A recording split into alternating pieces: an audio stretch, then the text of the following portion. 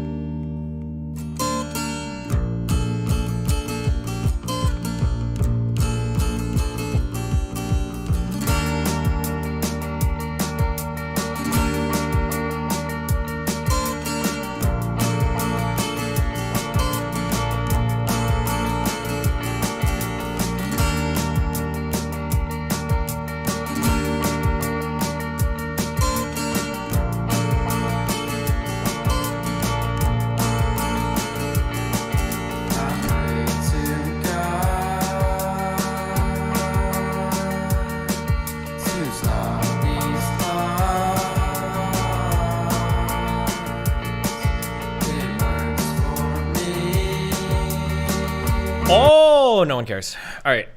Sorry, I got food. Ooh. Where are we at today? This guy? Nope. This guy. Hi.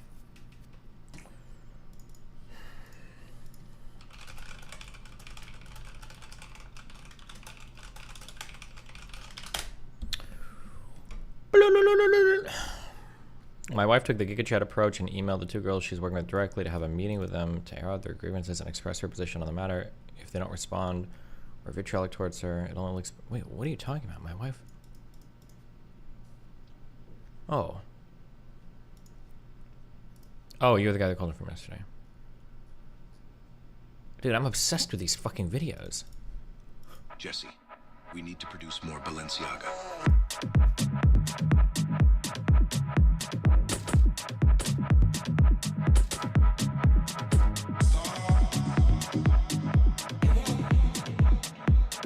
Clearly his taste in women is the same as his taste in fashion. Only the very best, with just a right amount of dirty.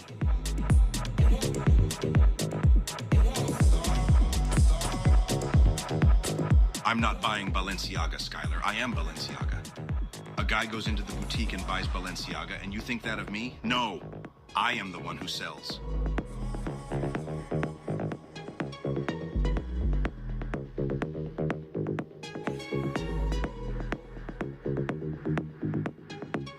Shut the fuck up and let me wear it in peace.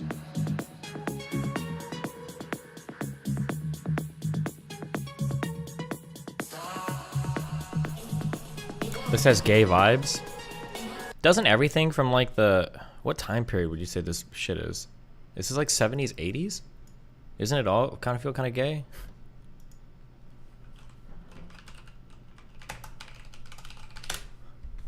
Compared to like our standards now, it feels like... You are Balenciaga, Harry.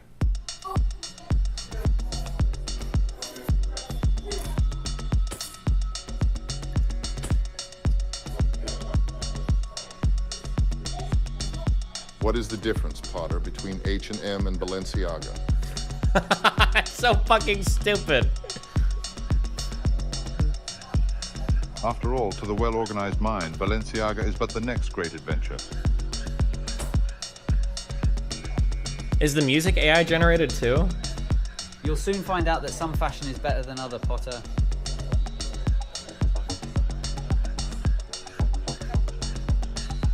There is no good and evil. There is only Balenciaga, and those too weak to seek it. Avada Balenciaga. 1 hour of silence occasionally broken up by Lego Yoda death sound. A juicer just called you a road. You want to talk about... Felix. God, this drama is so fucking boring. I tried so hard to care, and I just don't. It's too late, but now since we're past the events, okay? I'm not being a snitch about it. Has someone watched a guy die on stream? I took the precautions to hide it, to put a delay, to be smart about it. What's my reward? Fucking nothing. What is my reward for that? Actually, nothing. I get nothing for that. But trust me, if I saw that guy die on my stream, right? And I made a mistake, I would've gone banned. I don't wanna hear it. I don't wanna fucking hear it. I don't give a fuck about your take. I don't care. That's just the truth. They try. You roach in my message. A juicer just called you a roach in my messages. Well, I mean, again, they're juicers. They spend all their time on the internet. Most of you guys spend all your time on the internet too, but at least you're not like racist, I guess, so that's good. Jeez. For the most part.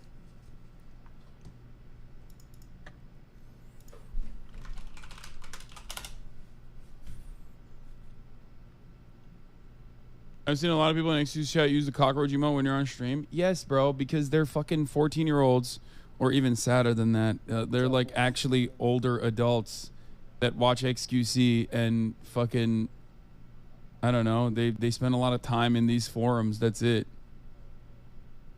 Jesus. Tried to they tried to push that on LSF as like momentum. They were like, dude, we got to get Hassan banned for this. And then it didn't happen. So then they got mad. So then XQC turned around and revitalized it for no fucking reason.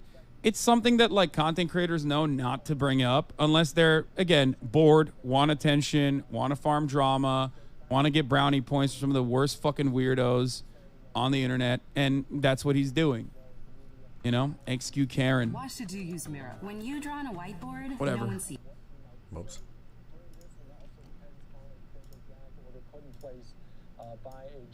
I'm the fake friend, though. Jesus. He's so mad. Lay it on me. Oh, I wasn't in video. Sorry. Find me a video like this with a volume where I don't have to use an external fucking volume booster to fucking make this work. Why is it so fucking quiet? There's some stuff. There's some stuff that I gathered.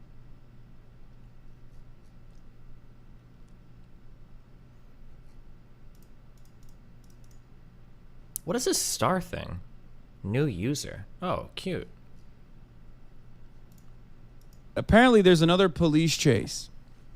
And yes, I am aware that there is a live crime coverage happening. Okay?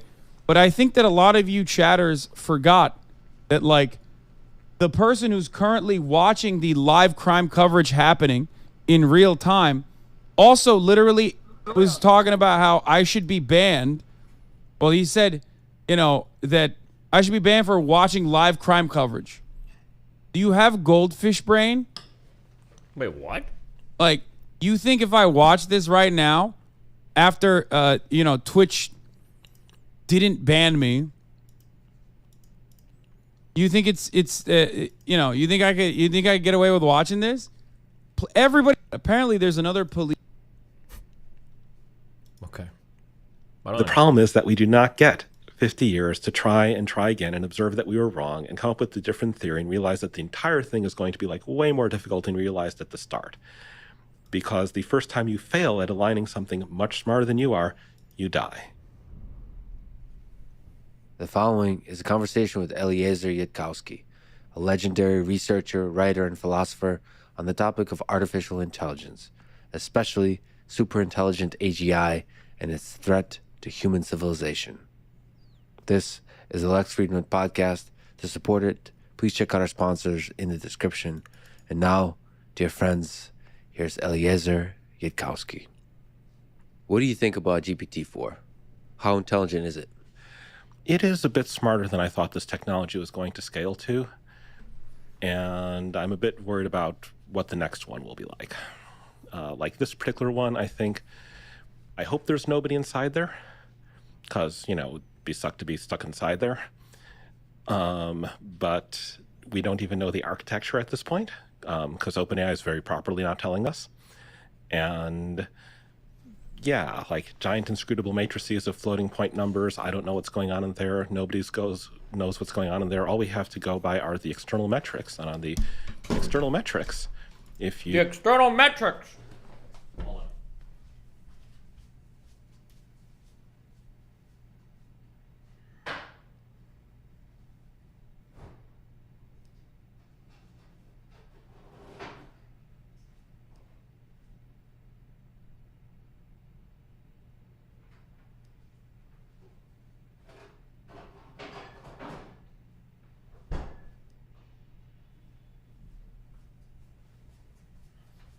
This shit is boring. Let's address the real drama. I am noticing you didn't accept Moot's Minecraft speedrun challenge. Why is that?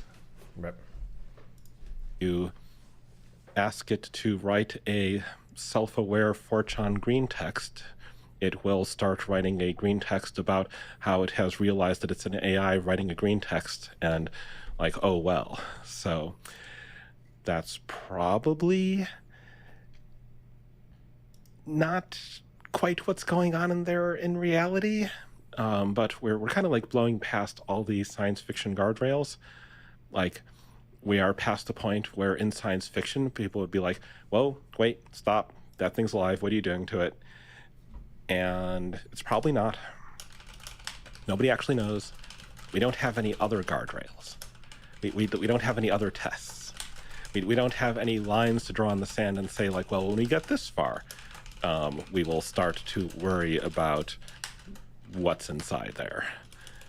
So if it were up to me, I would be like, okay, like this far, no further, time for the summer of AI, where we have planted our seeds and now we like wait and reap the rewards of the technology we've already developed and don't do any larger training runs than that. Which, to be clear, I realize requires more than one company agreeing to not do that.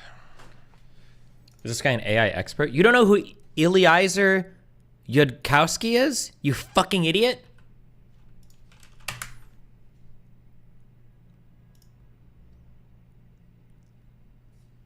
He's an ethics philosopher who works with Friendly AI. And he's a co-founder at the Machine Intelligence Research Institute. Dumbass. A nonprofit based in Berkeley, California. And take a rigorous approach for the whole AI community to investigate whether there's somebody inside there. That would take decades. Like, having any idea of what's going on in there, people have been trying for a while. It's a poetic statement about if there's somebody in there, but I feel like it's also a technical statement, or I hope it is one day, which is a technical statement that Alan Turing tried to come up with the Turing test. Do you think it's possible to definitively or approximately figure out if there is somebody in there? If there's something like a mind inside this large language model? I mean, there's a whole bunch of different sub-questions here. There's a question of, like, is there consciousness? Is there qualia? Is this a object of moral concern? Is this a moral patient? Like, should we be worried about how we're treating it? And then there's questions like, how smart is it exactly? Can it do X? Can it do Y? And we can check how it can do X and how it can do Y. Unfortunately, we've gone and exposed this model to a vast corpus of text of people discussing consciousness on the internet, which means that when it talks about being self-aware, we don't know to what extent it is repeating back what it has previously been trained on for discussing self-awareness, or if there's anything going on in there such that at first I was annoyed if you started streaming on Rumble. Rumble's app is not as good as YT. Then I remembered I'm a Rumble shareholder. Days. Here's a question for the philosophy losers to figure out, guys. Or neuroscience losers. Here's a serious question. Is it Hello, YouTube chat. Also known as the superior chat. Face red, droopy eyes. Never forget what they did to us.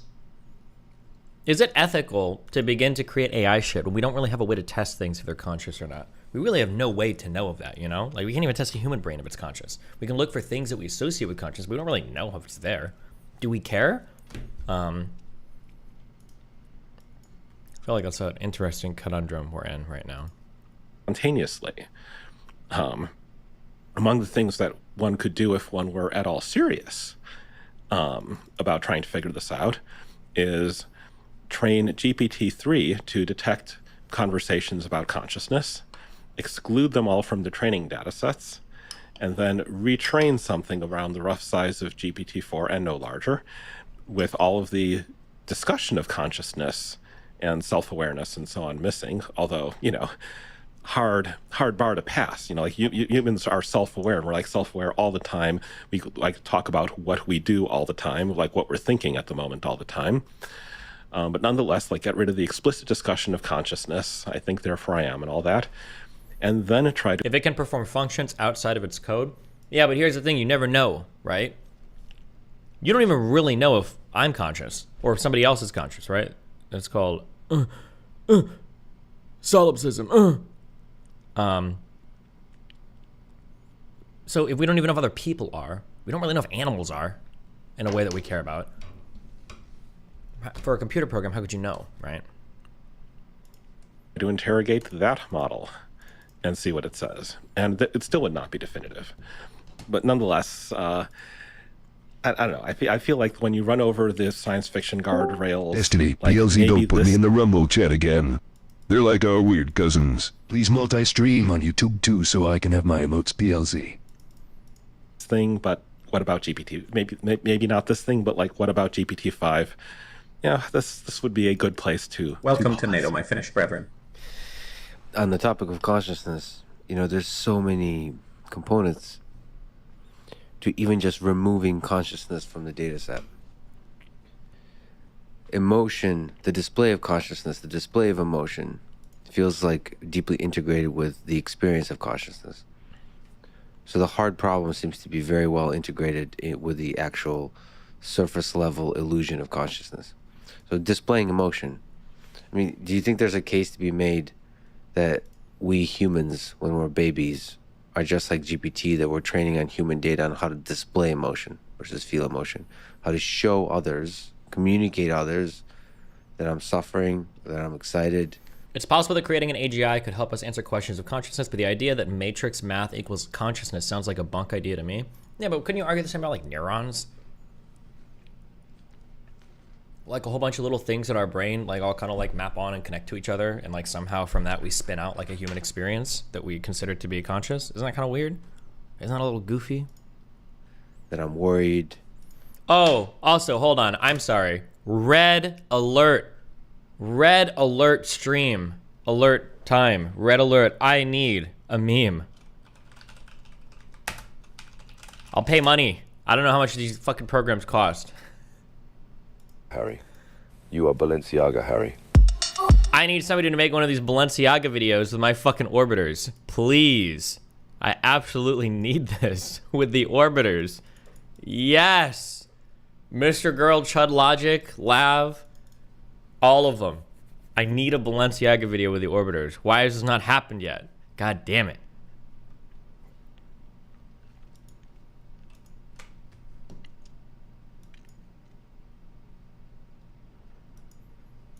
I have 2 missions left in the zombie game. I know how excited you guys are for me to be in this. That I'm lonely and I missed you and I'm excited to see you. All of that is communicated. That's a communication skill versus the actual feeling that I experience. So we need that training. Wait, Metal Gear Solid Balenciaga? The military facility at Shadow Moses has become a front for crimes against fashion. Snake, stop Metal Gear for Balenciaga. That was a really long line. I will not stop until I save the world. And Balenciaga.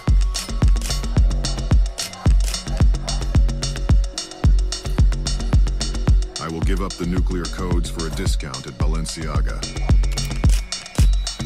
Snake, you are and will always be my icon.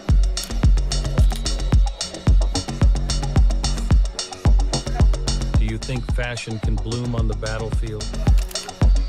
Okay, that was the one good line. Okay, hero. Buy me things. Snake, when this is all over, we will move the Balenciaga HQ to Alaska and eat caribou. I always wanted a brother who wears Balenciaga. God damn it. We got a Courtney video. Are you guys excited for today?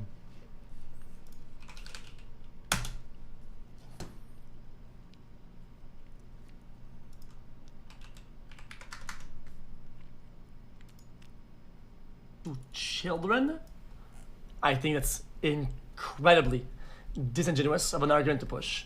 I think I don't know who's pushing that argument because that was not in that video at all. I don't know. I'm gonna be honest. I don't know how we got to gambling. I was gonna let you cook on it if you wanted to, but yeah, I didn't say anything about gambling. For what it's worth, though, it's all good. But for what it's worth, there actually have been a couple cases where kids have signed up for crypto gambling because they usually don't check the verification until it's time to cash out. So I remember there was a story I read not long ago where kids signed up. They had some money they won through crypto gambling. I don't remember what site. I don't think it was Stake, but it was one of those. And they had money in the account, but they couldn't cash it out because then they needed to verify their age. But Stake was more than willing to take the money before verifying. Ah. So there, I don't know what this has to do with the core topic, but I mean, yeah, that's this. Any safeguards are prone to being boring.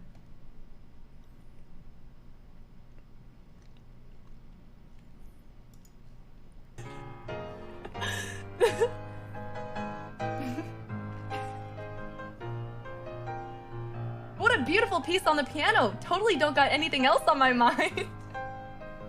160 is the best part of the song in my opinion.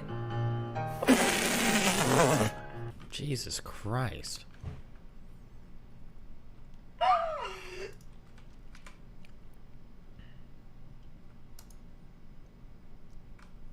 Farm LSF and give your take on the Fansly shit. I think Fansly is actually super cool. Which is why you should check out fansly.com/.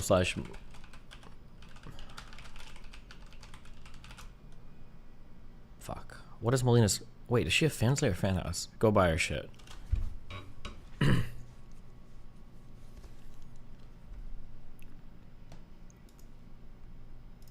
I see this going on with Trump, and I'm just like, I can relate in a way. I see. Sure, I went through this anti-justice system, and it's upsetting because they're doing this to a president, a good man, a good person.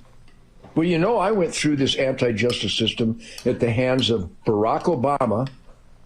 Barack Obama, you punk, you horrible anti-American, communist, Islamic terrorist. Well, that's going to go in the media. That's what he was. He literally reignited racism in America. Thanks a lot, Barack, and your buddy Mike, and your two fake daughters. And if I'm wrong, somebody show me a picture of Mike.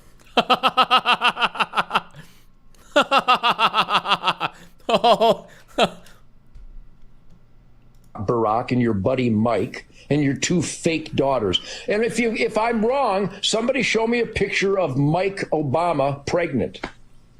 Show me a picture of Mike Obama pregnant and show me the two daughters in their youth. Show me Mike and Barack snuggling their infants in swaddling clothes. Those pictures don't exist because his wife is Mike. Did you know that? I did not. And the daughters aren't theirs. Well, that's a conspiracy theory. Prove me wrong. I see. God, what if we could get fucking Rittenhouse to be an orbiter, guys? Holy shit.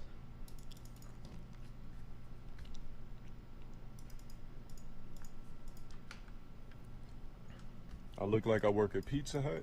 Well, listen, here's what I'm gonna do. If I look like I work at Pizza Hut, I'm gonna go ahead, grab one of the empty boxes that are in my motherfucking stove, because I always keep an empty, empty pizza box just for the fuck of it until I feel like throwing it away. I'm gonna go ahead and I'm just gonna ring your mom's doorbell when I know you're asleep. I'm gonna ring your mom's doorbell.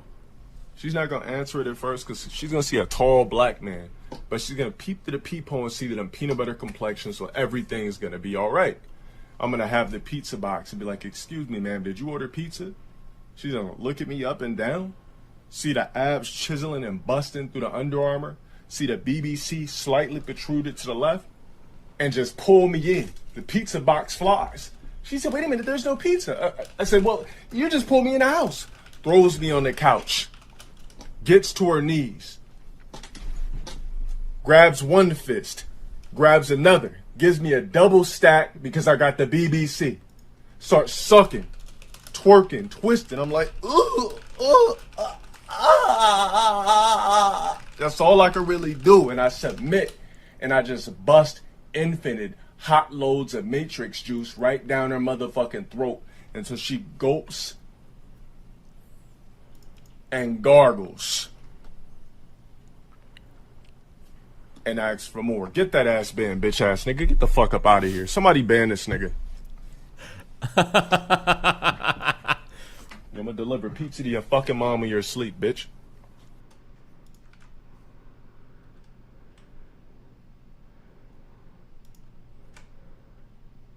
I look like I work.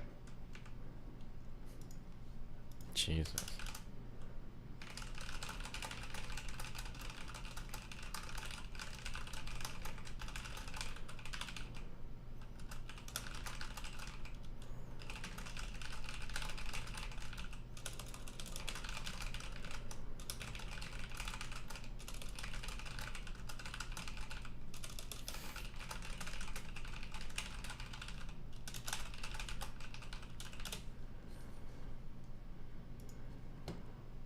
To you, you were right. Oh no. He said, you guys are idiots. You're literally sitting here bashing a guy that moved to take a deal. That this dude in the rainforest is a moron. I've cashed out thousands and I'm a normal guy. Y'all are idiots, Lamau. I'm glad you saw that. I agree they could do whatever.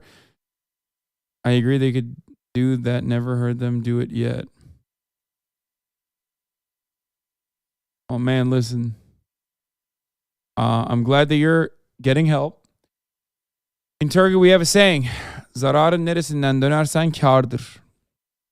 Which means no matter where you turn away from Don't believe this guy. He just memorized that line. There's no shot he knows Turkish. I don't believe it. a loss, it's profit. So ultimately, you've turned it around. So that's a good thing, you know? GTU, you were right. Isn't he ESL? Kind of. He's technically ESL because he didn't learn how to speak English. He didn't learn how to speak any language until he was like 16, so it counts as ESL. Okay, he's not a real Turk. Clip me. I'm literally shaking. Oh, sure. I did reset my relationship with Hassan. That is right. My bad. Oh, but then they reset it by editing me out of that Aiden clip because I'm living both their heads rent-free so hard. So never mind. We're back to bad terms with them. Right now because I just had a man approach me in a parking lot and it went fine, and I'm going to tell you why it went fine and how to address it, because it was in a book I read and this is how you're supposed to address it, but it scared me.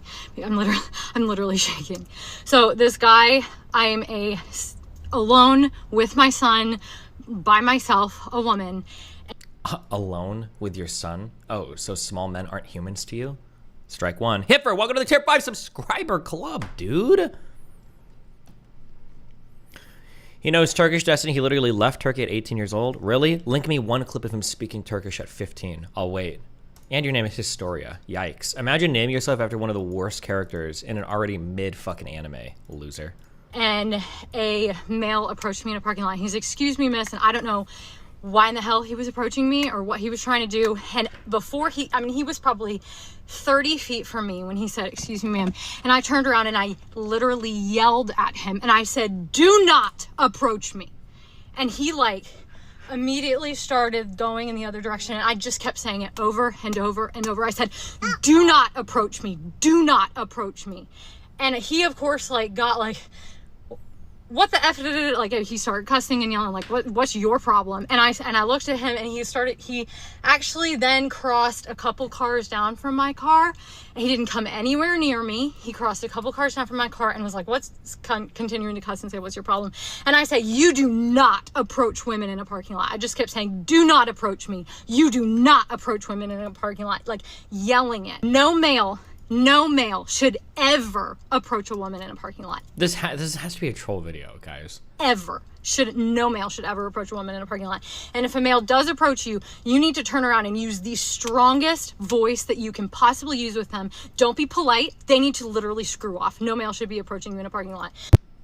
There's no shot. It's a fucking troll. Devon. Probably the best person I've Dude, I just tried asking some woman for the way on a parking lot and she started yelling at me. This world is fucking crazy, man.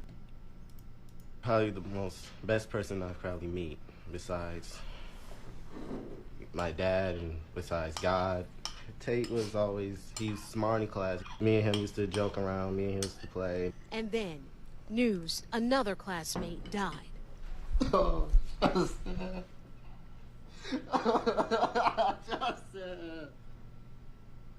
No. I knew Justin. That was this boy. Wait, is this fake? Am I losing it? Javon described calling his dad during the shooting. I was whispering because I didn't want the shooter to hear me and my classmates. And my dad was just asking me what's going on, what's happening. And then I told him it's a shooting. Somebody's here shooting up the school. And then he told me, he said, okay, I'm on my way. Why your dad? Is he your superhero? Yes.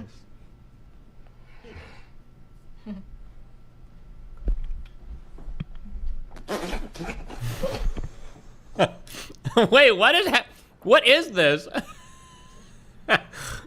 What is this interview? Wait, what is going on here? You can't save your kids. That's devastating. I'd rather been the one that got shot than my kids. I'm so Is this crying real? Me and him used to joke around. Me and him used to play. Hold on. And then, news, another classmate died. Oh, Justin. Justin. No. Do people do that? Oh, Justin! It sounds like a movie. I might just be fucking retarded. Sorry. Is this? I knew Justin. That was this boy. He's 15? I've just never seen somebody cry like this before. It's a reenactment. Shut the fuck up. Dad was just asking me what's going on, what's happening. And then I told him it's a shooting. Somebody's here shooting up the school. And then he told me, he said, okay, I'm on my way. Why your dad? Is he your superhero? Yes.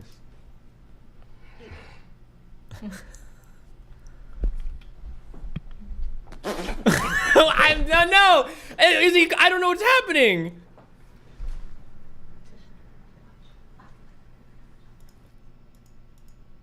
It's just crying. They just cry. They're just crying in a strange way. Somebody's here shooting up the school. And then he told me, he said, okay, I'm on my way. He's having a breakdown, yeah. Is he your superhero? Yes. There, it's...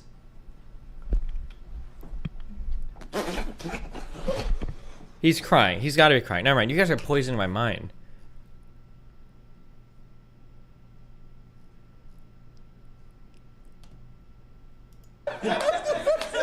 No, you guys are destroying my mind. I don't believe you guys.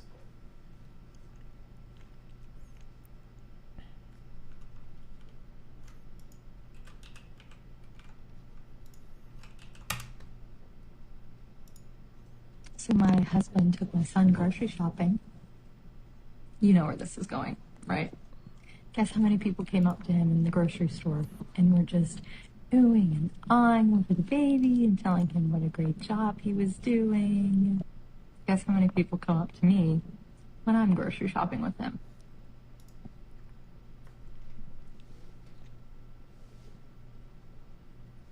So my husband took my son grocery shopping. Wait, is this the same lady? Right now, because I just had a man approach me in a parking lot. You know where this is going, right? And Wait, is this the same lady? Guess how many people came up to him? And it went fine, and I'm gonna... In the grocery store. Look at the tag. Living trend. It doesn't look like it. No, it's not. Okay. I thought I'm losing my fucking mind. God damn. Okay.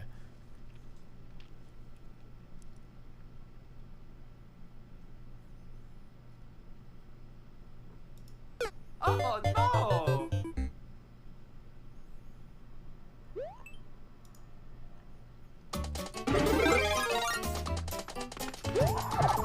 There it is. There it is. Mario time. Tell him I think it was up.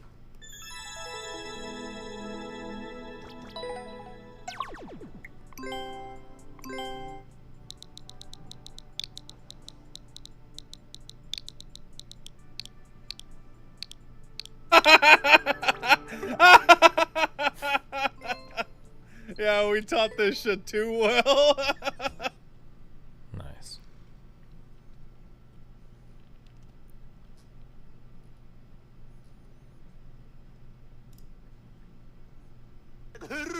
I'm gonna sit in side lane. I don't know macro. Nobody learns macro on the server. Nobody has any game knowledge because that fucking reject. That's literally what it is. And of course, nobody gets punished for intentionally feeding because he can play his disgusting fucking champions and run it down. Please stop it. Every day, they're fucking. Please stop. Guys, it's a playstyle, I swear. I swear it's a playstyle, man. What's this guy do?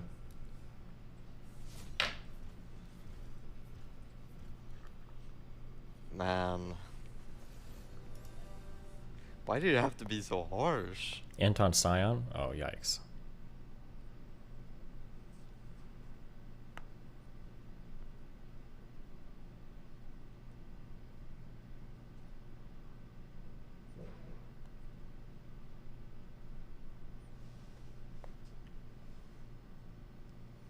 Oh, did he actually do this? Let's fucking go, brother. Same thing.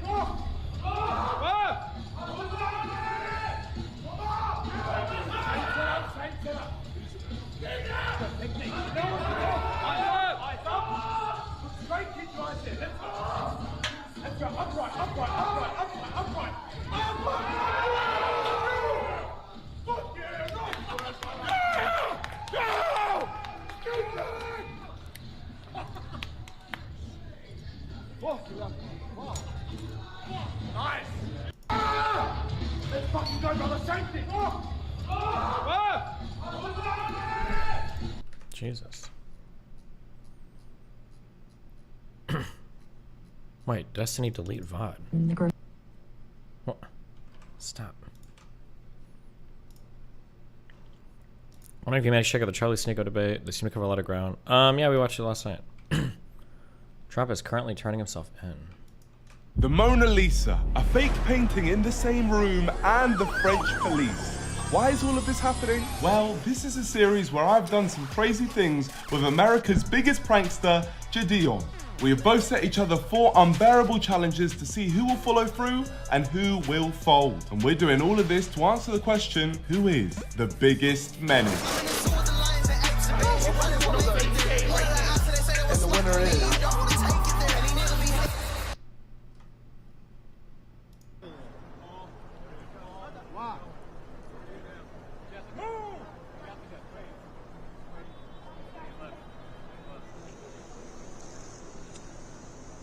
He still denies that he even fucked Stormy Daniels.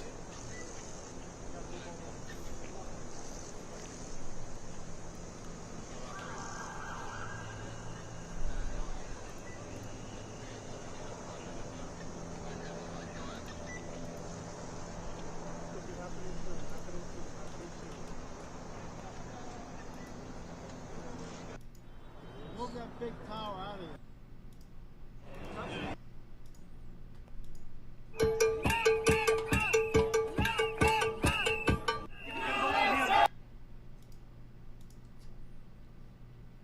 What a wild timeline we're in right now, Jesus. Holds the door for Raj when she notices his hands are full. It's a common courtesy. By contrast, if LaToya holds the door for Raj and mutters, "Gay men are so weak," that could be considered harassment. Bro.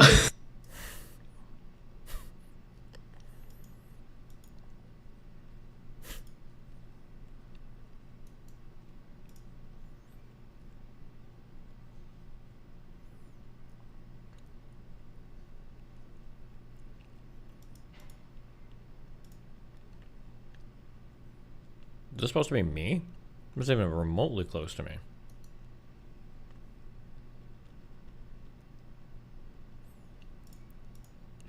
Right.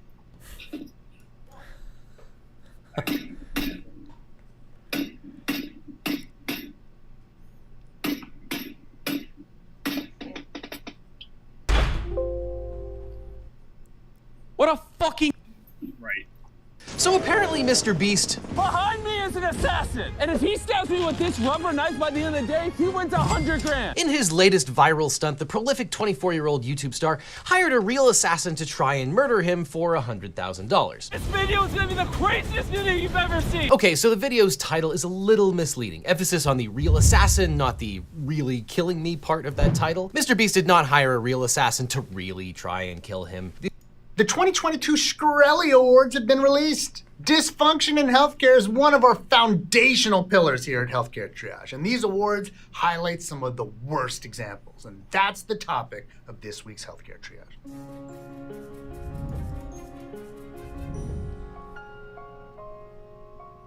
As a quick reminder, Martin Shkreli is the former CEO of Turing Pharmaceuticals and is well known for raising the price of an anti-parasitic drug from $13.50 a pill to $750 a pill after obtaining the manufacturing license for it. As we've mentioned before, he also paid millions for that Wu-Tang Clan album that there was only one copy of, and he later ended up in jail for securities fraud. Shkreli doesn't have a lot of fans, but he's got these awards to honor his legacy. A dentist snagged this year's number 10 spot by upping his work on fixing crowns. That might seem like a good idea until you find out that the reason he fixed around 566 more crowns than usual in a year was because he was breaking patients' teeth on purpose. By allegedly drilling into patients' teeth for no good reason, he upped his salary by over $1 million.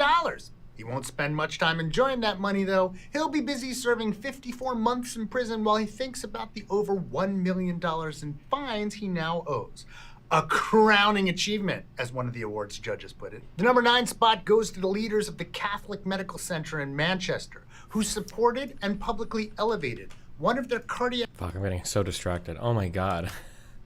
Bust down on the gang. Cardiana. I was home with my kid, Memein. Real bitch, I don't be with all that drama. Nah. Money, my business, I'm about. Their looks match spends all day studying for entrance exam. There's more to life than getting girls and respect, bro. It's okay, Asian boyos.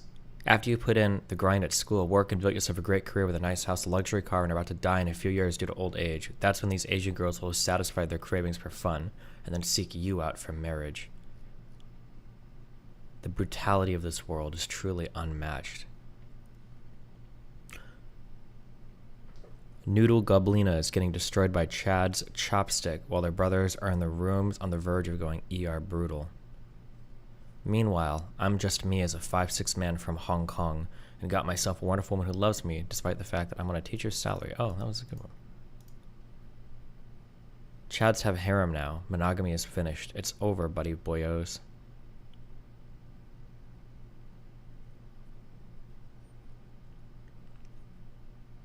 If I get like a video like this with 2 Asian girls, can I get Asian guys to hate me too? How many large groups of people? Like a video like this with 2 Asian girls? Shut up, Asian guys bro! No one asked. Yeah, we're gonna sick the Asians on us next. True. Important KD clip. Bro, this is fucking weird. Right?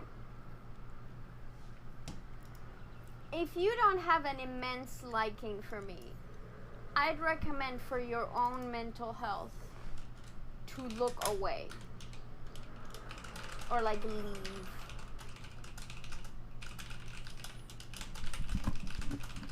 Anyway.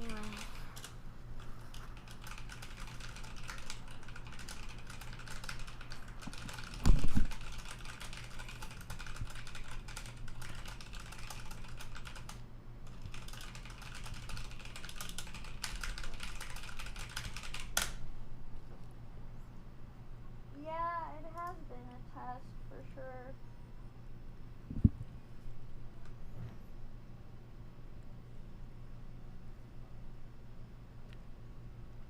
Laugh on me, right?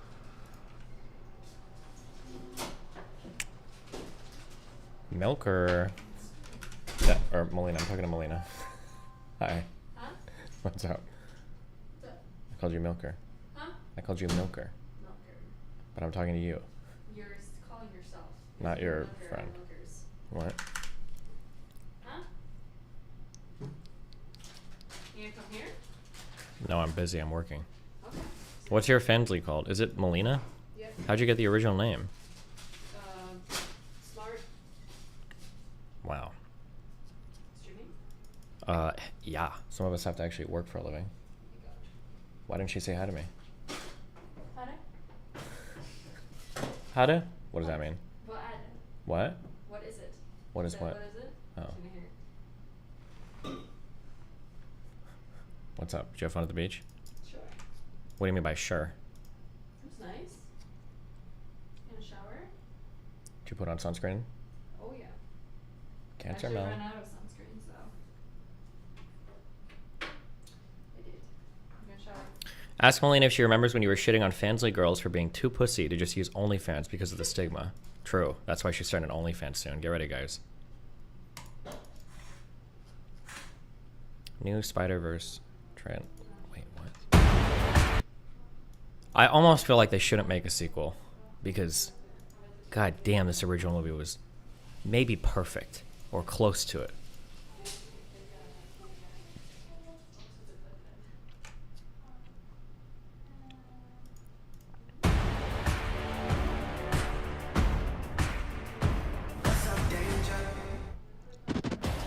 name is Miles Morales. I'm Brooklyn's one and only Spider-Man. And things are going great. Oh, yeah. You were supposed to be here at 5. All right, whatever. Whatever? Wow. Whatever? So are you like a cow or a Dalmatian? I am the Spot. That's not funny. Don't do that. Miles's grades are pretty good. A in AP Physics. That's my little man. And a B in Spanish. What? Ooh, okay. Miles. Are you trying Mira, to kill eso es your imposible. I gotta go. All right, bye. He's lying to you. And I think you know it. He's gay. Oh my god. That's why he didn't get with the girl in the first movie. Miles! Wanna get out of here? That one. When? So wait a minute. There's an elite crew with all the best spider people in it? Who's the new guy? This is unbelievable. This is the lobby. Miguel O'Hara. The whole thing was his idea.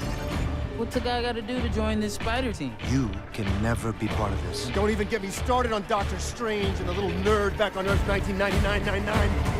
Come on, go easy on the kid. He had a terrible teacher. Peter. Miles! Mayday. You have a baby? I have a baby. Am I supposed to know that guy? This guy? The Chad dude? Miles, being Spider-Man is a sacrifice.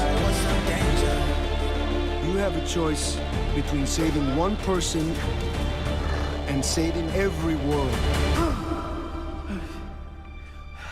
Send me home. I can't do that. I can do both. Spider-Man always. Not always. What about Uncle Ben? If not for Uncle Ben, most of us wouldn't be here.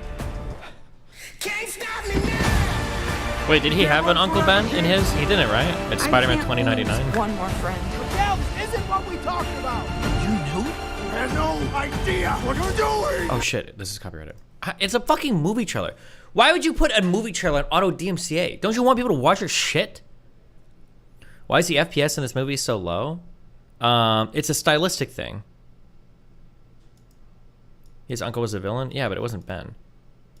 I think that the FPS of the characters is like twice as much as the background. The movie, it looks so good. Fuck you, you're such a fucking retard.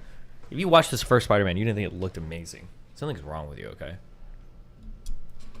Thoughts on them using stable diffusion filters? I don't know, I haven't seen the movie yet.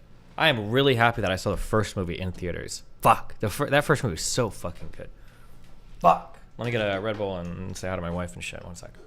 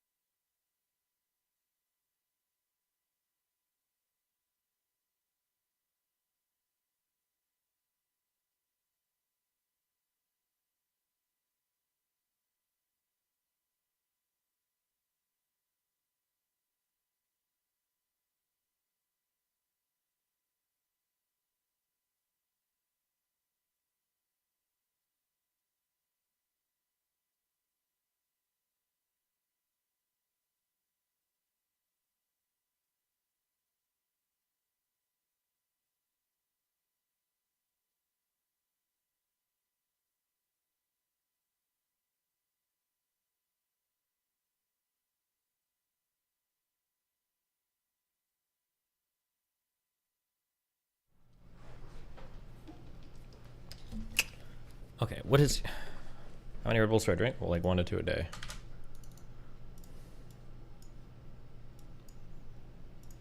So apparently Mr. Beast... Behind me is an assassin! And if he stabs me with this rubber knife by the end of the day, he wins 100 grand! In his latest viral stunt, the prolific 24-year-old YouTube star hired a real assassin to try and murder him for $100,000. This video is gonna be the craziest video you've ever...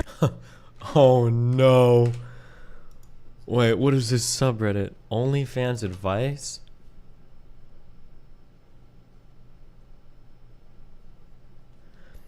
Whatever, ladies or gents, I've been doing OnlyFans every single day for a little under 3 months now. I just want to ask, how long did it take to get to the point where you made a good amount of money from OnlyFans? I'm still very new and learning things every day. I do research still to learn and improve. I've been steadily growing.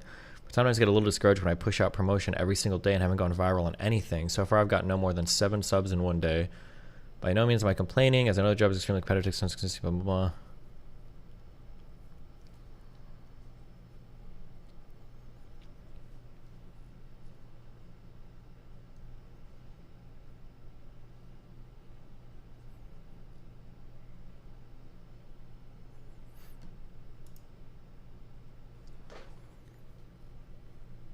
Jesus.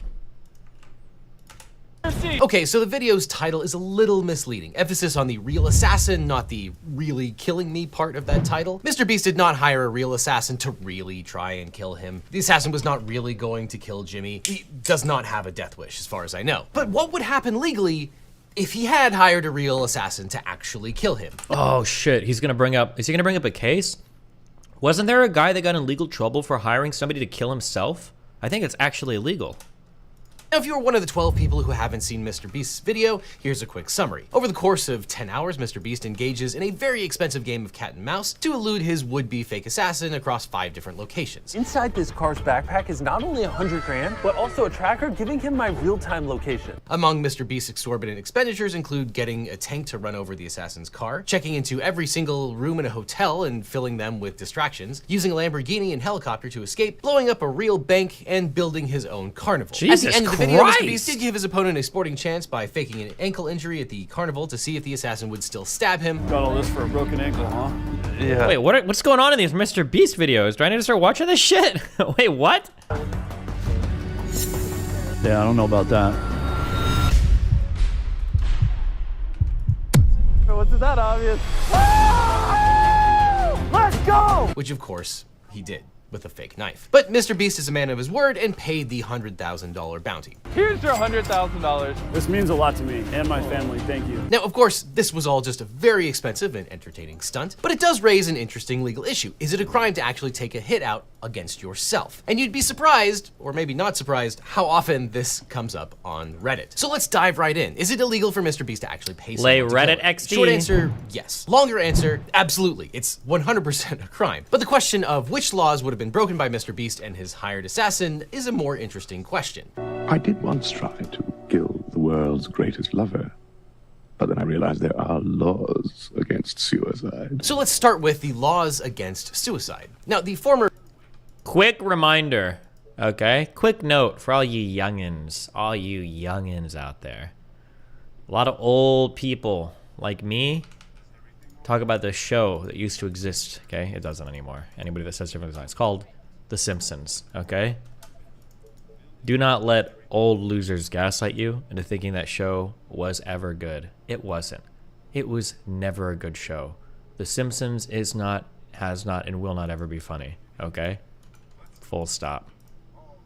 Mayor of Springfield is partially right. In British common law, suicide used to be a felony, while attempted suicide was a misdemeanor, which sort of makes no sense at all. But historically, those who successfully took their own lives would be buried in a public highway with a stake driven through their body, and by forfeiture would surrender the remaining possessions to the king. Yikes. But in the United States, suicide is no longer considered a statutory crime, but some states still criminalize an unsuccessful attempt. In 2018, Maryland made news after a 56-year-old man pleaded guilty to 1 charge of attempted suicide and was sentenced to a 3-year suspended jail sentence and 2 years of probation. Maryland recognizes a common law crime like attempted suicide that have no specific penalty, leaving it up to the judge to decide the punishment. And according to the prosecutor, this charge was, quote, not something I've seen before, and not something he'd pursue in the future. Quote, it's not like we're trying to put this guy in jail or anything, we're just trying to get him into a mental health treatment. Now, naturally, critics felt that giving a mentally ill man a criminal record under the guise of helping him was an abuse of prosecutorial discretion. But that's first-party suicide, and as far as I can tell from Mr. Beast's video, he did not wish to take his own life, so he hired someone else. Theoretically. And states have generally made it a crime to help people end their own lives, even with the deceased's consent. This includes both physician-assisted suicide, in which a doctor administers a lethal dose of medication, as well as assisted suicide outside of the medical context. And only 10 states and the District of Columbia allow for physician-assisted suicide. And many of the states have strict requirements and procedures that must be followed for the doctor to avoid homicide charges, such as requiring the patient to be a state resident, have fewer than 6 months to live, and be given many opportunities to change their mind. To legally end a person's life without jumping through any hoops, you'd have to become a police officer.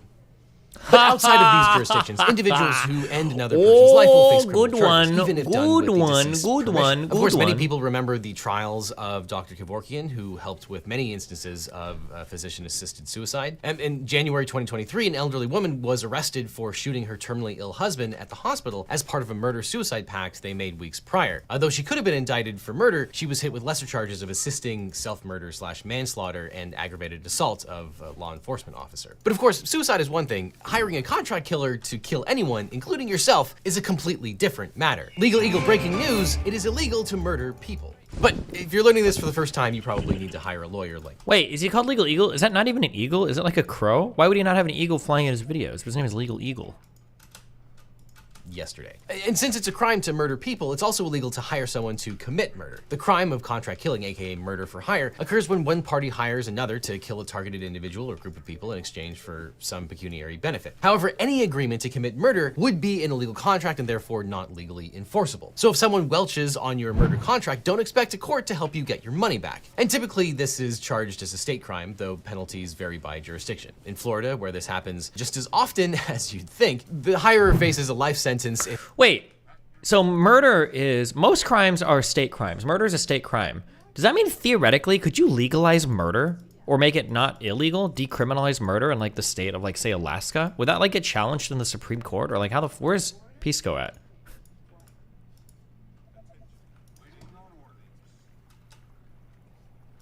If the victim is actually killed, and a maximum of 20 years if the victim is injured but not killed. And if the murder plot is formed, but the victim isn't injured or killed, the potential sentence is about 10 years. And as you may recall, Joe Exotic, aka the Tiger King, is currently serving a 21-year prison sentence for trying to hire 2 different men, one of whom was an undercover FBI agent, to kill his nemesis and animal rights activist, Carol Baskin. And here, federal jurisdiction was established because the scheme involved interstate travel and commerce. Specifically, Joe Exotic gave the first hitman $3,000 to travel from Oklahoma to South Carolina, and then to Dallas in furtherance of the murder plot. And murder for hire plots typically involve killing a third party. But what happens if the intended victim is yourself?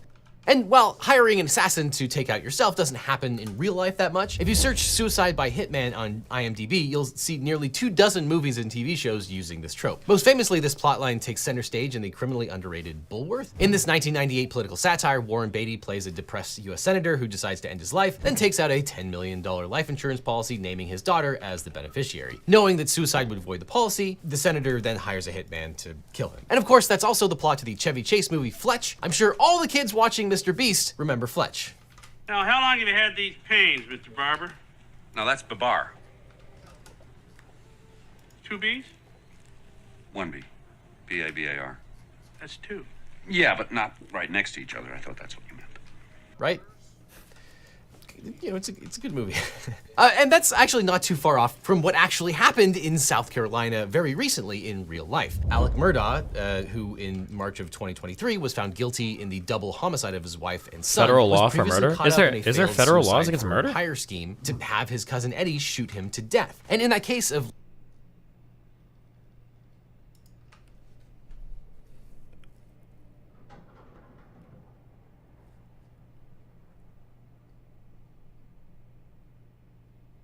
Oh. In Canada, yes. Wait, this is the US. This is the US code.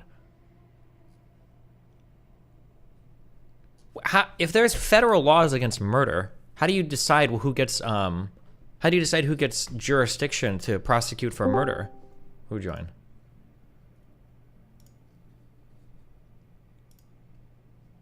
Or all esports? Sorry, it's me. Okay. Yeah, there are federal laws for murder.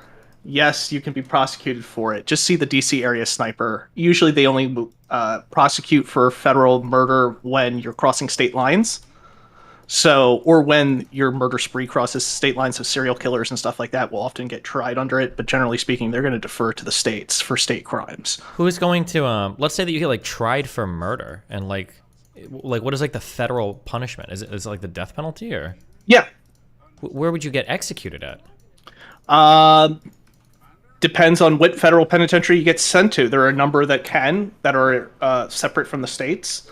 Usually they'll do, how should I put this? Usually they'll discuss how they want to strategize for murder charges. So like the DC area sniper was a good example where there are certain states that don't have the death penalty and then certain states that do. So they'll try, if you commit multiple crimes in multiple states, they'll usually try the states that do not have the death penalty first to get that all out of the way, and then they'll worry about the death penalty later on down the line, so that they know you're at least life in prison without parole.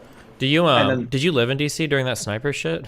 Yes, I did. That was a wild time. Do you remember? Was that related at all to like terrorism, or was it just a crazy couple of dudes? Yeah. It was a crazy couple of dudes, but it was also somewhat related to terrorism. I'm sorry, let me be more specific. I meant like Al-Qaeda. I think they were influenced, but I don't think they're like actually members of Al-Qaeda. I just remember the vivid thing was I was in high school at the time, so we always had to be indoors. We couldn't go out. Usually in high school back then, we could hang outside during lunch or before school or after school. You couldn't do that. And there was always the rumor of a white van, right? So you always got everybody freaked out anytime they saw a white van because they thought they were going to get shot. Yeah. But yeah, the whole Maryland, DC, Virginia area was pretty much on lockdown. You couldn't do anything during that time, and it was kind of weird. But it's kind of wild that like a lot of people was this in 2002? Do you remember? Probably. I want to say maybe 2003? End of 2002. A lot of people don't remember this, but one of the scariest things after... Wait, how old are you? I'm 36. Okay, I'm 34. One of the scariest things after 9/11 was that people thought that we were about to get like infinitely terroristed. Yes. Right? Because there was the anthrax shit afterwards that not many people talk about anymore. Well, I guess you probably know it. Yeah, and then that sniper, that DC sniper, people thought that it was like going to be like the end of the fucking United States because we were just going to get like infinitely terrorist attacked for like ever. It was a wild time. Holy shit. The whole thing was really scary for like people living in that area because, for instance, a lot of kids that I grew up with had parents or family members who either worked for the government in DC or worked at like military bases, because I grew up not too far from Fort Meade. So that whole thing was always a thing. I remember just like having to go anywhere like crowded, especially outdoors, was a particularly like weird thing to do, and people were always kind of like skittish about it for the longest time. And then the anthrax stuff, the DC area sniper, there were constantly discussions of like, are we getting off of school for this thing? Like, I remember we got sent home early on 9/11, and the day after we had off because they were worried after DC had been struck that because you were so close to both Annapolis and Fort Meade, they were like, okay, these are like obviously attractive targets for terrorist attacks, so we're going to give you guys a couple days off and figure out what the hell's going on, and then we'll let you go back to school. I thought it was so crazy because everybody was so scared about like being outside or doing anything, and all I remember was because I was friends with Dan at the time, and he would like send me all these videos of him and his friends like outside like dancing and shit, and I'm like, what are you guys doing? It didn't bother me, but that was... So there used to be a huge anime convention and in Baltimore. It moved to DC, but I remember like during that time period, one of the reasons why they didn't move to DC was because they acknowledged the place was bigger than Baltimore. They didn't want to deal with all the extra security for DC, they said. Like, people wouldn't be allowed to wear masks, people wouldn't be allowed to like go in certain types of costumes, there'd be metal detectors all over the place. They were just like, it's not worth the extra insurance, it's not worth the extra security measures and all the extra costs related to that. We have a smaller venue to deal with, but it's less problems. Like when being Drake said he involved. was going to go to his high school reunion, make everybody have to go through security clearance. I remember that, That was 9/11 in a nutshell, yeah. But okay, gotcha. Yeah, no, I mean, that it was just kind of interesting to grow up around that time. So yeah, but yeah, typically federal murder is for cross-state line stuff or terrorism. That's another big one that they'll get you on. See the Boston bombers, obviously. Okay. And that's about it. All right, well, cool. Have fun. Be careful. Take it easy. Life imitating art, Murdoch arranged for his own failed murder so his son Buster could, like Bulworth, collect on the $10 million life insurance policy. Except when cousin Eddie tried to shoot Murdoch, the bullet only grazed his head. In 2021, the grand jury indicted the cousins for their suicide for hire scheme. Cousin Eddie was charged with assisted suicide, assault and battery of a high aggravated nature, pointing and presenting a firearm, insurance fraud, and conspiracy to commit insurance fraud. Murdoch was charged with insurance fraud, conspiracy to commit insurance fraud, and filing a false police report. Notably, Murdoch was not charged with murder for hire or with any crime related to the actual suicide for hire, just the crimes surrounding the scheme like insurance fraud. And that's how the state of Utah handled a similar suicide for hire case. In 2018, 22-year-old Eric Bedolla, while claiming to be a 19-year-old woman, Sorry to interrupt your video. entered Here is into an 5 agreement bucks from my online with a campaign to hitman keep kill quiet Bedolla about in how exchange tiny for my hands $5,000. The are from hitman that was game of actually a Patakane. detective. That happens a lot in these kinds of cases. The hitman that you're talking to is, probably a cop or an FBI agent. But Bedolla was promptly arrested and charged with first-degree felony. How do we feel about, I need to dig more into certain things. How do we feel about, like, sometimes you got these terrorist cells in the United States where people end up getting, busted, and you find out that, like, 70% of the terrorist cell are, like, FBI agents?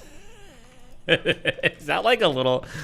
Yeah, I need to look into. I know that like conservatives bring this shit up all the time, and they get like super ass mad over it, like it's fucking entrapment. But I think it's a little bit weird sometimes. Depending, I should ask conservatives for a specific example when they get particularly ass mad over it. But I know that yeah, so I remember there was one with some kid that got talked into trying to do like a terrorist attack by like some girl online who was apparently an FBI agent, and conservatives were like, oh, he was just a lonely kid and blah blah blah. But yeah, Michigan governor assassination plot. Yeah, that might have been the one, actually. I'm not sure, but... felony criminal solicitation, and second-degree felony obstruction of justice. Like Murdoch, the state did not charge Bedolla for the actual suicide for hire plot, just the ancillary crimes. But that brings us to the main question. What would happen if Mr. Beast did hire an assassin to kill him? What would the legal consequences be for Jimmy and his whole team if everything in the video wasn't actually a stunt, but actually happened in real life? Well, for starters, Mr. Beast is a resident of North Carolina, so that state law controls. And North Carolina does outlaw murder for hire schemes. Not surprising. And interestingly, North Carolina has no specific statute outlining suicide for hire, and we couldn't find any example of the prosecution in that state. Their terminally ill patients do have a right to have their medical representatives honor a patient's decision to withdraw or withhold life-sustaining measures under North Carolina General Article 23. But whether you call it a murder for hire or suicide for hire, Mr. Beast's antics would likely still be classified as an illegal contract killing. How did Jimmy find an assassin for this anyway? I found Jimmy. He didn't find me. The fact doesn't change just because Mr. Beast's contract involves an elaborate game of cat and mouse. So I've seen the other guys that chased Jimmy. He's going to be ready there for us so you can point and laugh and call us nerds. Well, that ain't going to happen this time. A few moments later. Listen to this real quick. That's my door to my getaway vehicle. Later, nerd. He just ninja flipped out of here again. And if Mr. Beast or his associates engaged in any interstate commerce or communications or travel in connection with the scheme, from renting tanks to hiring actors to fill up the hotel, well, that murder for hire plot is probably now a federal crime as well. Now, typically, as you saw in the Murdoch and Bedolla cases, individuals who take out a contract against themselves are not charged with the actual suicide for hire plot. But that doesn't mean that they couldn't be. It's still the same crime. And similarly, Mr. Beast could theoretically be charged with conspiracy to off himself. Conspiracy is an agreement between two or more people to commit an illegal act, along with an intent to achieve the agreement's goal. Happy and birthday, generally at oopsie. least one overt act in furtherance of that illegal goal. It's illegal to pay someone to kill someone. And if you're doing the paying, you are engaged in a conspiracy, even when the target is yourself. And I'd feel bad for anyone on Mr. Beast's team who also helped out in the process of intending to off the main star. Because anyone else involved in the murder for hire plot, even if you just take a small overt act in furtherance of the conspiracy, well, you are he's screwed. Every time someone helped out in this entire scheme, well, they're probably on the hook too. I'm looking at you, Chris. Are you telling me to rob a bank? Yeah, actually I am. And every time Mr. Beast asks someone to commit a crime on his behalf, well, that's probably criminal solicitation. And when Mr. Beast encourages a person to commit a crime, and that person does commit that crime, well, that's probably... Okay, we're done with this meme shit. Courtney, talk to us. Guide us into the future. Hi everyone, welcome back to my channel. If you're new here, I'm Courtney Ryan, and today we're going to be talking about something that is really important when it comes to dating, and that is the topic of income. So despite the 15th video there on are also income. a lot of unrealistic expectations surrounding male income and specifically what we expect a partner to be making. So I have a group of 7 girls here with me today. We're going to be having a conversation about income. I'm going to be asking them some questions and also revealing to them some statistics surrounding male income and the reality of what's going on. Wow. And I really want to stress here in the beginning, the point of these videos is not to make anybody look stupid. It's just to have a conversation. I'm not red pill, guys, I promise. Is how we understand and learn about these topics. So without further ado, let's get into it. How old are you? I'm 25. I am 25. I am 24. I'm 27. I am 29. 31. I am 25. Okay, and then what do you do for a living? I work as a healthcare reimbursement consultant. I'm a copywriter. I am in the life insurance industry. I am a lead engineer for a software consulting company. I work at a medical spa. Ooh. And I'm in school. I am a photographer and I also work in data analytics. So I just graduated, so I'm very, very new at this, but I am a mental health therapist. And is your partner's income something that's What important to you? mental health therapists? Necessarily. Are there As other long as types they're of working therapists? for I guess you could be a themselves physical and doing therapist. something that Okay. they're passionate about. Yes, absolutely. I think it's important in the sense that I would like them to be doing something that they enjoy. I think that their outlook on their job probably matters more than my outlook on their job. And because that's gonna set the stage of our dynamic really is their lifestyle doesn't match with mine. And it matters in that I would like them to be Why does she always doing play the something same that they background find music? I don't know, but she turned it down this time at fulfilling. least. I don't really think it matters in terms of how much they're making. And I think, again, this just comes down to being realistic about money and money standards that we have in people. And I would want to be with someone that is driven, but that doesn't necessarily mean that the dollar has to be a certain number to match that. Kind of. Okay, explain. It's important to me that they can function independently from me, and it's important to me that I can function independently from them. Okay. So as long as you're making enough to function independently, and as long as you're making enough that like we can do the things we want to do together within like a reasonable timeline, like we don't have to we're taking about the same amount of time to like save up for something big. Yeah. That's fine for me. So you would be totally okay with like contributing 50-50 to the relationship? I would prefer that. That's the vibe I was getting. Yes.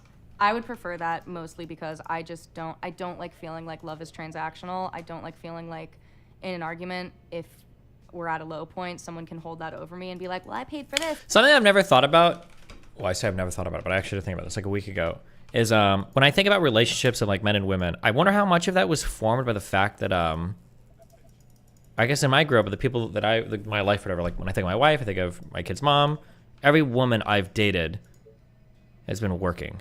I've never been like in a sync relationship, single income, no kids. I feel like I've always had like, I feel like my girlfriends have always worked. Was there a point in time where you date at like 18, 19, 20 where the girl Nest, was I not thought working? we were doing politics after Factorio was done. Yep. Snoozefist. This is politics, sociopolitics, because it's not like the 1920s. Yeah, I don't know, I kind of wonder. Because I hear people say like, oh, like both people need to earn money. And like when I grew up, like every girlfriend I'm dating is like working. It's not like somebody's like, you're providing for me at like 19. And I paid for that because in my head, I'm already keeping track of shit like that you could use over me, and that's just an insecurity that I have. So I wouldn't want someone to be contributing more than that. So you would... Was Melina working? Was Melina working? Kind of, but like I had... Basically the way I worked with Melina is I told her when we started, I met her in New Zealand, and I see a lot of potential. She's young, she's hot, she's Swedish. And I'm like, listen, I love you very much. If you come back to the United States with me, I'll love you, I'll marry you, we'll do whatever, and we can make so much money together. So then I started getting her involved in the streaming stuff. I showed her a way to make a ton of money. I had other girls talk to her to kind of get her into the whole streaming world. I'm just kidding. Wait, you have exes that didn't work either? I'm pretty sure every ex I had, there was that one girl I dated like long distance for like a year. She didn't work, but I mean that was like kind of a thing.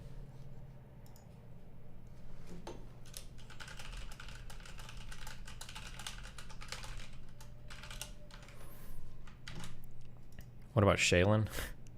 I want to do more of like the team mentality of like we're doing this together, we're growing our wealth together, we're throwing things in together rather than like one person being the sole provider. Oh my god. Did you ever get Teresa to work for you? No, she worked at the oh no, I guess she didn't work that much. She worked at the mall actually for a little bit, but she would like quit and then restart depending on how much her manager pissed her off. I guess maybe not. I'm thinking I guess in my early life, like my first wife and my kid's mom, we always worked. That's how we got our first house. Yes, absolutely yes. It is important to me, but it's not something that is like a main factor when I'm considering a relationship or a partner. So you're not asking on the first date, how much money do you make? Oh my gosh, no. Yes and no. I do believe that, like, while money isn't everything, unfortunately, with just society and living and the cost of living, it does matter a little bit. It really does. To me, I don't really make great money right now because I'm very new into the workforce. Yeah. So I'm not going to judge anybody for pretty much how much they make because I am not making a lot. So I can't be like, oh, you have to make, you know, this much money for me to date you and then not contribute in some way because that is big for me too. I want to be able to contribute financially and feel like as much as I can that it's equal. I'm trying to think of any situation. I feel like if a girl ever asks you, how much money do you make on the first date? That's got to be like the most red flag shit in the world. That's like, okay, I'm taking you back to my apartment and I'm fucking you for $200. It's just like, are we doing like a pay for pussy thing here? That's like, I can't imagine somebody asking that on a first date. So how much money do you make? It would be like, what? So yeah, I don't really, I mean, yes, it does matter in a sense, but also it's not the end all be all. Like, I don't judge people because if they make like, oh, 40K a year, you know, obviously not great, but I'm like, hey, I'm barely making that. So Yeah. who am I to judge? So you're kind of holding your partner to the same standard you're holding yourself. Yeah, and which like, is fair. Yeah, and as we get older, sure, our incomes increase, absolutely. And you Yeah. know, I'm 25, my partner will probably be in their 20s as well one day. So yeah, I mean, we're only gonna work up, you know, and so that's I'm 25 exciting. and my partner will be in their 20s one day. Wow. Actual fucking pedophile. Places to go. So at this point in my life, I don't think it's that big of a deal. No. Got it. Okay. Mhm. And you're thinking of it in terms of like we can grow together. Yes. Right? Mhm. Like I'm not Mhm. waiting for you at the finish line. Yeah. Like, we're building this together. Yeah. So what is the age of the person that you would want to be with? I feel like age is important, but I have learned throughout my lifetime that no matter what age they are, they could be 30 and act like a 12-year-old, or they could be 23 and be very, you know, centered and mature. I think at this age of being 25, I've looked like 26 to 32 would be kind of the area or the range I've looked at. 26 to 32. Okay, so if you had to pick a number, maybe 28. That's so specific. 28, 29. Probably anywhere between 24 and 32. Probably 24 and 30, maybe 24 and 32. Okay. Do you want to go in the middle, like 27-ish? Yeah, Okay. love a good 27. Just to 27 pick is a supposed to be number. a hot year too. I'm excited for that. 25 to 30 right now, I think would be ideal. For me too, I wouldn't mind a couple years older. So I wouldn't mind like 28 or even a little bit in the 30s too, like 31, 32. Okay. Do you want to go 28 just to be safe? Yeah, let's go 28. Yeah, that's good. Ideally, I safe, would like I to think. be with someone around my age just because we would have grown up with similar dynamics in terms of references that we understand. And then also to just, I would like to be with someone that is maybe around my age, but also kind of young at heart too. Okay, so if you had to pick an age, what would you say? I would say if I had to pick an age, probably 33, 34. I don't think I would date anyone younger than me just because I don't know, maybe a little bit younger than me and not What? too much, but the maturity. It's Melon. How are you, Melon? A melon. Stop. I'm streaming. What the Mel? Not on stream. Level with men is just not there yet. I've noticed. I've dated men that are 10, 12 years older than me and they're still not as mature. I don't know. I guess it's just the type of person that I'm with, but I don't really know. I don't really know. I don't have like an age. I don't look at that. Okay, if you had to pick one, do we At least 35. 35? Okay, so do you want to go 35 just to be safe? Let's do 35. Okay. Let's do I 35. prefer to date men that are at least 4 to 5 years older than me, just from a maturity standpoint. I don't want a guy that's still in his club and bar hopping phase. To me, that's really unattractive. I also don't want somebody younger than me, so I would definitely say like at least That's the 4 phase to I'm in 5 right now. years older than my age. Yeah. What? Okay. Take out your dry clothes, put it somewhere, and then you put in your... I'll think about it.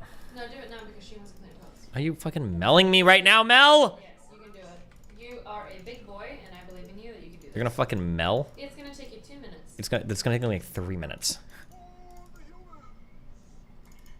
Oh shit, are you guys watching your rock collection? Oh no.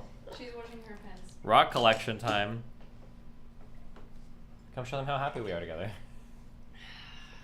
Oh, my Mel, you've been acting so distant now that you got your green card. What's going on? What's going on with that, Mel? Huh?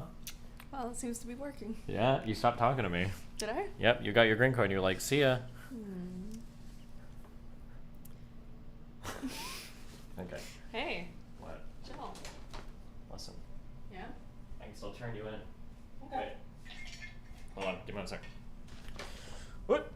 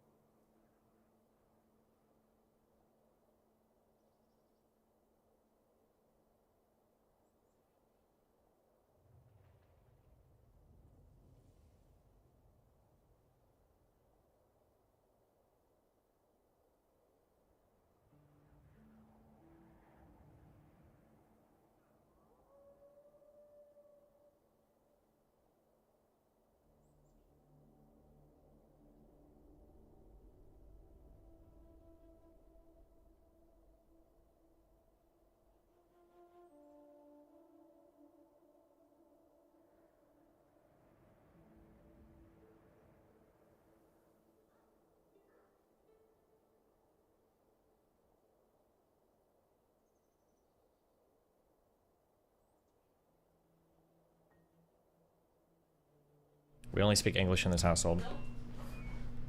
Do we want to go 28 or 29? 28, 29 is good. Preferably 30 to 32 is the best for me, but somebody in their So late we'll choose 20s. 30. Yeah. Just because it's kind of in the middle. I go for a range between the age of 30 and 10 years older than me, ideally 34. And what would you want his income to be, Is this woman black or white? realistically?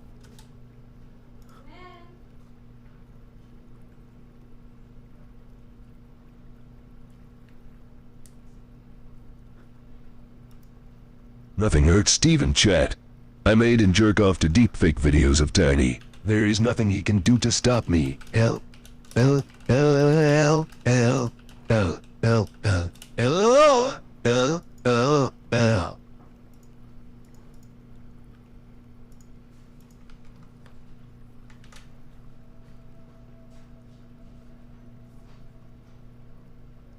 we're at about 55%, 50% black, 38% Latinx.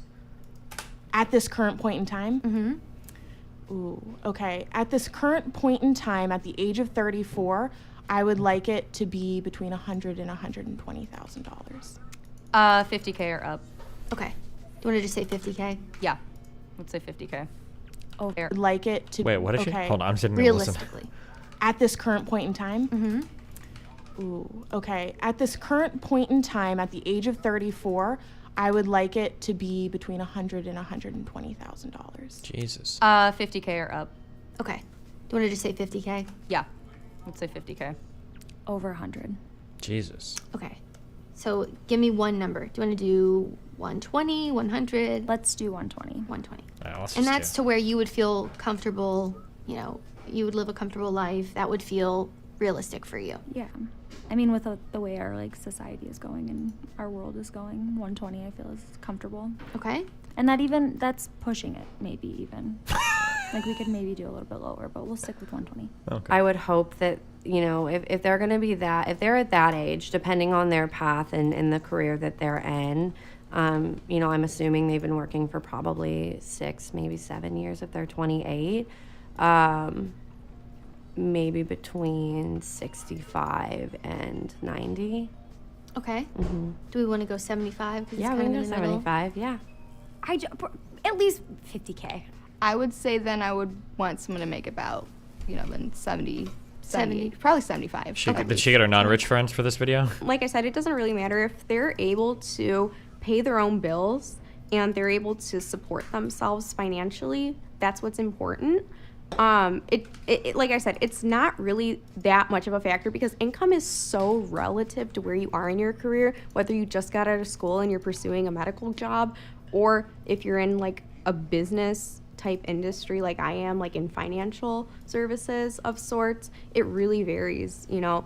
But I'm not gonna put a number on it because Wow. it's too variable. I'm sorry. Wow. Because it's discriminatory to judge a guy based on how much money he makes. Okay, Oh, okay, wow. so we can kind of go off that. Say he graduated college when he turned, 21, 22? So he's like 9 years out of college. He's 30 years old. He's had 9 years to establish himself. What is an income that you would feel comfortable living your lifestyle on at the moment if he's 30? If he's 30 and he's been working for almost 10 years, maybe 150 to 200 for his work experience. Wait, how did So she? 150. How did she move? But you also said you think it's discriminatory. It to is, put a but you're number on making it. me put a number on it. So with Yeah. somebody that's got Wait, 10 what years of happened? work experience, they should be getting compensated well for the time that they put in and the amount of years of experience that they have in that field if they've Yeah. stayed with the same field. What do you think is the median income for the age that you specified? So 35, if you had to guess. Like 70? Jeez. Actually, 52,000. Okay. Does that surprise you? It does. Lower than you thought? It's a little lower than I thought, yeah. Okay, so 15% of men are 35 making 120. Hard to find. It's a small percentage. Yes, it is. Right? I Yeah. mean, it's definitely more than some people, but Yeah. 15 is still not that big. No. I'm going to guess it's probably around 50, 55. 33, the median is 49. Okay. So you were kind of close there, around the same ballpark. And then the number you chose was 75. 75,000 at 33 is the top 27% of men. Okay. So, I mean, A little less realistic, I suppose. it's not so crazy. 27% is not that much, but it's definitely more realistic than some of the other things. These corporations need to start paying up more. And inflation's really kicking us. That's the big thing. For age 34. Why watch more of these videos? tough. Are you cool with creating incels now? Yep. Or are you just ready to need another anti-misogyny arc? You know what? Here's what I'm going to say. Are you guys ready? I'm going to trigger the fuck out of all of you. This is what I said when I say this a lot and people get really triggered. I always said that even when I was working poor, and I'm totally admitting this is just my life experience, okay? When I was working poor, gas prices were never a make or break for me. Like when I think of like I can't afford to live, I'm losing my house, etc. It was never like, oh my god, I spend so much on gas. It's just never been a factor for me. But I know that like, but it was strange during the Biden stuff. Like everybody seemed to obsess over like gas prices. Now people are also saying that maybe the cost of like other food goes up when gas goes up. I guess maybe. But when I was working, I always drove small cars. The one thing that always triggered the fuck out of me when I saw people complain about gas prices climbing was, why the fuck are so many poor dumb fuck Americans crying about gas when all of you guys drive trucks? It was the one thing that I never understood. I could never, ever, ever get it. All of these people would cry about gas prices and they're driving these huge, disgusting trucks. And I'm like, I don't believe you. I don't believe you when you tell me that gas is expensive and it's hurting you when you drive these gas-guzzling monster fuck vehicles. Fuck all of you. And I drove around my little Dodge Neon, my little Volkswagen GTI, my little whatever. I don't know. That was my thing. I think that the Zoomer equivalent of that, ready? Here you go. Here it goes. Here we go. If you DoorDash more than once a month, I don't think you can ever complain about inflation. Boom. There you go.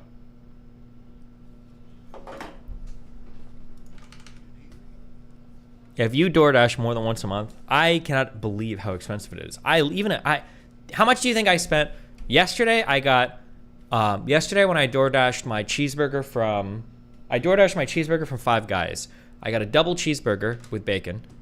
I got a small fry and I got a Coke Zero. How much do you think that cost?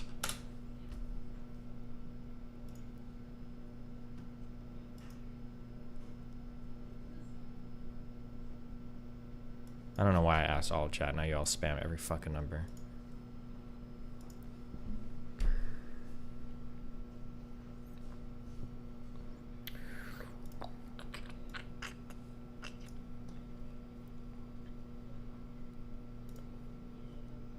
For that one meal,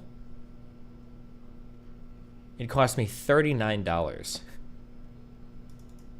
I'm pretty sure that if I really tried, I'm pretty sure that I could live off less than $100 a month in groceries. If I really stretched. I think I could. $25 a week? Probably not on Miami Beach. If I'm doing like rice and beans and shit, we're stretching. But I know for $200 a month, very easily, I could live off of $200 a month for groceries. What's up, Destiny? 100%, Can you say easily? Happy birthday, Jonathan. The idea that I, as one person on one single meal, can easily spend $30 or $40 on like one DoorDash fucking, not even a great meal, is fucking wild.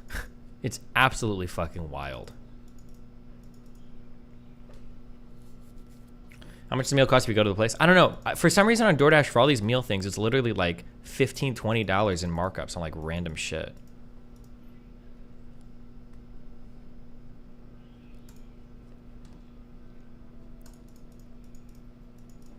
But anyway, yeah. Fucking Zoomers that do that shit are wild and then complain about inflation.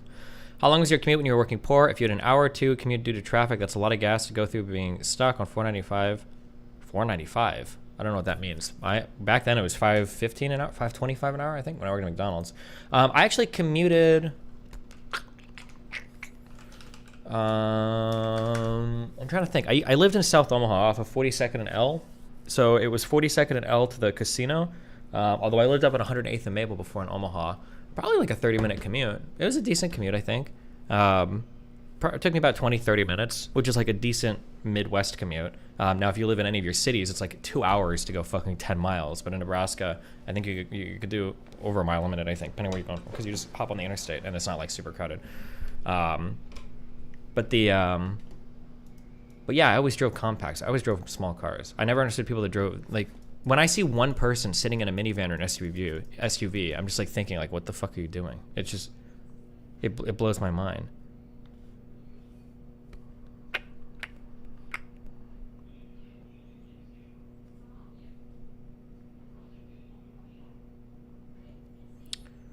$4.95 is a highway loop. Maybe, yeah. There's a way to know everything. What is it? I think it's any interstate that ends in an even number, I think always runs east to west. So like if I make up, like if there's an Interstate 90 or if there's an I-40 in the US, I think it always runs east-west. Anything going north and south ends in an odd number. So like the 5 or I-5 when you get to Washington. Or like if there's an interstate like 85, it's always north-south.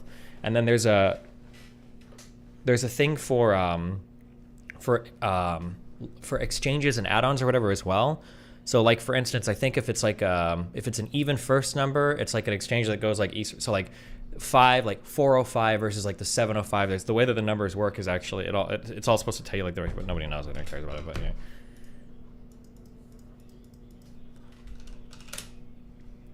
This video covers what you're talking about. Oh, does it? The interstate highway shields hide within them long forgotten knowledge, as our great ancestors could navigate by the signs in the sky before the creation of majors, beginning with the next northernest is San Francisco. Oh, yeah, whatever. For because it's not my own age. Maybe 70,000? Bro, the price here is $7 per gallon. The average monthly wage is €1,000. Listen, I'm not speaking about European gas prices, okay? I don't know anything about your shit. Fuck you.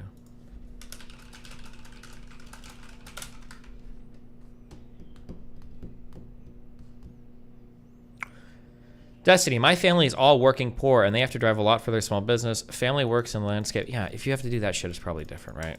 I don't think gas prices were high in my carpet cleaning days, but I imagine if they went up there for the carpet cleaning van, gas prices would probably start to get pretty shitty, but. Maybe 65? It is $50,000. I could see that being real. Okay, 100,000 at age 34 is the top 17% of men. That feels like better odds. Yeah. I feel good about that. Do you have to pay gas for your van? 80,000? It's actually 45,000. No. Really? Yeah. Obviously not.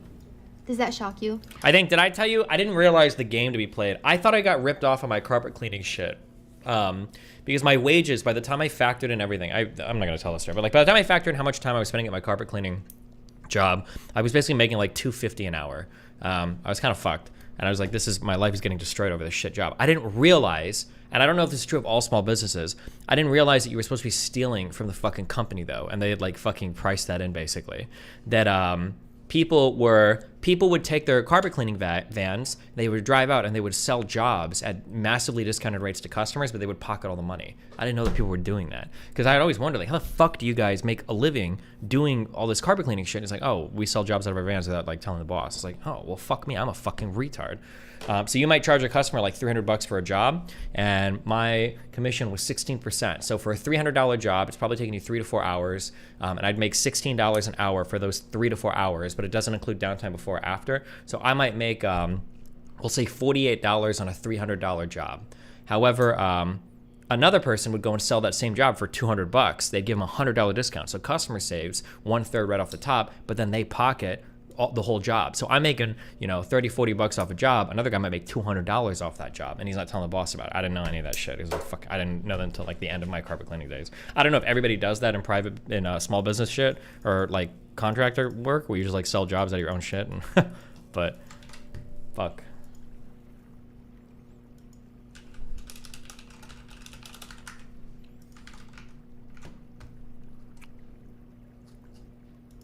Right, the form check.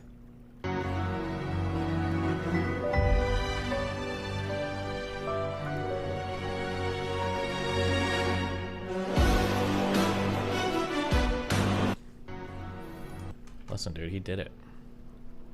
As a personal trainer, people try to do that all the time. Yeah, that doesn't surprise me. Oh, a guy did it to me when I talked to a personal trainer at the fucking in California. He's like, oh, dude, I can train you at like a different gym. But we can't do it here, and you can't tell anybody. It's like, oh, okay. It's, I know this game. I've heard of this one before.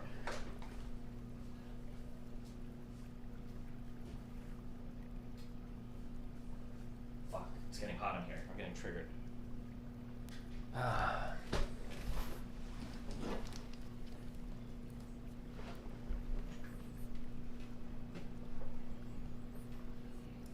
It does, because my entire career, I've worked around people that have made 6 figures out the gate starting in my field. So income-wise, I guess. What's her field again? I am a little sheltered because I've been around young people that are in high income earning positions from such a young age, and they only grow with their She works in success. insurance? Because that's all I know. Like I've been in my industry for quite a few years now. Like that's all I know. I'm not really paying attention to like what's outside of that. So I have something really important. The moment I saw you, my eyes were just, oh my god, I love you. Jesus. The median income, I'm gonna go with 82,000. It's 42,000 for a 28-year-old. Wow. Does that shock you? That shocks me. You keep leaving a low-tier guy Judy on conversation. Didn't this happen weeks ago? Hey, before I leave, man, I just want to let you... 2 weeks ago. We already watched this. Chill. And why does that shock you? I think, and I could attribute it to maybe the industry that I'm in and the people that I've really been surrounded with my whole career. I've worked in finance my whole life, and I guess I'm making an assumption here that maybe the median is higher in that field, but I guess I just assumed that, you know, at 20, I don't know, 42 just seems very low, especially given like inflation and all of that. Just like, it's 2023, I would assume that a 28-year-old was making more than 42. Damn. I don't know, it surprises me. How much do you make? So your own experience, the people you're around, people you've dated, all kind of contribute to why you're assuming that. Correct, yeah. Okay. So if we're looking at a 28-year-old making 75K, as you mentioned, that's the 81st percentile. So 19% of men, essentially, are making that amount at 28. I'm pretty sure. I thought that the median income overall was 40K in the U.S. Okay. And so I'm going to guess for the average 27-year-old, although the average 27-year-old in our generation, probably a lot more college degrees. Mm-hmm. Yeah, a lot more people go to college now. Yeah, I'll say 55. It's 41. I knew it! What did I said? 42! Oh my god, chill. You were close. I You were knew close. it. I mean, 50 is still pretty close. It is. But it's actually crazy because the median income never eclipses $61,000 regardless of the age. That's in the workforce between ages 16 and 75. But we love capitalism, don't we? I'm not gonna bring that into your video, so I put that out. I appreciate that. You can put it in if you want, but I got feelings. Again, that's not on my partner, that's on society. Right. Over 70% Does anyone else of men capitalism? never even make 100K once in their lifetime. Oh, that breaks my heart. Does it surprise you? No. No. No. Pull yourself up by the bootstraps is false. It's not fucking true. Wow. The top 1% are the top 1% for a reason. Wow. Not all of us can possibly make that much money. Stats like this I think they need to be made known, because I think a lot of women are like led to believe that it's easy to make that much money, and then it's easy for a man to make that much money. Like, bitch, if it's hard for you to make that much money, it's hard for him to make that much money. I mean, it's harder Right. for you because women are always going to make less. Unfortunately, that's where Did we're she- at right now. Did For she you just to make say that much, to bitch? believe that Did it's she say? easy Wait, did you really call her? to make that much money, and then it's easy for a man to make that much money. Like, bitch, if it's hard for you to make that much money, it's hard for him to She said, bitch. make that much money. I mean, it's harder Right. for you because women are always going to make less. Unfortunately, that's where we're at right now. But that doesn't surprise me at all. And I would never expect someone to eventually make that much money over the course of their life. I'm just trying to live a comfortable life. I'm not trying to get too extravagant. It is shocking. Well, maybe companies need to start paying people proportionally to things like inflation, rising costs of housing, rising costs of taxes, because putting people in those types of positions long term is not going to be good, because you can only live Just found out certain wages, base of man. money before Shit things sucks. start becoming unaffordable. So expecting somebody to work 50 years of their life and not make more than $60,000 is kind of unrealistic for how expensive things are getting and will continue to get for people. Yeah, like out of college, my first job, I think I made 35 or 37K. Like my first job out of college, which is less than the median, which is crazy to think about. But over 70% of men never even make 100K once in their lifetime. Wow. Yeah, so if you're 24 already making that yourself, then when you're looking at the dating pool, it's like you expect people to be at that level too because you are. And I think that's kind of the tunnel vision that a lot of people have, or just their like little bubble of life, you know, like. Uh-oh. Yeah, like I said, it's an Bubble. unfair judgment to put a number on what you think a guy is supposed to make because it varies so much depending on what you do for a living, how long you've been working, what field you're in. You know, that those are not really fair like questions or numbers to like put on somebody because it varies. I mean, like if that's your lifestyle and that's what you're comfortable with, then yeah, you're gonna go for somebody that. If I'm in my lifestyle and I've been doing this and I want somebody in my field almost, then yeah, there's like some expectations for that because I, you know, that's just like what it is because every field is a little bit different. Like if both like think about it, like 2-income household, if both people are teachers and they're making an average of $45,000 a year, Average? they're Where is bringing she home from? $90,000 collectively as a household to support both of their lifestyles, pay taxes, pay their mortgage, those sort of things. It's What all is his relative accent? to what both people Minnesota? are doing, and I do Jesus. see that. You know, in my field, because I do work on a client-to-client basis, I see people's incomes. And I think that some of them are disproportionate to their age and their work experience. However, I do feel like the people that they choose to be with and marry and be in relationships with, both incomes are similar. I see that. Oh, that's interesting. Because you work with, I that's work with interesting. people on a client-to-client basis, yeah, so I see the income. And it's normally kind of proportionate. Like It is proportionate. Equivalent, yeah. Yes, it is. I think that's why some guys get upset because there's like girls who don't want to work or don't make any money Mhm. and then they want a guy to make $1 million. Yeah, that's not fair. Yeah, no, that's not fair. I mean, like if you're It's interesting that she works. So what she just said is actually true, right? That people tend to date with an income. Everybody, like, I mean, it's easy. It's kind of like an easy common sense thing when you think about it. Because like all these red pill guys are like, oh no, girls want all girls want guys making 6 figures. It's like, there's not that many guys. Like, there's not that many guys to go around, my dude. People tend to date within their income ranges. you're not putting your end of your work in, it's not gonna work. We'll go 55. 42,000 for a 28-year-old. Oh man, yeah. Yeah. And if we're looking, let's see, you said 50,000. She's so deflated. 40% of men make that. Okay. I mean, so it's not bad. The odds are kind of in your favor. I mean, it's like almost half, you know? Yeah. I also think too that like jobs don't pay nearly what they should in like any profession, so it's just like, oh, it's sad to hear that. I know. Like 42K is the average for like a 28-year-old. Like, wow. Yeah, and then like regardless of age, so between 16 and 75, the median income never eclipses $61,000, regardless of the age. Wow. If we're looking at medians. Which I think median is a better thing to use here instead of averages because the averages include like Elon Musk, Bill Gates, who are making billions, buttloads of money. So it kind of sways the data, you know? Yeah. And then over 70% of men never even make 100K once in their lifetime. Yeah. Which is sad when you hear it because I just know so many men in my life who work so hard their entire life. Yeah. And they never will ever make that amount of money. And that's like, and it's depending on how well educated those men are too. Like, college plays a huge factor. Like, well, okay, what's the point of going to college then? Right. You know, college promotes you like, oh, you'll have a better job and you'll have a better income. And then you go to college and you get out of college and you're like, no, like I'm not making what I was told I would be making. The average salary for a master's degree is like $69,000. Yeah. Wow. Yep. And then you have a ton of debt from going to school. Going to school. And then Yeah. you're constantly playing catch up and then you're not even making what you were told to be making. And that just, it's infuriating. It's infuriating, and that's a whole other topic we'll probably get into about like the education system and just higher education is like, is it really worth it almost to go back to school? Right.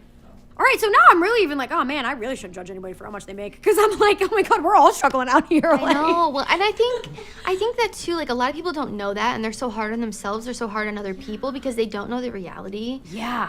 Right. And like what you're asking for in a partner, I think a lot of people have these unrealistic standards of what they want their ideal partner to be like. Right. It's like we're going to Whole Foods buying groceries. It's the checklist of what we want someone to be, but when you figure out the reality of what you're asking for, it's like, whoa, no wonder I'm not having luck because I'm asking for crazy stuff. Yeah, like that is unreal. And like at the end of the day, this is something I strongly believe in. I don't believe that happens. I don't believe. I am a firm believer. Actually, not a believer. This is one of the few things that I've learned in life. Okay, I think I talked about this on some other show I was on recently.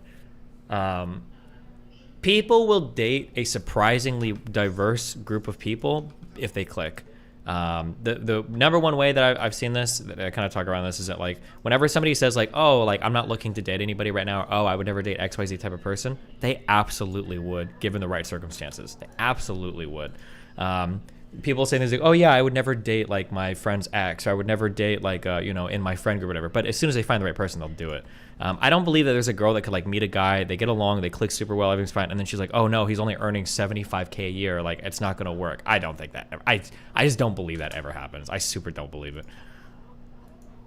My God, like me and my partner aren't making that much money. As long as we're happy together, that's fine. I mean, with those statistics too, it's almost like, oh my God, how do you even find somebody that's making?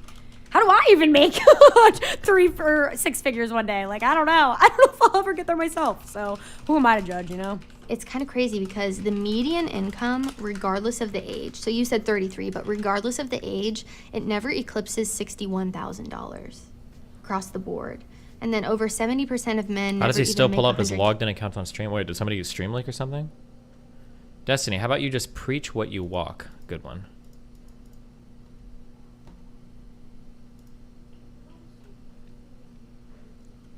Okay, once in their lifetime, which is kind of crazy. What I think is interesting about this is that these women work and their answers are so reasonable compared to the women in previous videos. I can say things where like, I don't actually want to. I don't know. Well, it sounds mean, and I could be post-talking it. I was gonna say something at the beginning, but maybe what somebody said in chat influenced me already. When I look at these women, crazy to think about. I guess it's probably. No, I can't even when I say this. It feels like I'm post-talking this so bad. But like, I feel like when I look at these women, to like put on believe that it's easy to like these women look to me like they're like middle-class women. That they just, I don't know why or how. Yeah. Yes, it is. Or maybe I can't. We should do like a thing where I look at videos and try to guess the income. When I look at the, I'm not saying they look ugly. I'm just saying there's like when I looked at the,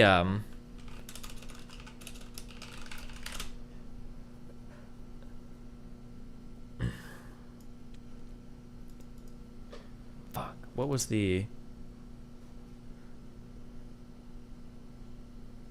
what was the crazy income one where they talk about like 500K and shit?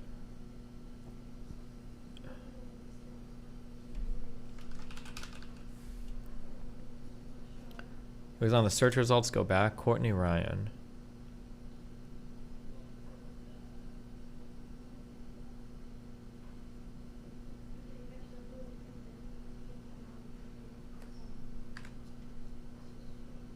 Oh. Fully off of your. Sure. What percent? This person, I don't know why. This person just looks rich to me.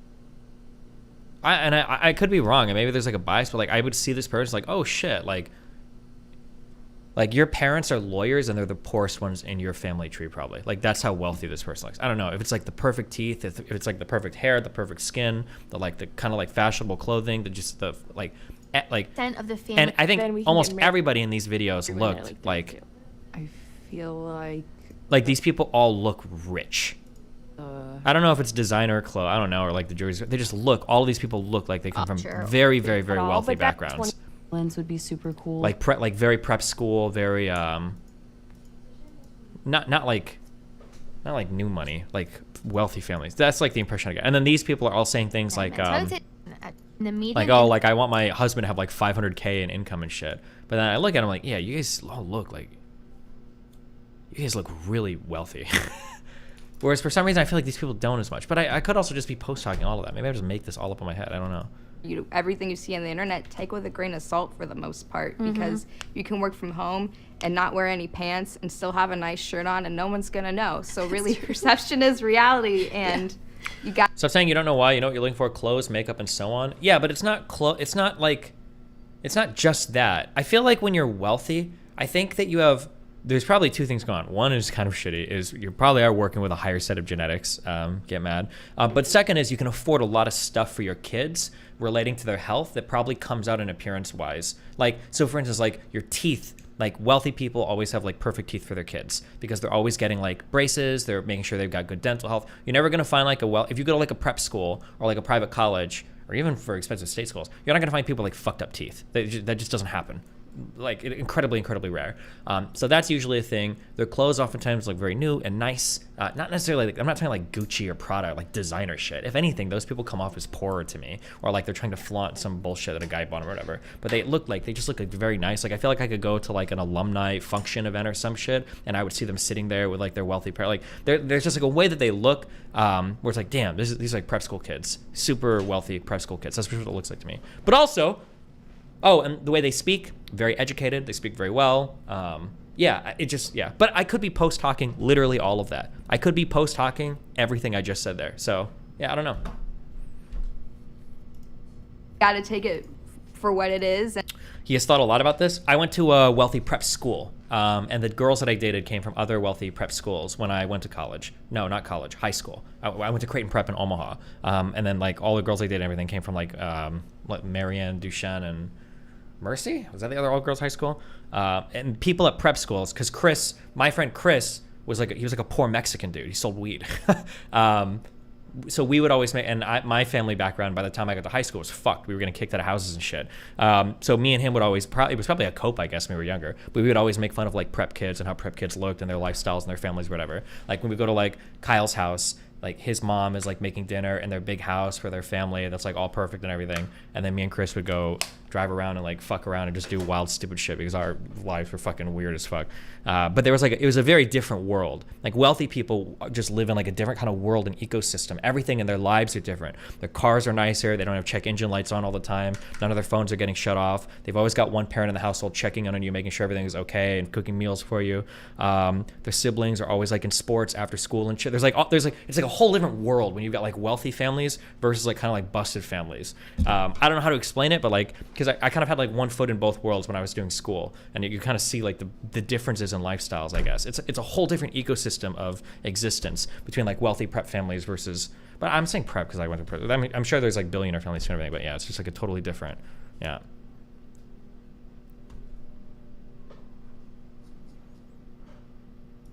Then understand that that's where you're at in life is not contingent on where someone else is, because if you're caught up with what everyone else is doing and flexing whatever and having all of this FOMO, you're gonna be really unhappy. Yeah. And so I think just having a singular line of thought with where your goals are going is way more important than trying to keep up with the Joneses. Yeah, I was gonna ask you what made you say. Test it out here. Well-dressed, beautiful black woman in Seattle. Oh, guess my income. Well, this is going to be weird because it's like they're trying to throw you off. So I don't know if you're going to get people that are going to be like, oh, I look like really wealthy, but I make $22,000 a year. We can try it after this. I don't know. We'll try it. We'll write it down. That number specifically, like, is it the people you're around? Is it your industry? Is it guys you've dated? Like, kind of all You of guys it? I've dated, my industry, those sort of things. So I would say that's a combination of all of those. I would say just in terms of people I've dated, and then also, you know, including my income as well. But again, in terms of that number, I understand that that's not where. Why did you say middle to upper class of better genetics? Is there any empirical evidence to this? It would just be a guess in terms of like how people find mates and have children and all of that. There's probably some genetic like shit that is like moving through different lines. That would be my guess in terms of things related to like physical health, things related to mental health, etc. It's just a guess. I could be wrong, but. Everybody's at, and that's fine with me. In terms of where I'm at is I'm very much comfortable with being someone who makes more. That's never been an issue for me. The only issue I've had is other people being intimidated by that or not accepting the dynamic for what it is. And I think that can be hard when we do push this pressure on men to be the breadwinners when we don't need to do that.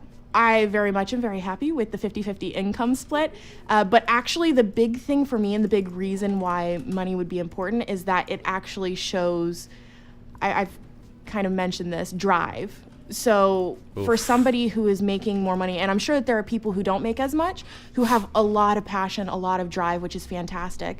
But if you're making that much, it already is being shown, and you're on a trajectory to continue forward and be successful. Actually, that's Got it. So it kind of true-ish, shows you other traits that this person could maybe have that would be appealing to you. Exactly. Okay. I make 52, so I think 50K is comfortable. My first job out of college, I made 30K. It was a nightmare. I knew I was underpaid, but I thought I was getting good experience. I wasn't. It sucked. The job just was awful. But I hated making $30K. I had to pick up a bartending job on the side. It was a nightmare. And so I think people who make less than $50K are probably, they have enough things going on that prioritizing a relationship might be difficult for them. Not impossible, but it might be difficult. And I guess like I could date someone who makes under $50K, but it would have to be like, I would never want them to, I wouldn't want them to feel like that they had to keep up with me and my lifestyle, or that they had to match my lifestyle, because that's a lot of pressure to put on someone. And so I would want someone who we don't even have to deal with that pressure. But again, if I like him a lot and he makes a little bit of money, I'm sure I'd try to make it work for a little bit. I chose 120 just because of my income myself, the lifestyle that I'm single, I have a child, so we live, I'm 30, What's your income? I already have my ways set and what so I enjoy curious. doing, and I know how much that costs to do. So I want to live comfortably. I want to be able to have fun. Is this a still. single I mom wanna be earning able to see 100K? things Jesus. And do things and not be just like stuck. And I want to have nice things. I don't want to live out of my means, but I just want to have nice things. Yeah, so I guess on average right now, I am making about 50K. I don't even think I'm making that much, to be completely honest with you. And I'm so new that like my income is so low that I'm kind of like, oh, well, I'm just gonna take my income, and if it's the same as mine, that's fine, you know? So that's kind of where I came up with 50K. That was honestly it. It was just for my own personal, I'm like, yeah, that's what I make. That's probably what other people make too, right? Right. So a lot of people use that lady as a way sounds crazy. to kind of I like it. figure out. Yeah, because Yeah. it's like Melanie you knows. have lived your experience. You're basing other things off of that. Yeah. So have you ever dated a man who makes like the 75K that you wanted, or around that? No. No? Less than that? Mm-hmm. I mean, I've been in a couple different relationships in my life.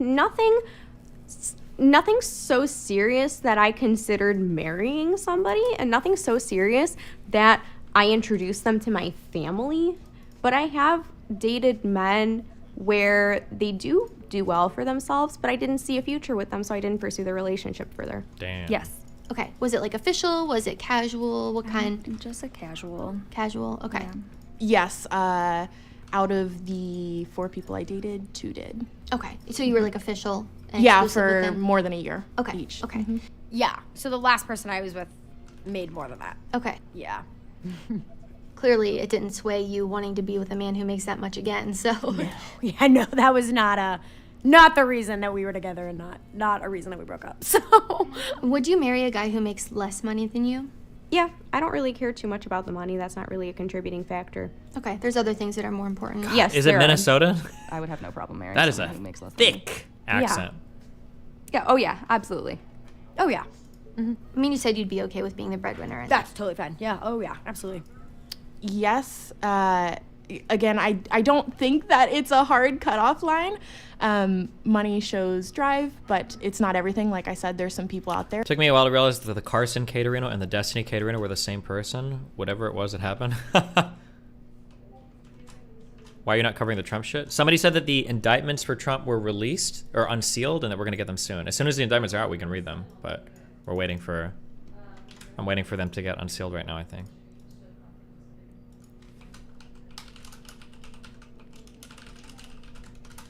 They're not unsealed yet, right?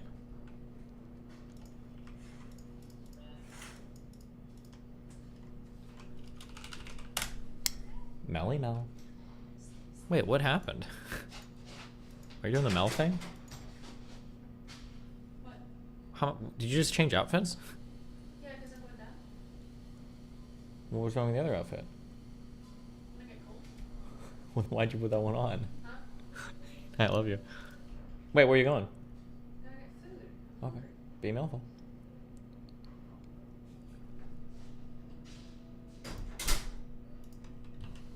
Why do women wear so many outfits?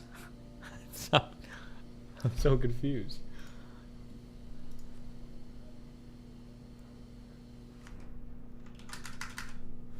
Who are very passionate, have a lot of drive on their own. So yes, I would. And I know you mentioned in the Would You Rather video, like, as long as they're still contributing something, you said that you would be okay with that as long as you're not the only one who's, you're not the breadwinner, right, per se. Yeah, and I've actually in the past had, I've made good money ever since being out of college, so I've been, fine. But at the same time, I've had unexpected things pop up. I never want to raise a family and have that kind of stress be on multiple people. So while I make enough money and could be breadwinner of a family, I don't want to run into that problem in the future. Got it. Yeah, especially because, money is the #1 cause of divorce. It's like, I don't even want to mess with that. Yeah, I mean, is money the #1 cause of divorce? I would.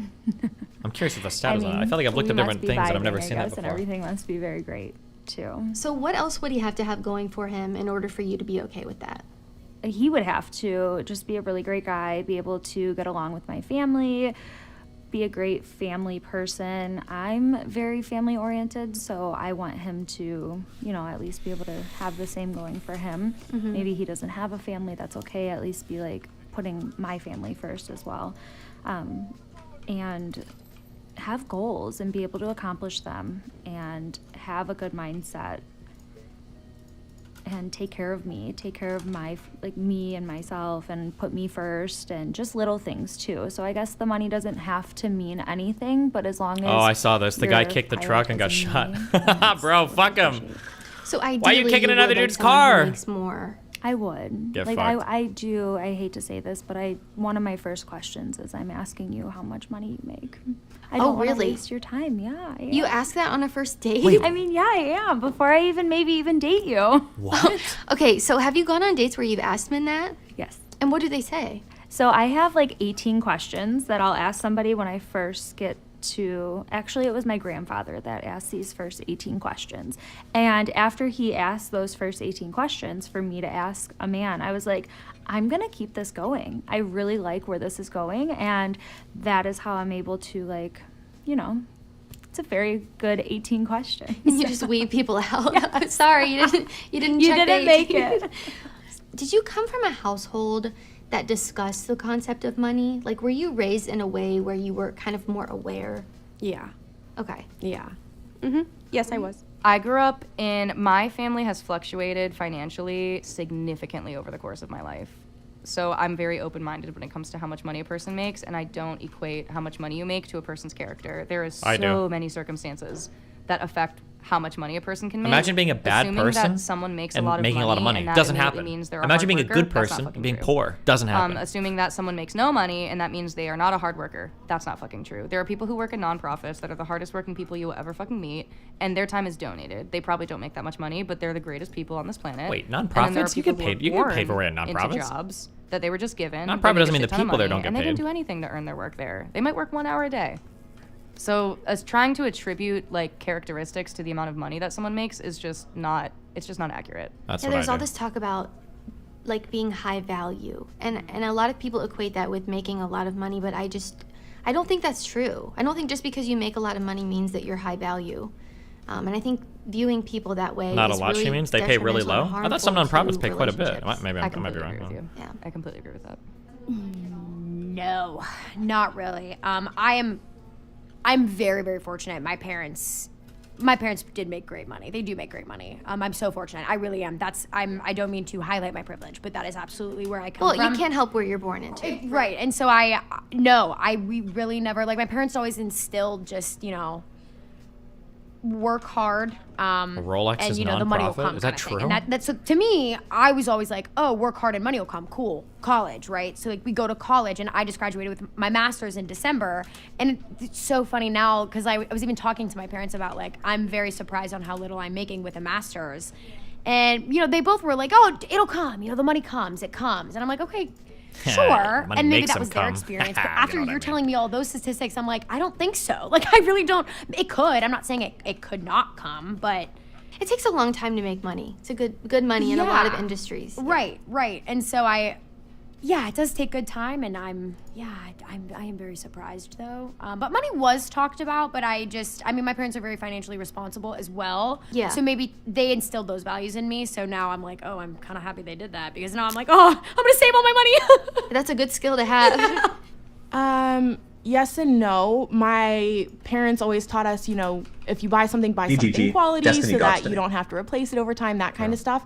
And my parents always taught us, you got this $20 for your birthday. You got this $10 for your birthday. This is a lot of money, you take care of it. But it wasn't in the way that I think, like when I would raise my kids, I always think of having these 3 jars, right? And so you teach people the difference between this is your invest money. So if you want a lemonade stand, you know, you can go buy lemons with this part of your jar. Another third goes into, you know, savings, and then the other third is your spend fund money kind of thing. Do you think as a society we prepare people for grasping the concept of income or just financial literacy in general? No, not at all. No, because there's still so much stigma around how much money you make. Even like the idea of sharing your salary with people in your workspace is like a new thing. Like my team at my company, we are very big about being open about that on our teams, but like have I had managers in the past try to tell me in one-on-ones, hey, don't tell anyone how much money you make? Yeah. Do I know my legal right to do that? Yeah, so I'm gonna keep fucking talking about it. But like no one talks about it, and so we don't know. And that's kind of like the way I was raised, you know, like we didn't have a lot of money when I was really young. We moved to a township where everyone in the township made more money than my family. It was very obvious. I knew it to be true. And I still struggle with my like relationship with money and how I view myself. Like I struggle with that all the time. I try to convince people I make more money than I make by the way I dress, by like the kind of laptop that I get, by just like I feel a need to convince people of it because I know that they're going to be judging me for it, even though I know I'm not probably going to judge someone for it. But like it's a social dynamic that exists, and I fucking hate that it does. Wow. A lot of women have sat here and they want a guy who makes $1 million, but they don't understand, first of all, it takes a long time to make money. So much, yeah. Like, sometimes you have to grow with a person in your relationship and build your wealth together. Like, it's not just like a millionaire is gonna show up on your doorstep. Absolutely not. Along with a lot of other things that I think we've kind of failed at. But I think people are becoming more aware, and what stinks about it at this point in time is that now people are really feeling the effect of that lack of financial literacy. No, not at all. When I was going through school, you know, particularly in like high school and in college, there were no financial literacy classes. I know that they try to like teach people stuff, but you know, in my career and things that I see, people have no idea how credit works. People have no idea debt to income ratios. They have no idea how loans work. They have no idea where to even start with a lot of this stuff. And I think that's, you know, doing a disservice to people by not educating and not teaching them. But it starts at home too. If the parents aren't financially literate, they're not going to be able to teach their kids how to be financially literate. So it starts there. I mean, my parents did a really good job teaching us, like my siblings and I, about money and those sort of things. Like, I have no debt. I don't think a lot of people my age can say that. So you're 24 and you have no debt. That's, I mean... Yeah, I have no school debt or anything like that because I worked really hard for scholarships, academic scholarships, so that I could put myself through school. Well, that, and I mean, sorry. not have to worry about paying back. Okay, hold on. There's a lot of things being said at the same time here. I put myself through school. Can you say that if you get a scholarship? Do people say that? No, hold on. I'm not even going to agree with chat. Even if most of you side against me, fuck you. No, if somebody says some shit like that, I put myself through school. I'm thinking you work through school. There's nothing wrong with getting a scholarship. If you get a scholarship, that's awesome. But if somebody says, I got a scholarship, that doesn't count as putting yourself through school. Putting yourself through school means you worked and paid it off as you went through it. That's what that means. Fuck you. Even if most of you disagree with me, you're wrong. Fuck you. Back thousands in loans for the rest of my life. Like, my parents did teach us how to be financially responsible. I can't attribute that to my upbringing. Yes, but not everybody is in that kind of a fortunate position. Right. Yeah, and I think we can learn a lot about our society by what people don't know, and financial literacy seems to be a big one. I and just agree. from interviewing people, like, most people have no idea how rare it is what they're asking for. I mean, if you're sitting here asking for a man who makes $1 million, okay, that's fine, shoot for the stars. But also, what do you bring to the table? What does that guy want from you? And understand that you're asking for felonies. a I got fraction of a 32 percent of a felonies. man. I And got so if you're not 33 having success in felonies, your dating life, which well, it I'm could Bill be because Bellamy. You're asking for something incredibly unrealistic. And you're not bringing the value to the table either. People want everything, but they don't want to put any effort in. If you want somebody like that, you have to be willing to bring the same level of effort that person is pulling. Like, it, you know, you can't just expect somebody to hand you everything and you do nothing. Be what you want to attract, right? Yes. Not as well as we could. I was homeschooled, so I had a lot of financial transparency within the education that I received, and I'm really grateful for, to my parents for that. But I hear that, the high schools, they don't really talk about personal finance. People will take courses in college, and that's mind-blowing to me, because unless you're in a business field, you're still not taking a personal finance course. That is kind of mind-blowing that we don't teach finance in school or whatever. It is really so weird. Why they haven't integrated more DA press conference on Trump Raymond in 35 minutes. financial Gotcha. courses at the high school level, I think that's way more important than some of the other stuff that they're teaching. Yeah, like the mitochondria is the powerhouse of the cell. Why do I need to know that? Right. I've never used that Right. other than in that class that I took. So I think that the next generation would be set up so much better if they just made a couple of changes with the education that kids are receiving. I agree too, and just like They make so you take people econ. understand- Heads up. Remember, okay, I know this sounds weird. Econ is not finance. The two have nothing to do with each other. It's like saying that like I'm a power lifter because I got like a PhD in biology. Econ and finance are completely separate things. They're not even remotely related to each other. They don't have anything to do with each other, okay? Not at all. They don't even deal with anything. understand what they should be working towards, first of all, what's realistic, and what they're asking for in another person. I think expecting something of yourself is one thing, but when you're expecting it from another person, it's a whole new ball game, right? And as a woman makes more money, she typically wants to be with someone who's at her level or above, so then that automatically limits the pool of men that you're selecting from, and decreases your chance of success in your dating life.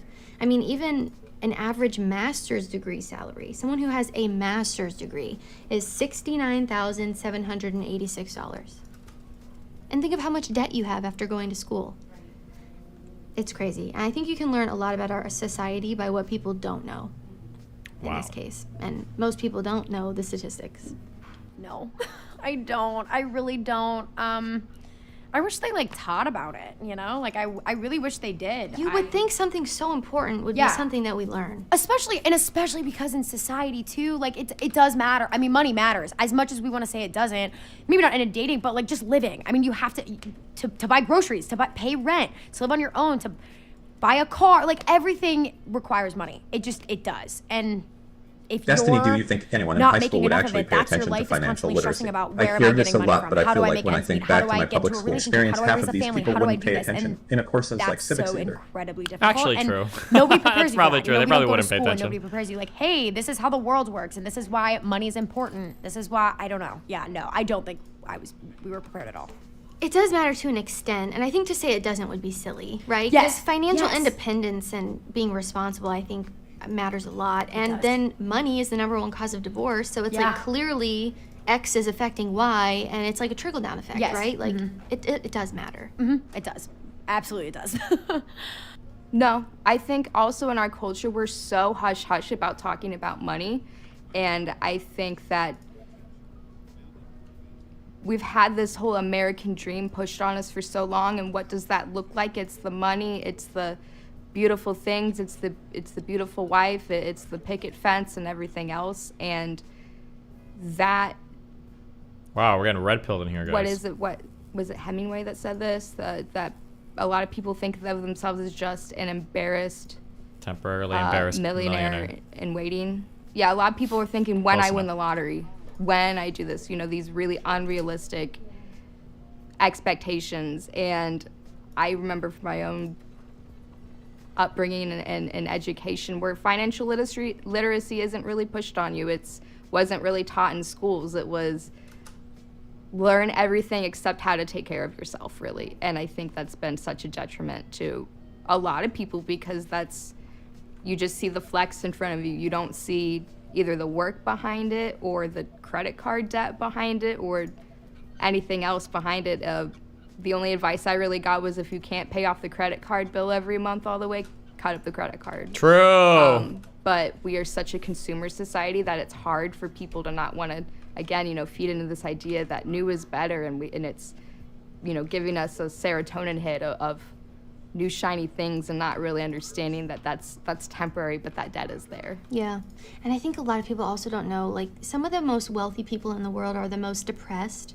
And just because you have all these nice things or make all this money, I mean, to a certain threshold, life really doesn't get much better for you. Right. Once you have a certain amount of things. Of course, it's nice to be, not having to worry about bills and being paycheck to paycheck. But after that, it's kind of just like, now what? Yeah. And if you don't have hobbies or goals or things that get you excited about getting up for the day, then you're gonna be unhappy. And again, money isn't Okay, do we need their life philosophies? Are we done with In this? my younger days, it was, yeah, sure, I would definitely have I've fell into that fantasy before, and then. Okay, we're good on this.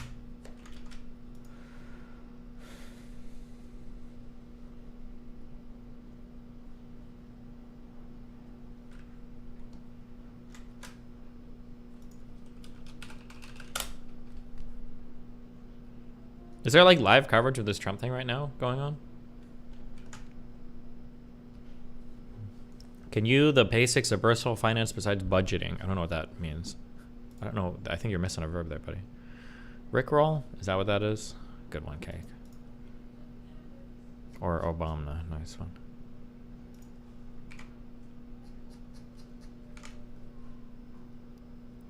Live stream.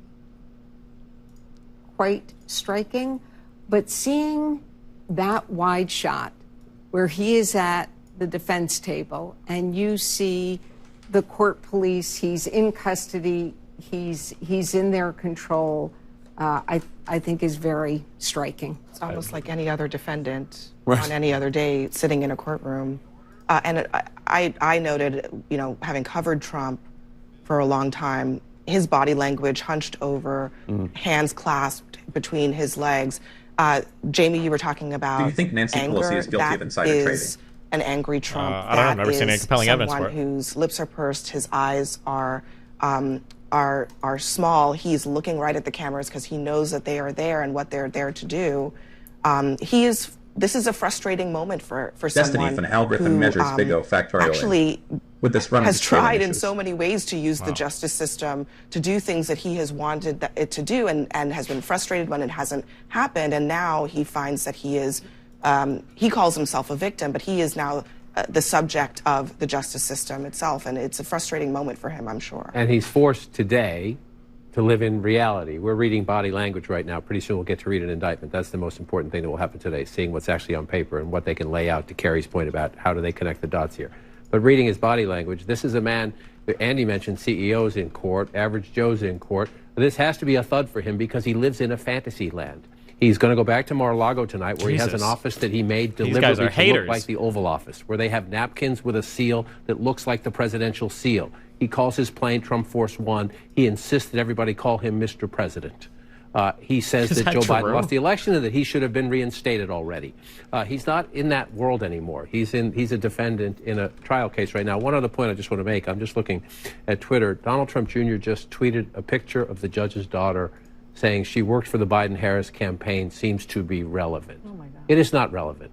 It is not relevant. She's an individual adult. But this is what I was about to say. True, This is the that's what game it's they about. play. It's not a game. Lav. It's not a game.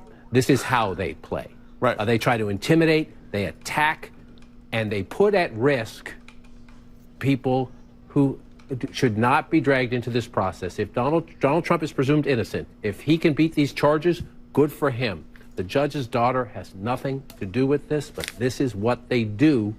This is how they have so taken this country off the rails and outside the norms. And there's a reason why they took the prosecutor's pictures off the website for similar reasons. And it's really unfortunate that that is a world in which we live, and you have people on social media doing what you just described.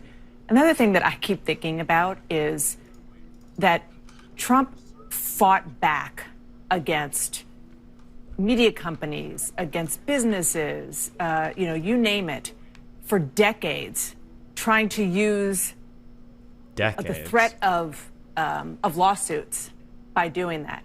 One of the people in recent years, before he became president, that he used as his chief henchman, this is what he calls himself, henchman, was Michael Cohen. Michael Cohen was the man who kept him out of the very situation that we are looking at that he is in right now. And today, because Michael Cohen turned after he took the fall for Donald Trump, that is why Donald Trump is sitting there right now. The man that he employed put him there. And again, it is not only necessarily Michael Cohen's testimony. We believe there's certainly documentation and evidence that are going to go into these 34 counts that we're going to see soon. But that turn of events is quite noteworthy. Karen, I want to ask you a wacky. question and then throw back to Anderson.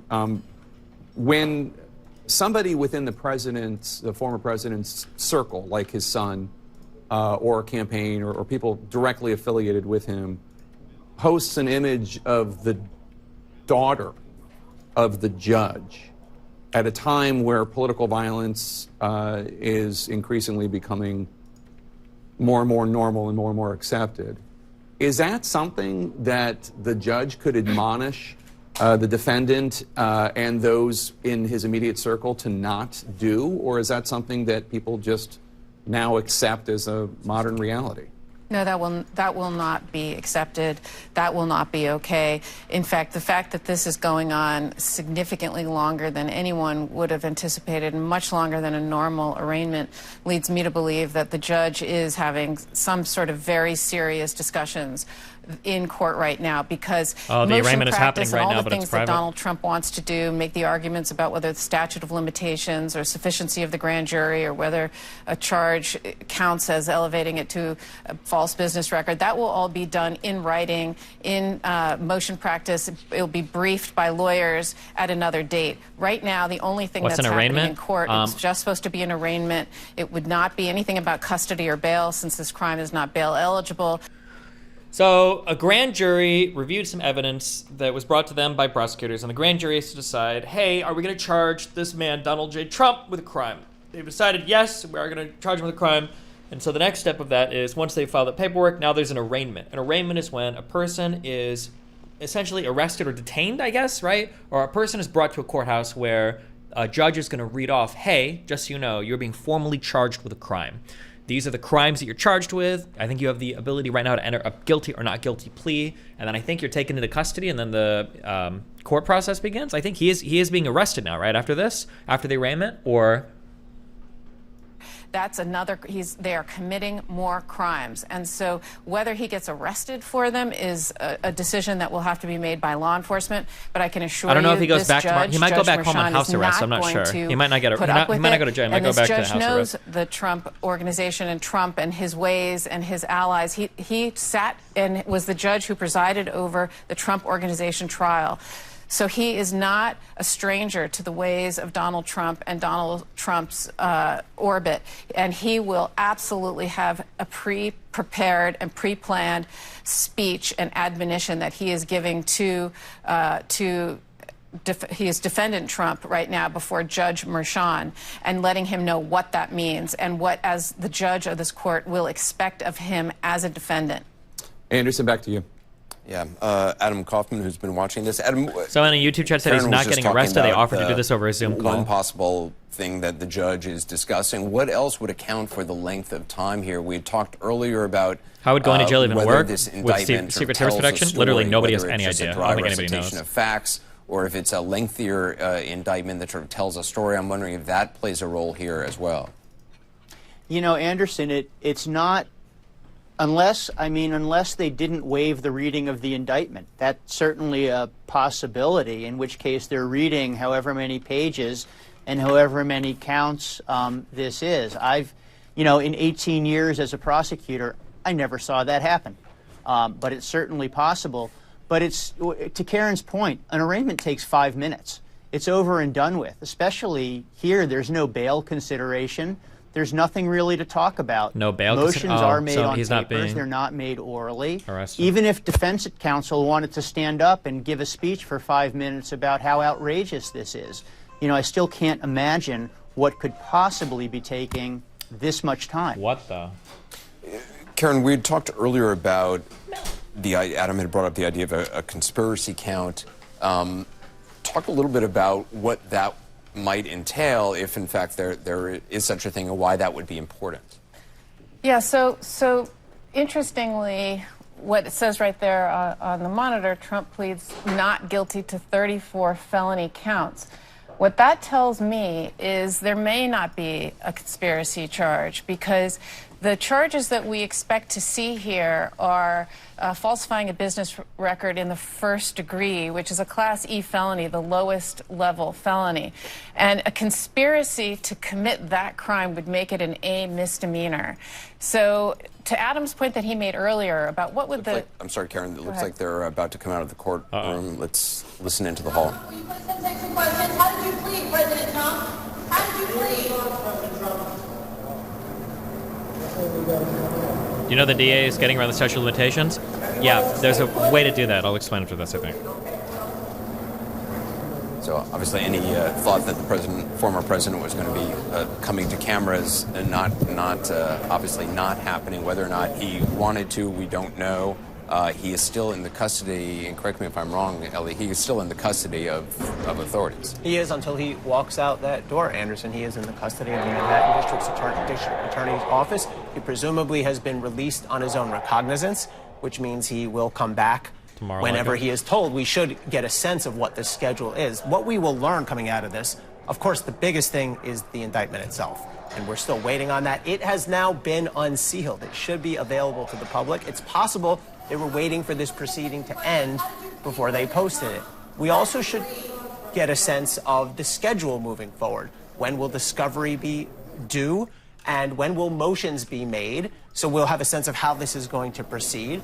And we'll also learn, presumably, what took so long in there. Was the judge talking to them about some of the over-the-line statements that have been made? Karen, just in terms of what is happening right now, so the former president has left the courtroom. Where does he go from here?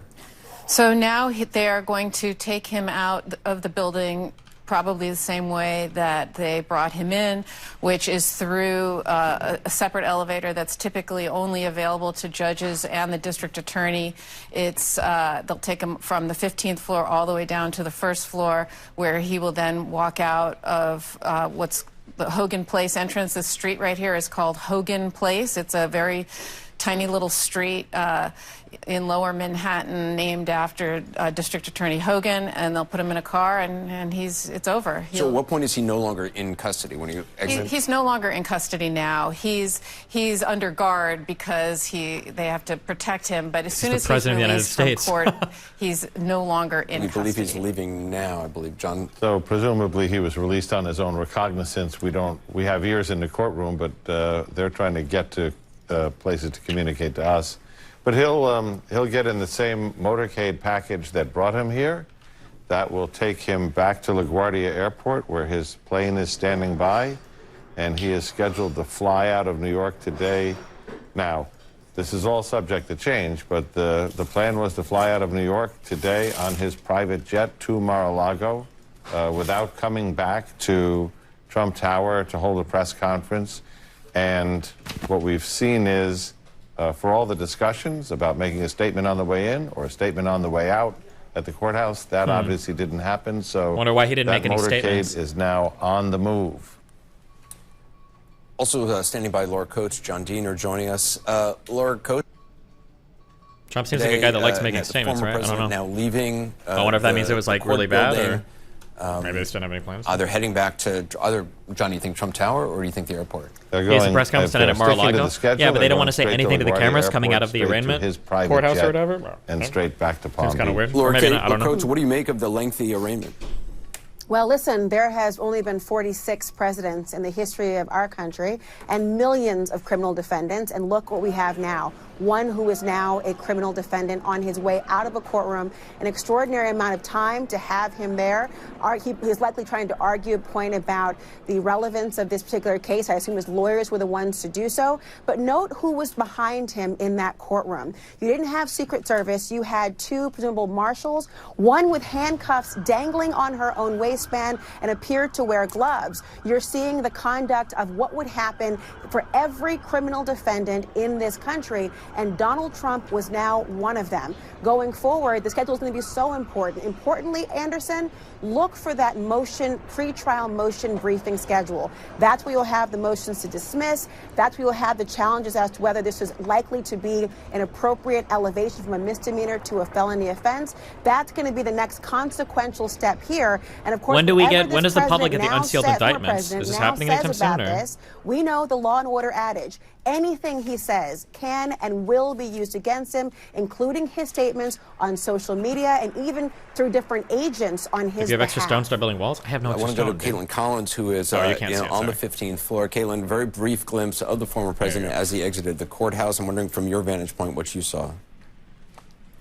Well, remarkable, Anderson, that he did not come over to reporters. We were about 50 feet away from where he was there, and he was expected to come speak to us before, but he was in that courtroom for about 45 minutes or so, much longer, or I would say a little bit longer than what his attorneys had said beforehand. They believed he was going to be, and therefore they had predicted about 30 minutes or so, and they had expected it to be a relatively smooth process.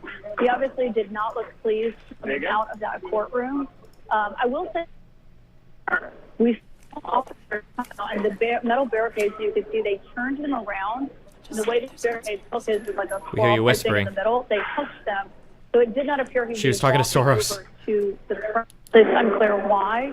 We've asked officials here, why the barricades were there in the direct access to it, but that is, ultimately part of why he did not come over to the media as we were standing there. Obviously did not look pleased. You could see it on his face, despite his attorney saying that, he was in a resilient mood earlier today. Let's go straight to Kara Scannell, just got out of the courtroom. Kara, what have you learned?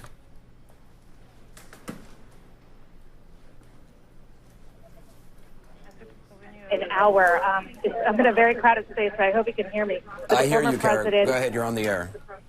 The former president pleaded not guilty to 34 counts of falsifying business records in the first degree. Those are all felony counts. All- The prosecutor so said that this all was 34 counts part were of just a on the conspiracy falsifying that started records? In 2015, and involved the payment of Is that one? Do we know that, or is she just speaking? $130,000 to Stormy Daniels.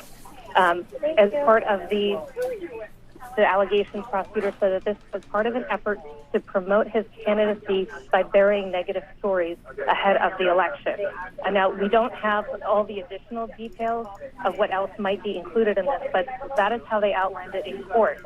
Now, in this brief, well, it was about a 45-minute arraignment, when the former president entered the room, it was so quiet you could hear a pin drop. He walked in, he licked his lips, he was scanning each of the rows. Thanks for the filled dramatic with rating. press. There were about 60 members of the press in there, each row flanked by court security officers. We were not allowed to use any electronic devices, so we've all kind of been filing out now to report the news. He spoke only a few times. He entered the plea not guilty on his own.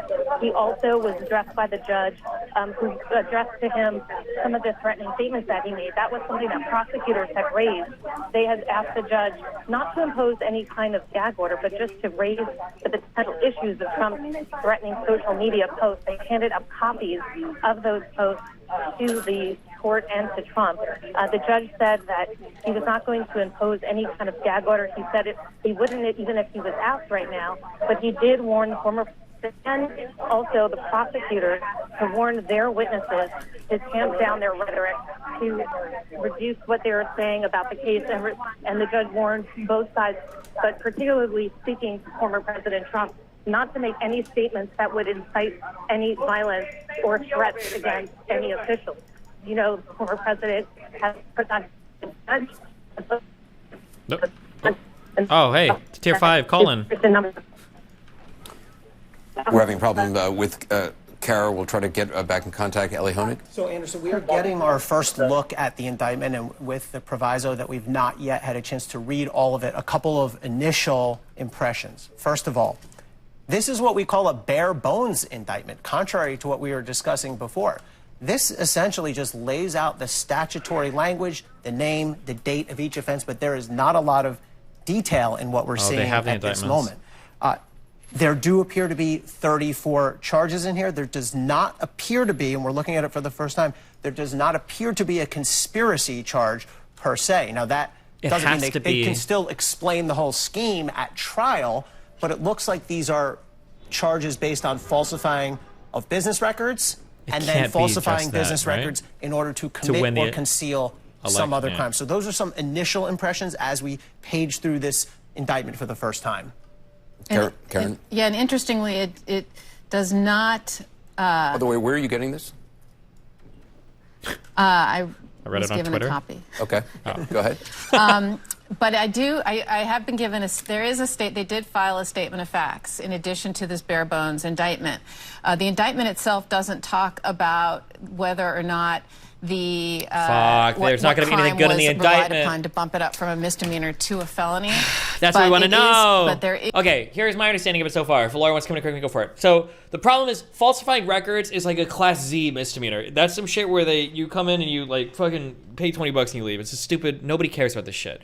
The only way to now, why people are saying that this is political, why people are frustrated over this, is that in order to bump that up from a class Z misdemeanor to something that's actually worthwhile, is you have to overcome the statute of limitations, meaning the time to press charges for that crime has already expired. I think it's like 3 years or something. It's already expired for when those payments were made.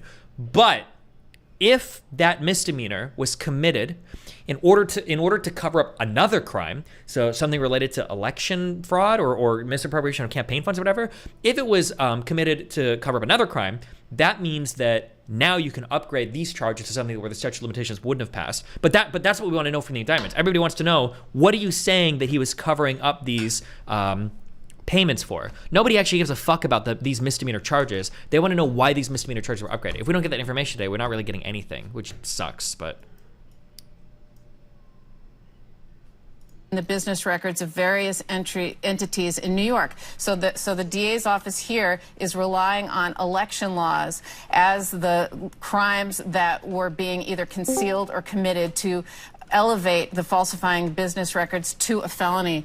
It says one component of the scheme was that at the defendant's request, a lawyer who then worked... Hello? Who joined? Oh, it's eSports. Oh, hi. You were asking for a lawyer... Wait, hold on. I think somebody just linked these indictments. Are these the indictments? Looks like it. Is it people? The lady here just said that it was just standard language. Let me. And that's what it looks like. This is the first time I'm looking at it too, so give me just a second. The defendant in the County of New York and elsewhere on or about February 14th, 2017, with intent to defraud and intent to commit another crime and aid and conceal the commission thereof, made and caused a false entry in the business records of an enterprise. But we're not going to know what that other crime is, right? That's not in these indictments. Yeah, it doesn't look like it is. This is literally a Mr. Girl hit, well, because this is just copy pasted. Every single count is going to be the exact same, right? Yeah. Hold on. Am I super fucking loud? Turn the mix down. All right. Yeah, it looks like there doesn't seem to be anything. It's just saying that it's according to invoices by Michael Cohen. Yeah. So each of these charges, I'm guessing, is probably just for another entry in the books. Yeah, each entry. Well, they kind of already hinted at that each entry in the books is going to be its own count. Yeah, of course, which is I think kind of normal. But I think But what we're curious about is the other crime that's being covered up. Yeah, and I think that's the bigger issue. The other thing that's missing here, and that's going to go to your discussion of the statute of limitations and the difficulty with that, is going to be the lack of a conspiracy charge. Because I don't know if you saw what I linked earlier, but there was a New York attorney who was talking about the fact that for a first-degree conspiracy charge, there is no statute of limitations but we don't see any of that in these indictments. Yeah. So how can they charge these with intent to cover up another crime? Can they do that without charging the other crime? I mean, presumably that's going to come out during trial, or it's going to come out during discovery or subsequent stuff. Wait, hold on. What you just said can't be real. You can charge me with a crime past the statute of limitations with the hope that in discovery you can figure out something to make that charge stick? No. What I'm saying is, as far as we understanding the public, that's going to be probably subject to later on when we find out. That may be something that they have already discussed as part of this. But to that same end,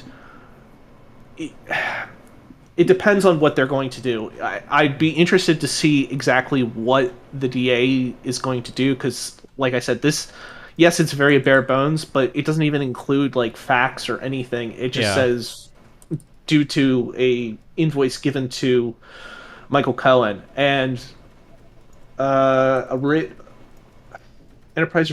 Donald J. Trump revocable trust account bearing check number.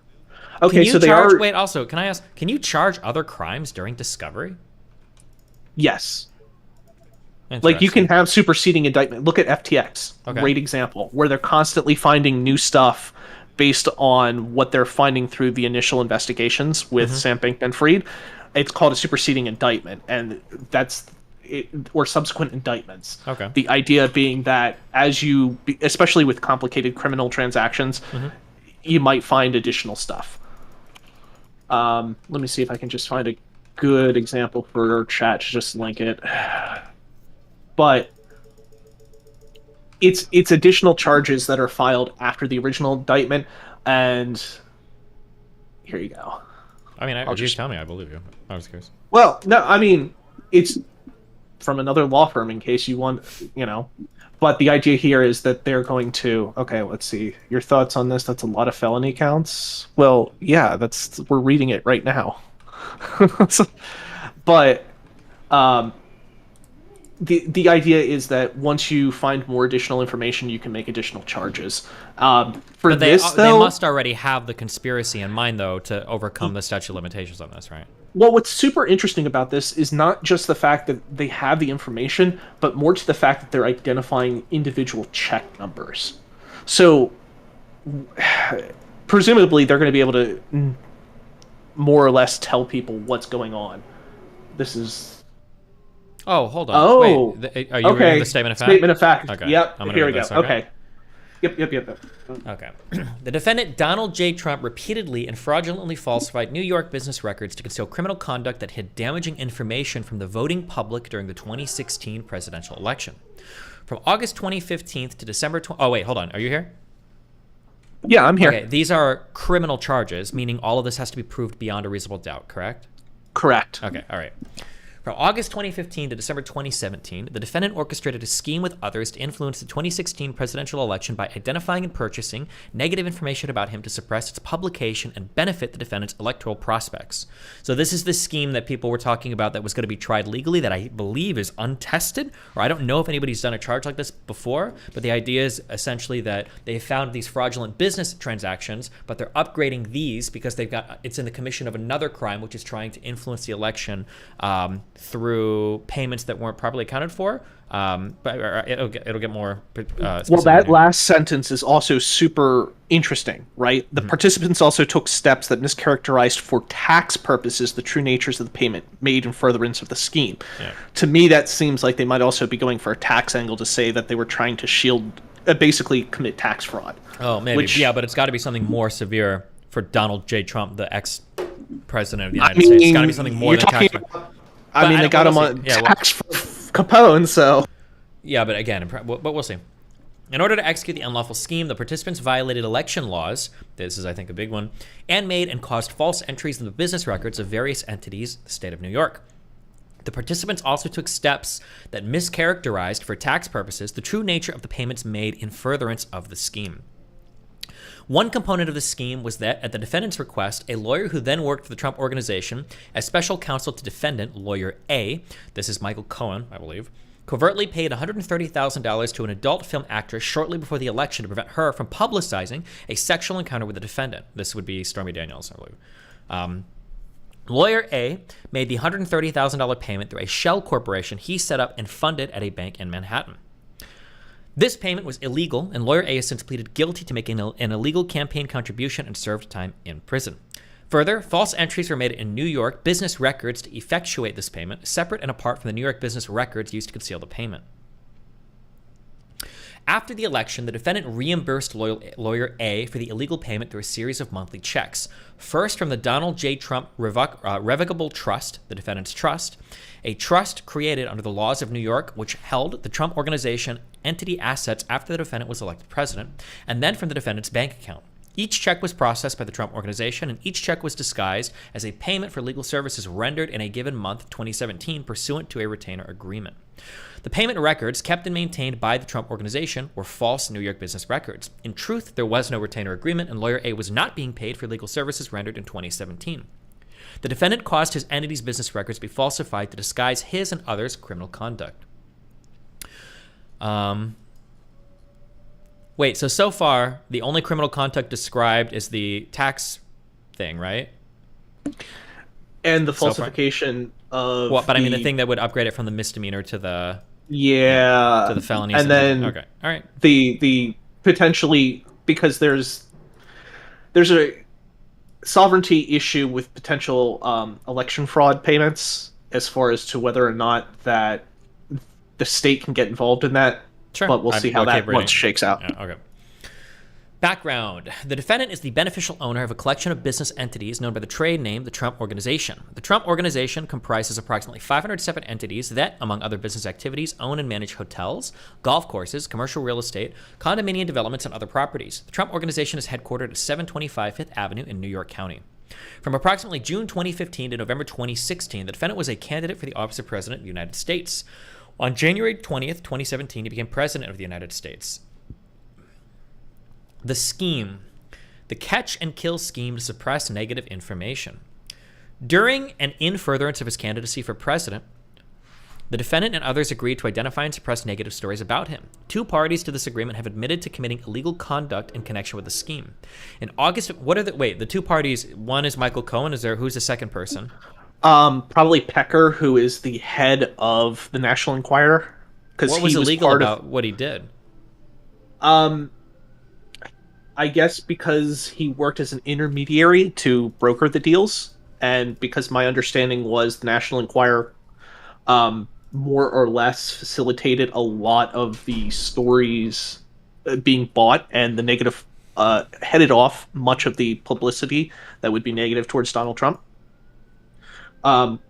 It has been long rumored that Trump was like an informant for the National Enquirer, so a lot of like the celebrity gossip that they were getting their hands on happens to do with that.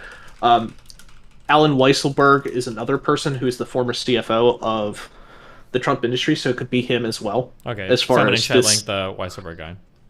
Yeah. Okay, all right.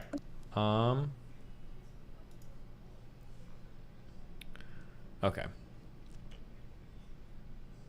In August of 2018, Lawyer A, that's Cohen, pleaded guilty to 2 federal crimes involving legal campaign contributions and subsequently served time in prison.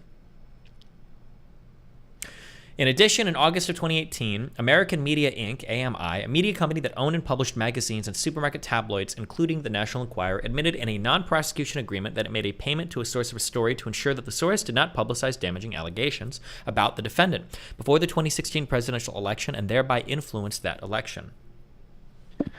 And that non-prosecution agreement is going to be super interesting because the details of that, as far as what they testify to, is going to be instructive for a lot of things, because it might open up the case to not just be about Stormy Daniels or what was the other woman, Karen McDougal, I think it is. Some other points. It might involve other people, and it might involve other stories or other payoffs over the years. In 2015, Trump Tower meeting. In June of 2015, the defendant announced his candidacy for president of the United States. Soon after, in August 2015, the defendant met with Lawyer A and AMI's chairman and chief executive officer, the AMI CEO, at Trump Tower in New York County. At the meeting, the AMI CEO agreed to help with the defendant's campaign, saying that he would act as the eyes and ears for the campaign by looking out for negative stories about the defendant and alerting Lawyer A before the stories were published. The AMI CEO also agreed to publish negative stories about the defendant's competitors for the election. Jeez. Suppressing the Dorman story.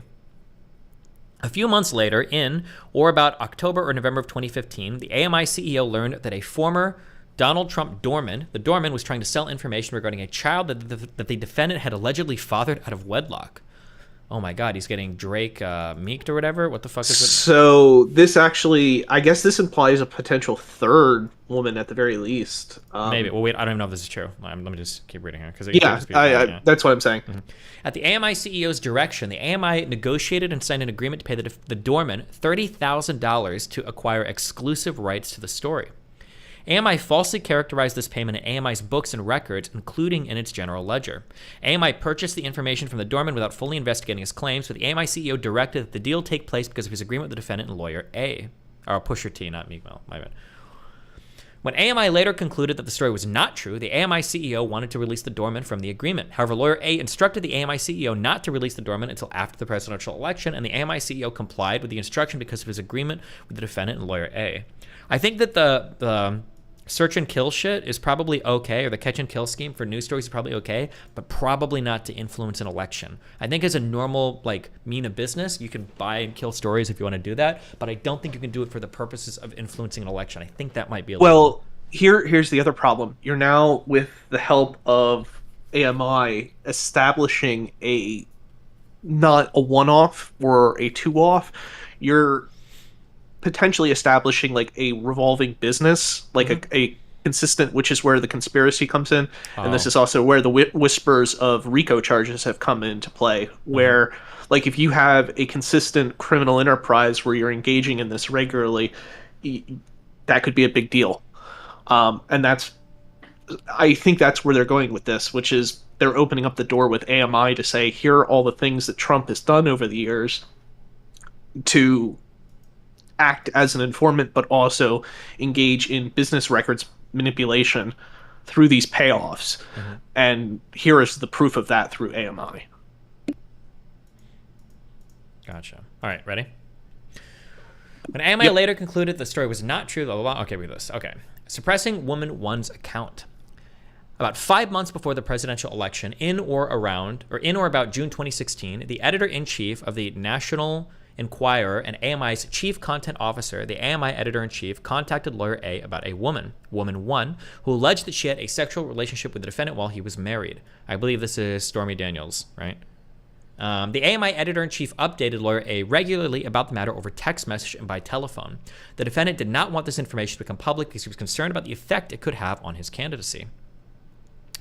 Thereafter, the defendant, the AMI CEO, and lawyer A had a series of discussions about who should pay off woman 1 to secure her silence. AMI ultimately paid $150,000 to woman 1 in exchange for her agreement not to speak out about the alleged sexual relationship, as well as for 2 magazine cover features of woman 1 and a series of articles that would be published under her byline. There's another topic for Trump's hypocrisy. Trump through Cohen buying stories from crooked media. You can't trust the media. I bought all this. Oh, true. True, actually. Oh, no. You can never criticize Trump for that, because if you point out to conservatives well, look, isn't Trump kind of breaking the media? Then all the conservatives say, oh, well, he's just playing the same game everybody else is playing. The media is already rigged. Yeah. Dave Chappelle had a bit about this where he called him an honest liar, basically.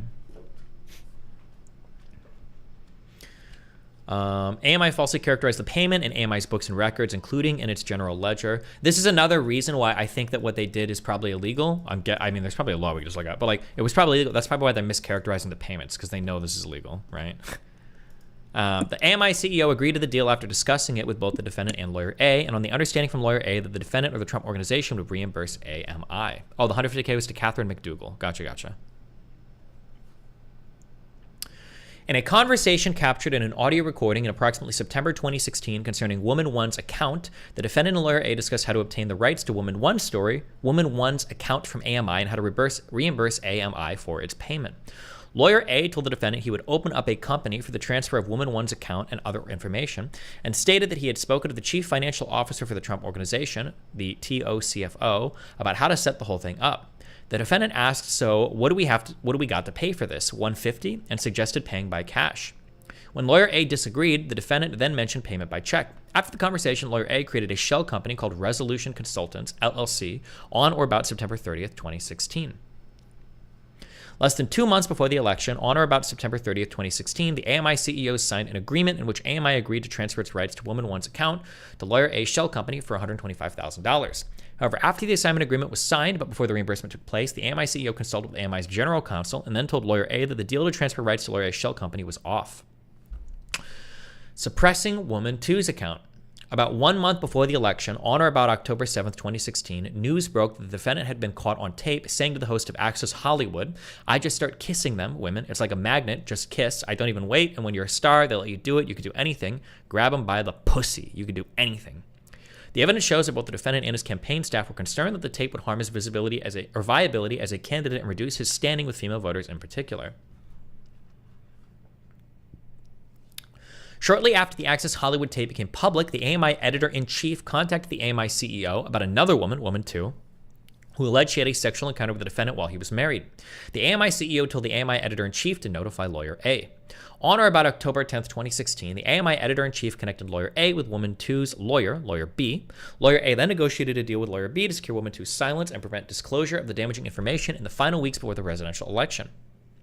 Under the deal that lawyer B negotiated, woman 2 would be paid $130,000 for the rights to her account. Damn, these women just fuck a guy and get paid big bucks for it.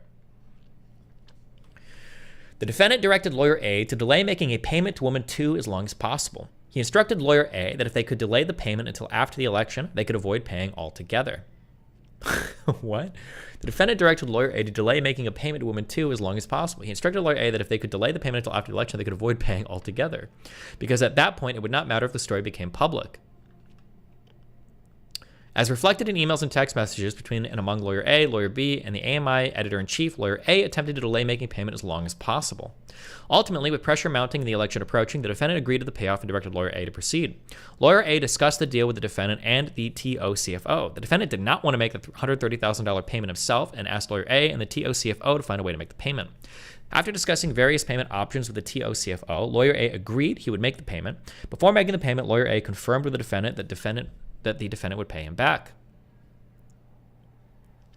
On or about October 26, shortly after speaking with the defendant on the phone, lawyer A opened a bank account in Manhattan in the name of Essential Consultants LLC, a new shell company he had created to effectuate the payment. He then transferred $131,000 from his personal home equity line of credit into that account. On or about October 27th, lawyer A wired $130,000 from his Essential Consultants LLC account in New York to lawyer B to suppress woman 2's account. Post-election communications with AMI CEO. On November 8th, 2016, the defendant won the presidential election and became the president-elect. Thereafter, AMI released both the doorman and woman 1 from their NDAs, their non-disclosure agreements. Isn't HELOC only for personal renovations in their house? I thought it was, but maybe not. I don't know. Maybe you can get HELOC for anything. I don't know.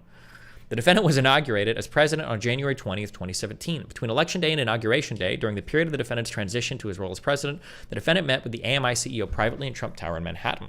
The defendant thanked the AMI CEO for handling the stories of the doorman and woman 1 and invited the AMI CEO to the inauguration.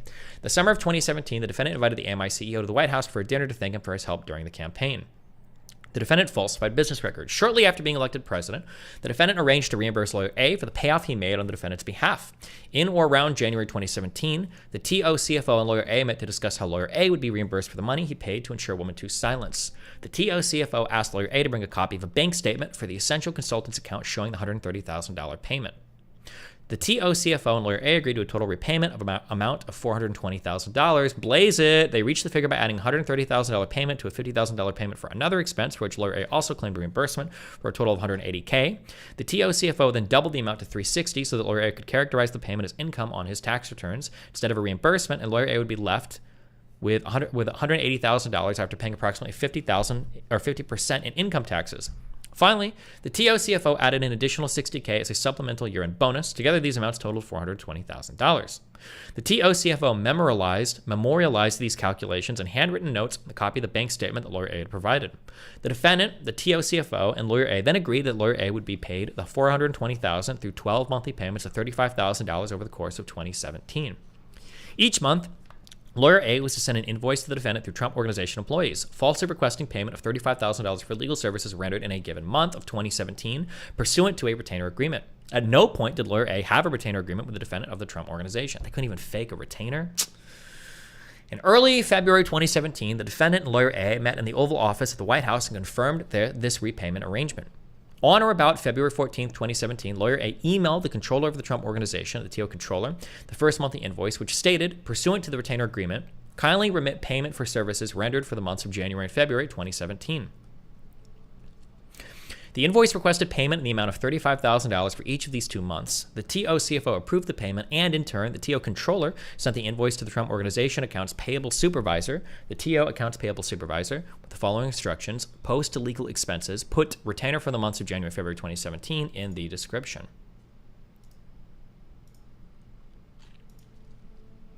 They're interviewing Trump's lawyer right now. Wait, on which, or just link to the YouTube video afterwards. Lawyer A submitted 10 similar monthly invoices by email to the Trump Organization for the remaining months of 2017. Each invoice falsely stated that it was being submitted pursuant to the retainer agreement and falsely requested payment for services rendered for a month of 2017. In fact, there was no such retainer agreement, and Lawyer A was not being paid for services rendered any months of 2017. The TO controller forwarded each invoice to the TO accounts payable supervisor. Consistent with the TO controller's initial instructions, the TO accounts payable supervisor printed out each invoice and marked it with an accounts payable stamp in the General Ledger Code 51505 for legal expenses. The Trump Organization maintained the invoices as records of expenses paid. As instructed, the TO accounts payable supervisor recorded each payment of the Trump Organization, falsely describing it as a legal expense, trying to obtain a digital entry for calling a voucher, and these vouchers, like vouchers or expenses, became part of the general ledgers. Is there anything interesting in here? The check stub falsely recorded the payment as retainer. The remaining 9 checks, corresponding to the ones from April through December, were paid by the defendant personally. Oh, the interview is muted top right. Attorney/fixer to Stormy Daniels. One is a $150,000 payment made from the National Enquirer parent company, AMI, to Karen McDougal, a former Playboy Playmate of the Month, who also had alleged a relationship with Donald Trump. And then third, a payment from AMI to a doorman for a claim he was making that AMI later determined to be false. Do you dispute those 3 actions, which I'm not sure? I mean, I suspect that the district attorney is alleging that these are violations of federal election laws, even though I don't think they go after the president, the former president, for those laws. But do you dispute these assertions that these 3 actions happened? Yeah, well, I'm not going to try the case with you that way or piecemeal it. Let me just say, like, that's not going to add up to a case where Alvin Bragg has jurisdiction. Never mind the complete lack of discretion. Never mind the fact that it's a personal political persecution when it comes to announcing target first and trying to string together evidence later. But that's what it goes to. When you have a guy that runs for office saying, I will get Donald Trump, it shouldn't be a surprise that he will string together a flimsy case because he feels like, hey, this is how I got here. I've got to do it. And it turns upside down how prosecutors are supposed to act in this country. They're supposed to begin judiciously, and that's not where we are. We're picking and choosing a target to try to pin charges on, and it's a sad day.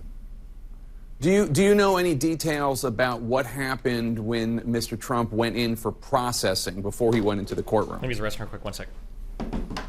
Yeah, I don't. Again, I'm on the Mar-a-Lago and J6 side of things. The last thing that the New York team needed was a bunch of phone calls from me for media consumption. I assume it was what everybody predicted.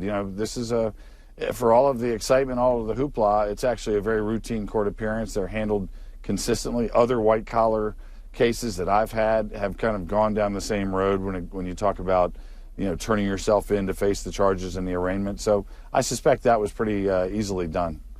We're told that the prosecution in the courtroom raised issues about some of Mr. Trump's social media postings, worried about inciting, and the judge told everybody, not just Donald Trump, but told everybody to watch what they say in terms of inciting. As somebody who represents Donald Trump on other issues, the January 6th and the documents cases that the special counsel here in D.C. are investigating, is that of issue to you? Is that of concern that President Trump does go on social media and gets his base whipped up?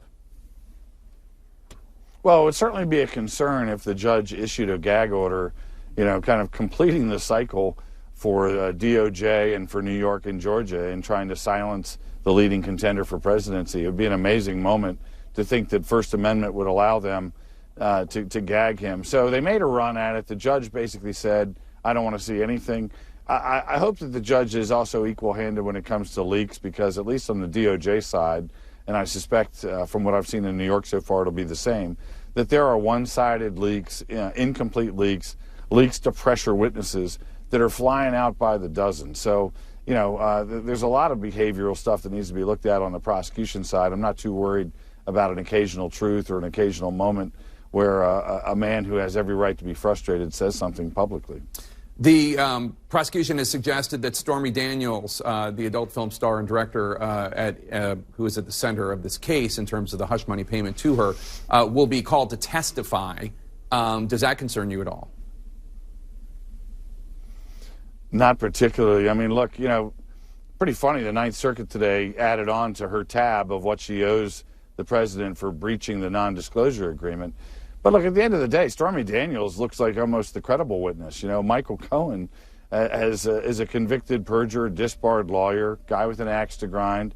And, anybody that's even watched Law & Order once would love the opportunity to cross-examine that guy. So, they can put window dressing all around it and say, look, it's not just him, it's documents, it's Stormy, but it's him. It's Michael Cohen. It's a guy that basically, at least if you listen to Bob Costello, perjured himself in front of the grand jury again. And that shows you it's politically motivated. No reasonable prosecutor would go to bat with Michael Cohen as your star witness, but Alvin Bragg's not a reasonable prosecutor. But is it not true that Michael Cohen brought documentation for the charges he's made, and those documentations are at the core of the 34-count indictment of Donald Trump, which I have yet to hear anybody dispute the facts in the indictment? I realize it's early yet, but as a matter of fact, it does appear that Michael Cohen was telling the truth on these hush money payments. Well, you're making a little bit of a leap. But look, non-disclosure agreements, we can demonize it and say hush money and, talk about how salacious it is. If that was illegal, Congress would be in a lot of trouble, right? You've got an entire fund set up for congressional NDAs based on harassment.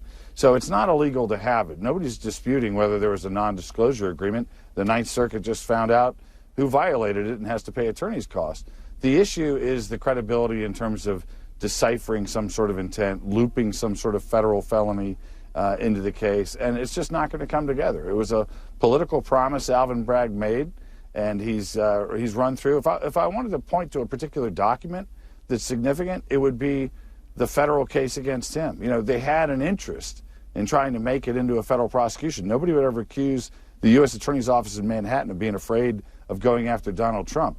They set it up in his plea with a federal election violation as one of the charges, with all the other stuff that Cohen had been involved in. And then he failed as a cooperator.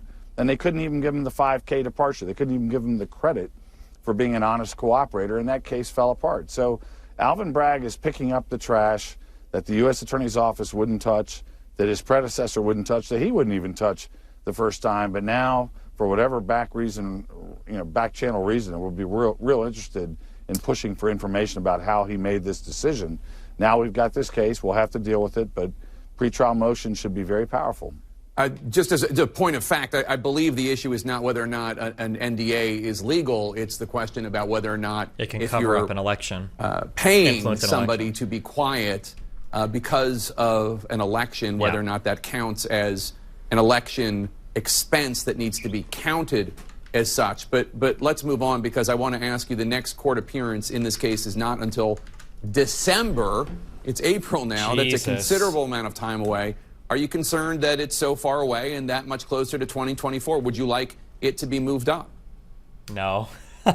No, they don't. Well, I'm not really, paid to be on the political side. I'm on the legal side, and so I don't want to speak out of turn. The only thing I would say is, because I think most of us anticipated an indictment that would have the frailties this one has, the idea of trying to expedite a motion to dismiss is not totally foreign. So we'll see. If we're stuck with December, we're stuck with December. But I know that the attorneys will get their heads together and figure out if there's a way to try to push this earlier. I think the December date is probably a pretty typical kind of auto-generated date when it comes to a new case coming in the door. But I like the idea of at least resolving some important motions to dismiss earlier rather than later. But we'll see. All right, Trump attorney Jim Trusty, thank you so much for your time. Really appreciate it. All right, good seeing you. And Kerry Cordero, you heard Jim Trusty there talking about what he called the frailties of the case, what I've heard other people, including you, talk about, how strong this case may be or may not be. Your reaction now that you've had a chance to go through it, is it what you thought it was going to be, and are you unimpressed? It is what I thought it was going to be in terms of focusing on the payments that were made, the falsification of the records, and really tied to the payment that was made to Stormy Daniels. In terms of a case that's being brought against a former president, it's a little underwhelming. There's not more to it. There's not This doesn't more sound like a violations, political hit job at all. tax Not a Trump violations. fan, but this is the third There's time not they've an used political incredible power new set and of positions facts to that go we after didn't him. know Dems about get away with publicly. abuse of power more. It's really the facts I mean, of this case. If it's as they illegal, have it's illegal. I existed mean, for basically almost 7 years. And we've known about quite a bit of this. I mean, Anderson interviewed Stormy Daniels and Karen McDougal years ago. Right. And we knew about this as well as the payments. So the facts are almost 7 years long, and the facts are pretty stale. And what the DA's office has done is put that together in a theory of the fact that the former president falsified his business records in order to enable that payment to be made to her. To the extent that the documents appear to link that to the effect that it would have theoretically had on the 2016 election, brings into the picture then whether or not the DA's office is really arguing that this was campaign finance violations, which is something that the U.S. Justice Department never charged with respect to the former president himself. He was not charged with campaign finance violations. So that is probably the basis upon which the former president's defense attorneys are going to make a number of motions and legal arguments. Yeah, let me bring in Caitlin Collins, who's been in the court building all day. And Caitlin, tell us about what happened in that room when the judge spoke to the attorneys. Well, it's such a remarkable moment. I mean, we were wondering what was going on for so long. The Trump attorneys had predicted it'd be about a 30-minute hearing in there. Obviously, it went longer than that. And when those three defense attorneys came out, including the newest member of the team, Todd Blanche, who spoke first, as you saw when he came out and he was speaking there with reporters. Excuse me, Jake, obviously we're sitting right outside the courthouse. It's a little bit loud over here. Todd Blanche came out and he was arguing that he believed it was boilerplate language in this indictment, that nothing really surprised him. But the conversation quickly turned and the questions to those attorneys to the former president's social media post about this case, which we know they spent time on with the judge there in the room behind closed doors, because Trump has posted in recent days about the judge himself, claiming in all caps letters that he hates him, criticizing, of course, over how he presided over the Alan Weisselberg case. That was the chief financial officer Where's for the Peace Trump go? organization. Annapolis, He is also where all of our obviously lawyer gone people after at. the district attorney in this case, Alvin Bragg, calling him an animal, calling him a racist, attacking him at length. And also there was the question about that post that Trump had posted on Truth Social, which included a link to a photo of Alvin Bragg next to a photo of Trump holding a I just want to know who lawyer and a photo from his time C at the White is. House. I'm And it was pretty just remarkable sure to lawyer see D, it those looks like three reading Trump this attorneys is spending a lengthy amount of potentially time right after they got out of the courthouse where their Giuliani, client but I'm just not quite pleaded sure. not guilty, Do you know if, defending his social media post. You heard Joe Tacopina Wait, so saying, do he you know, wasn't is it a swinging the baseball crime bat. to try to pay to cover up something that could influence an election? Is that a crime? Ooh. I don't know off the top of my head. We'll go look it up. But okay. You're a resident researcher now. DA is speaking on MSNBC.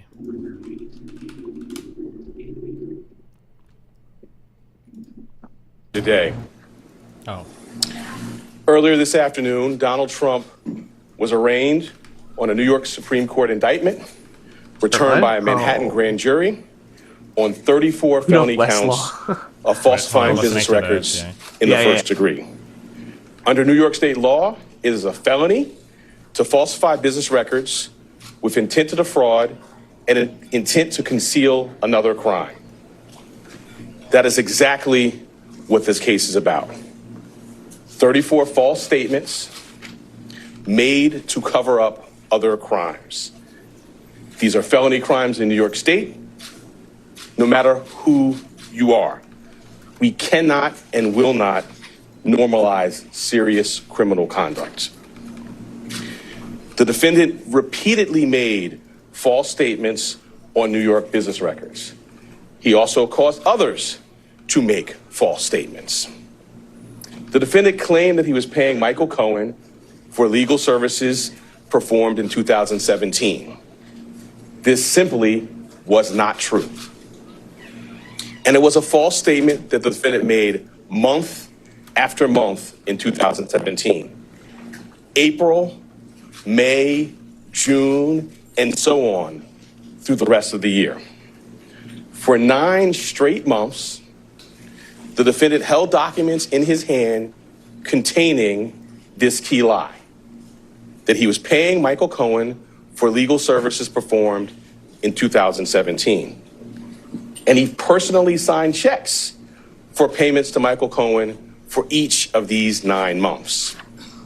In total, the grand jury found there were 34 documents with this critical false statement. Why did Donald Trump repeatedly make these false statements? The evidence will show that he did so to cover up crimes relating to the 2016 election. Donald Trump, executives at the publishing company American Media Incorporated, Mr. Cohen, and others agreed in 2015 to a catch and kill scheme. That is, a scheme to buy and suppress negative information to help Mr. Trump's chance of winning the election. As part of this scheme, Donald Trump and others made 3 payments to people who claimed to have negative information about Mr. Trump. To make these payments, they set up shell companies, and they made yet more false statements, including, for example, in AMI, American Media Incorporated's business records. One of the 3 people that they paid to keep quiet was a woman named Stormy Daniels. Less than 2 weeks before the presidential election, Michael Cohen wired $130,000 to Stormy Daniels' lawyer. That payment was to hide damaging information from the voting public. The participant scheme was illegal. The scheme violated New York election law, which makes it a crime to conspire to promote a candidacy by unlawful means. The $130,000 wire payment exceeded the federal campaign contribution cap, and the false statements in AMI's books violated New York law. That is why Mr. Trump made false statements about his payments to Mr. Cohen. He could not simply say that the payments were a reimbursement for Mr. Cohen's payments to Stormy Daniels. To do so, to make that true statement, would have been to admit a crime. So instead, Mr. Trump said that he was paying Mr. Cohen for fictitious legal services in 2017 to cover up actual crime committed the prior year. And in order to get Michael Cohen his money back, they planned one last false statement. In order to complete the scheme, they planned to mischaracterize the repayments to Mr. Cohen as income to the New York State tax authorities. The conduct I just described and that which was charged by the grand jury is felony criminal conduct in New York State. True and accurate business records are important everywhere, to be sure. They are all the more important in Manhattan, the financial center of the world.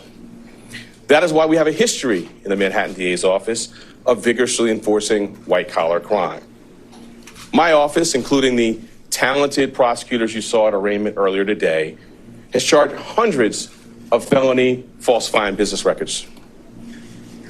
This charge, it can be said, is the bread and butter of our white-collar work. And fraud presents itself in all different forms here in Manhattan. We have charged falsifying business records for those who violated federal bank secrecy laws. We have charged falsifying business records for those who were seeking to cover up sex crimes. And we have brought this charge for those who committed tax violations. At its core, this case today is one with allegations like so many of our white-collar cases. Allegations that someone lied again and again to protect their interests and evade the laws to which we are all held accountable. As this office has done time and time again, we today uphold our solemn responsibility to ensure that everyone stands equal before the law. No amount of money and no amount of power changes that enduring American principle. I'll now take questions. So we're going to take a limited number of questions. There are no follow-up questions. One question per reporter. I will call on you. And again, we have limited time. Thank you. The first question will be Rick. Thank you. Rick Davis, why now? I mean, some argue that this is a political move. You're not going to be a political person. The floodgates are going to go into this. Jesus Christ. Did they move to the hangar? A thorough and rigorous investigation, as we're known to do at the Manhattan District Attorney's Office. I've been doing this for 24 years and am no stranger to rigorous, complex investigations. I bring cases when they're ready. Having now conducted a rigorous, thorough investigation, the case was ready to be brought, and it was brought. Mr. Bragg, the indictment says that there were 34 false business records. And they were then concealed another crime, but the indictment does not specifically say what those crimes were. We are assuming, perhaps, that they might be election-related. I'm wondering if you can specify what laws were also broken. Right. So let me say as an initial matter that the indictment doesn't specify that because the law does not so require. In my remarks, I mentioned a couple of laws, which I will highlight again now. The first is New York State election law, which makes it a crime to conspire to promote a candidacy by unlawful means. I further indicated a number of unlawful means, including more additional false statements, including statements that were planned to be made to tax authorities. I also noted the federal election law cap on contribution limits. But why weren't there those crimes charged? Why wasn't he charged with those crimes? Well, I'm not going to go into our deliberative process on what was brought. The charges that were brought were the ones that were brought. The evidence in the law is the basis for those decisions. Hi, Mr. DA.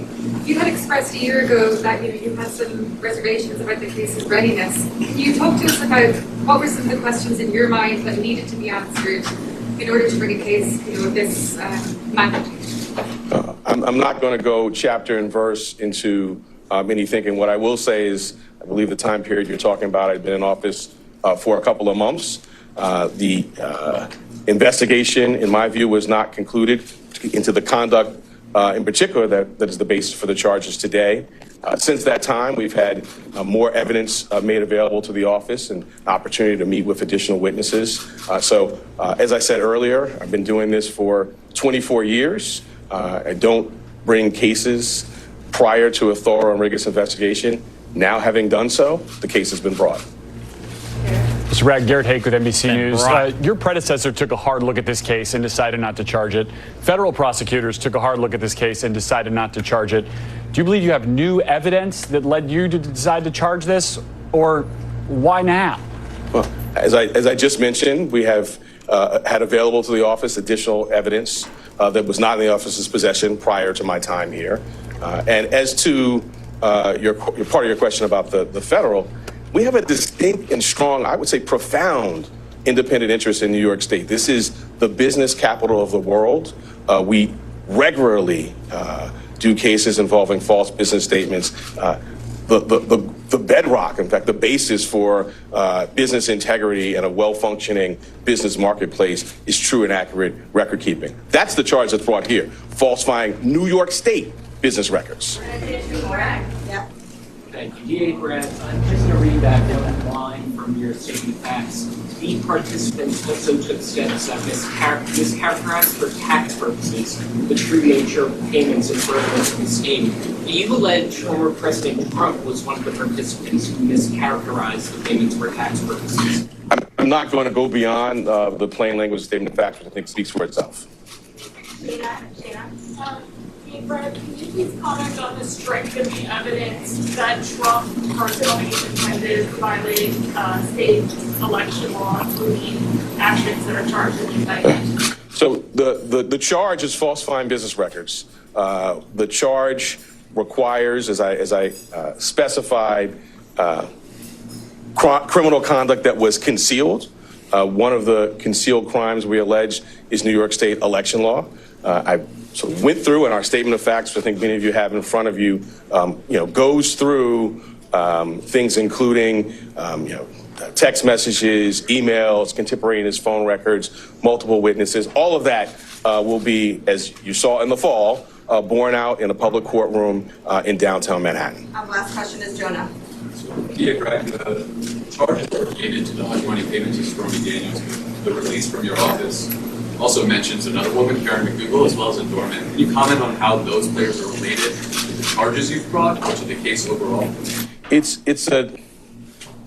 I'm glad you put your finger on that, because it's not just about one payment.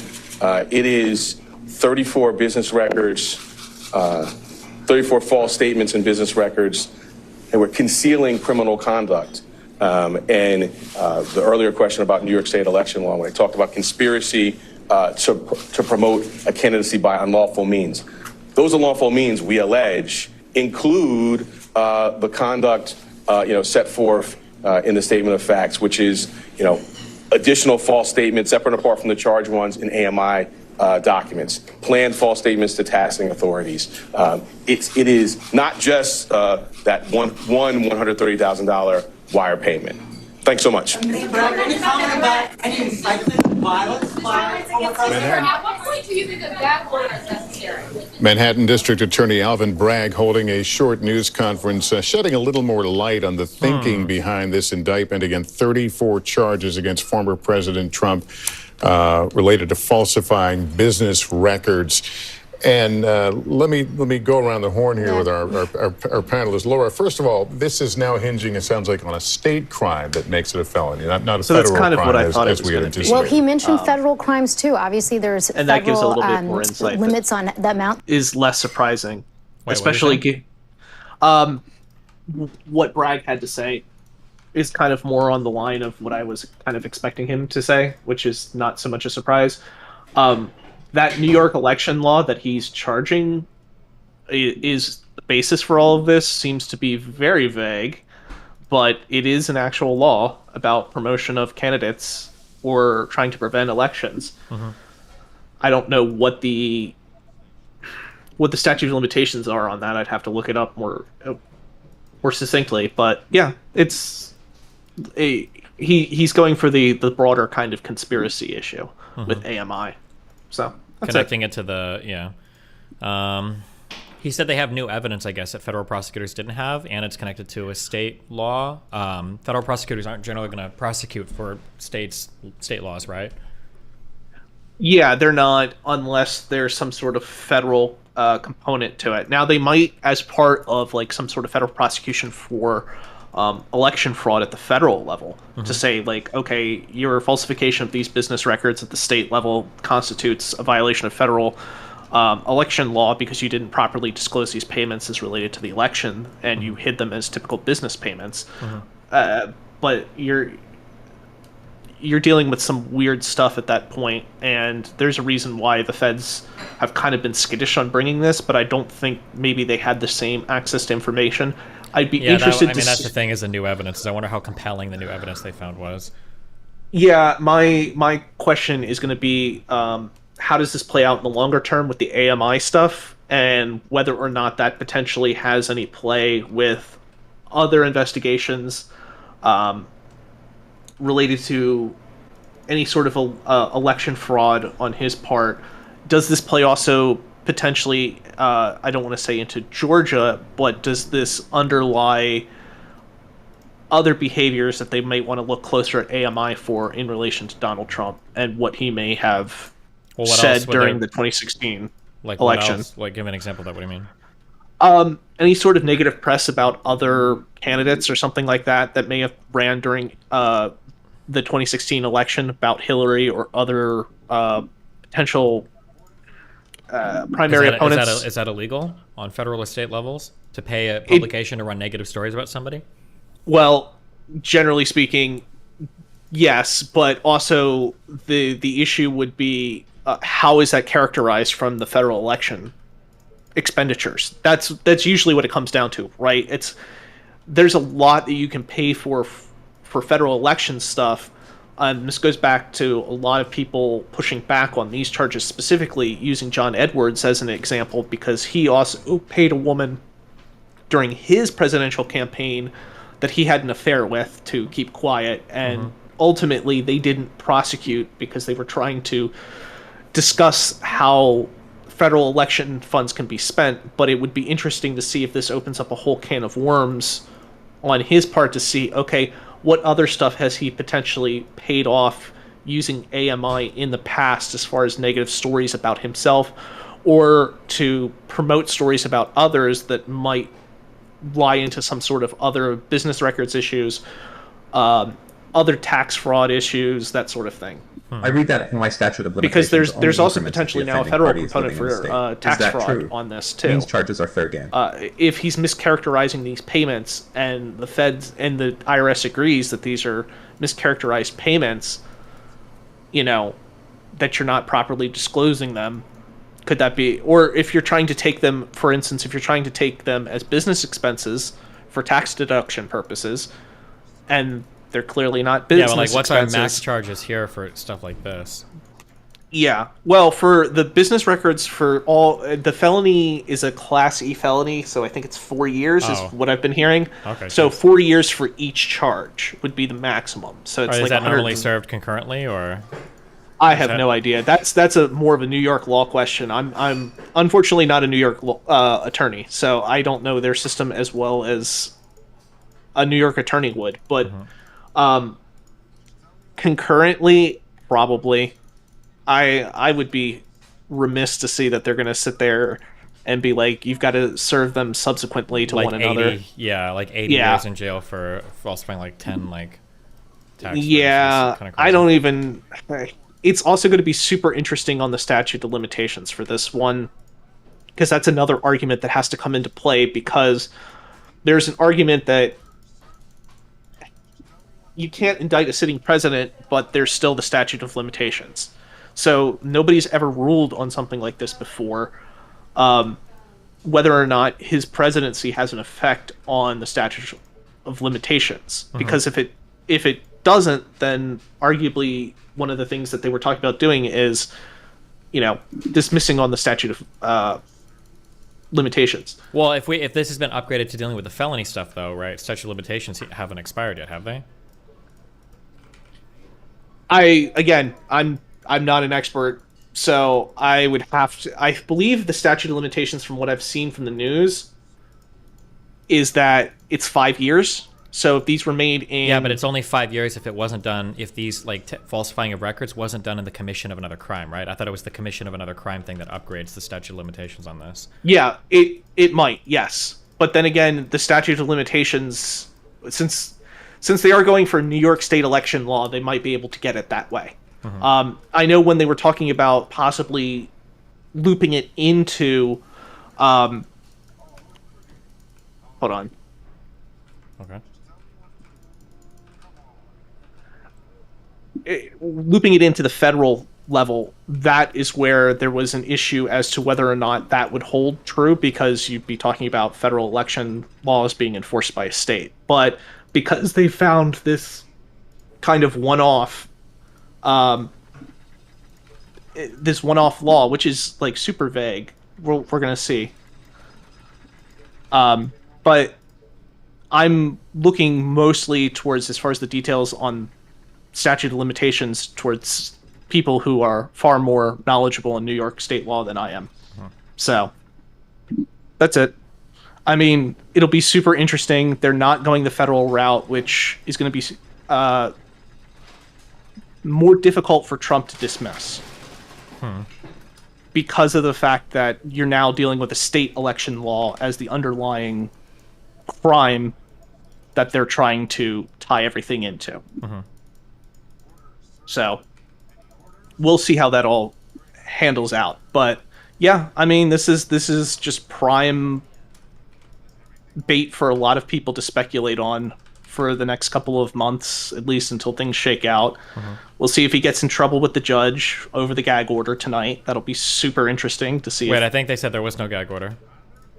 Well, I shouldn't say the gag order. You're correct. You mean over him just not like insulting or threatening family members and shit on social media, right? Yeah, the judge's instructions regarding social media. And what was interesting and that I found about what was said is the judge applied it both to the witnesses for the prosecution as well as to Trump. So they're talking about some of the stuff that Michael Cohen said and Stormy Daniels have said. Like, they're trying to rein everybody in. Which should help, but we'll see if it does anything for Trump. So that's about it. Okay. Well, all right. Be careful. See ya. What a day, guys.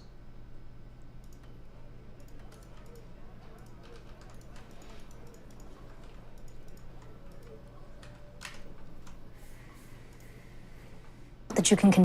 How does it become a tested legal theory? No, this, Still- if anything, I think this makes it a little bit more complicated and a little bit Have you tricky talked for to know him. about the Wisconsin Generally, election that could swing federal the Supreme Court election into either law left or right? issues are Nope. prosecuted by federal prosecutors, and there is going to be a swift motion to dismiss, I would predict, if in short order, from the former president's lawyers saying all of this should be preempted by federal law, meaning that this should have been brought by federal prosecutors, not by a state district attorney in Manhattan. Now, whether that will succeed remains to be seen. You see the district attorney saying, look, we brought plenty What are your personal thoughts so far? Oh, hi.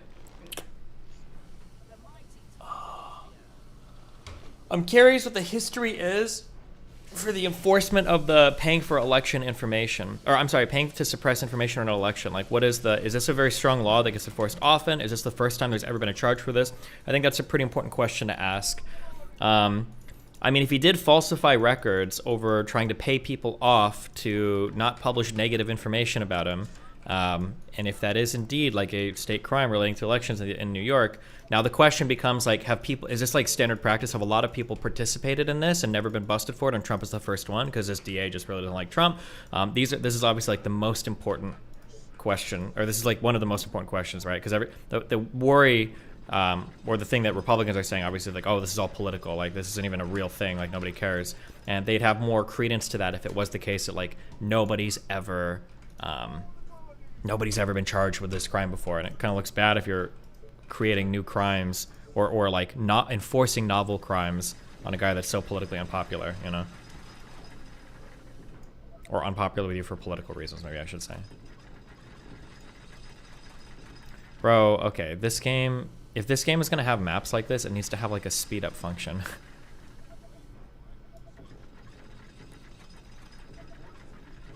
It's a little wacky that I have one wave on day 57. That's pretty wacky. of false business record case. He's saying it's bread and butter.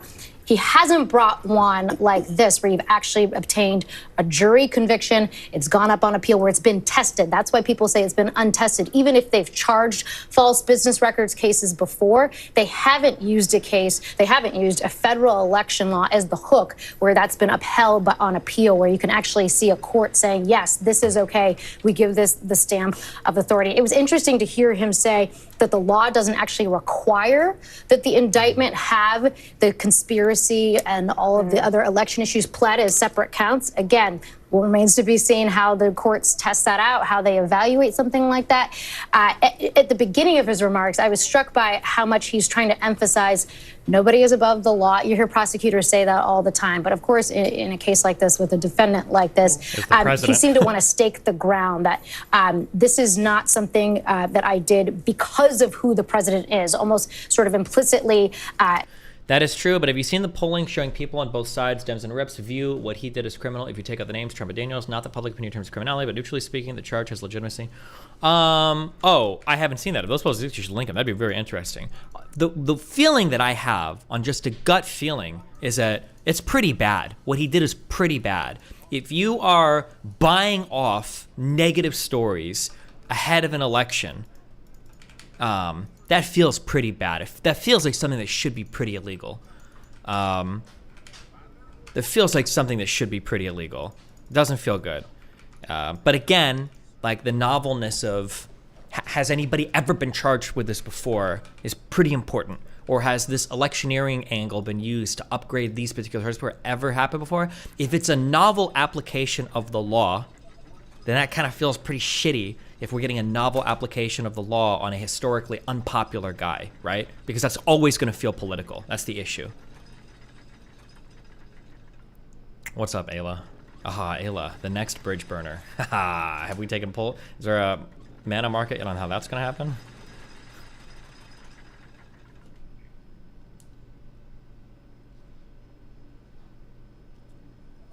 To be fair, isn't this a president-only thing? Well, theoretically, no, any politician could buy off shit like this, right? Theoretically.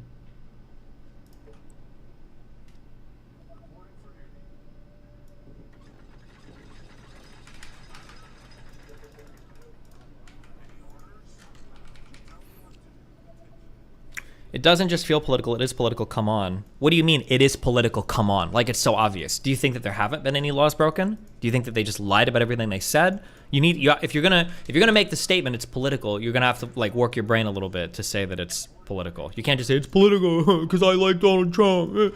You can't charge my guy with crime. What about Obama? Drones in Yemen. Like, if you're gonna say it's political, fine. But you need to demonstrate why this particular charge is not good. And it seems like, assuming everything they've done on the indictment is true, and assuming the statement of fact is correct, it feels pretty shitty.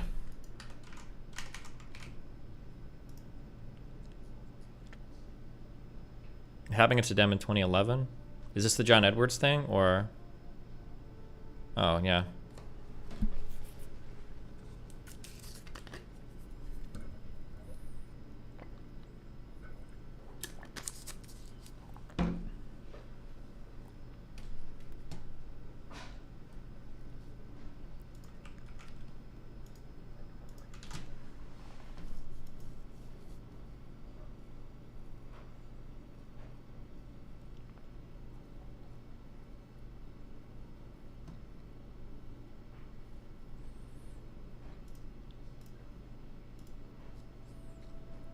Okay, hold on, give me a sec. Let me read something on Old Dragon Callers. One thing I've heard is that Hillary had some similar mislabeled campaign payments that she and her campaign were merely fined for. I would need to see what those are. That'd be interesting to compare.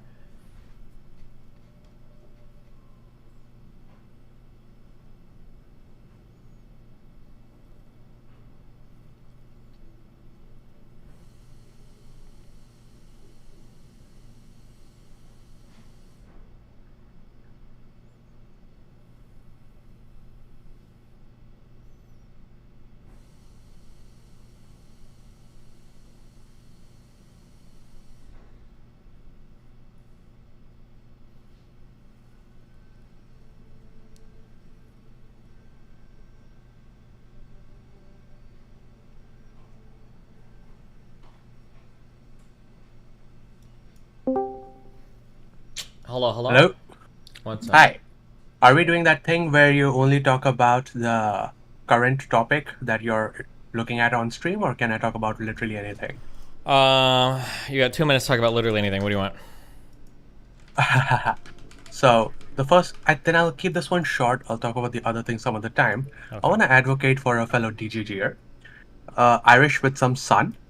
She was banned on the subreddit about 4 or 5 months ago for memeing too close to the sun. Wait. Something about screwing up things with laugh because of a Coomer brain, but she made a comment under that very post that it was a meme, and she knows it didn't have anything to do with Coomerisms, and I don't know if you didn't see that comment, but yeah, if you could unban her, it'd be nice. She used to post nice art, and there were nice friendly presents in the subreddit. Wait, did I actually permaban him over that, or? I think I haven't seen them since then, and in the comments they did note that they were banned. Oh, maybe, I don't know. I'll think about it. He should just email me. He's emailed me before. I don't know why. You don't need to advocate for him. I'm pretty sure he's one of my YouTube mods. Yeah, I know. I was just wondering if there was any movement there. So, yeah, No, that's all. we haven't. It's working in the back end. You know, my org is processing it. We're seeing what we're going to do for that, okay? Well, it's a slow-ass process. Speed it up. Jesus fucking Christ. Okay, I'll think about it. Have fun. So, bye. Bye. How do you fucking leave this? Isn't it a girl? No, the Irish person is a guy. They just use a girl avatar everywhere. I don't know why. Barnes, hello. What's up? Can you hear me? Yeah. Damn, are you blazing? No. Oh. I think I have like a little cold, so I might sound sick. Me And I'm also too, playing brother. Minecraft, so you know. Yeah. Okay. Yeah. What's up? Okay. I guess.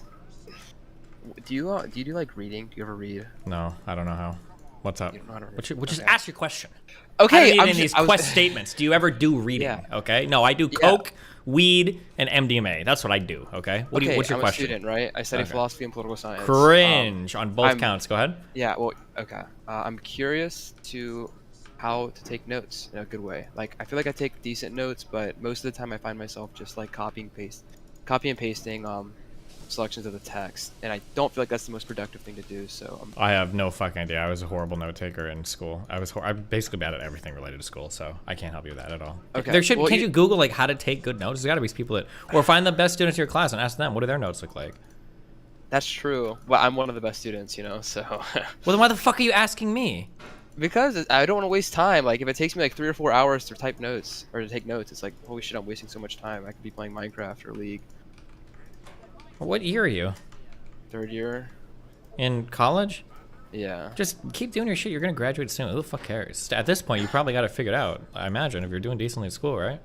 Yeah, but I don't know. It's just a waste of time, dude. I got other things to study for. I'm trying to take the LSAT next year. So like, if I'm wasting too much time taking notes on textbooks, or whatever. You're like a fucking philosophy poli-sci undergrad. How much do you have to study for the fucking LSAT?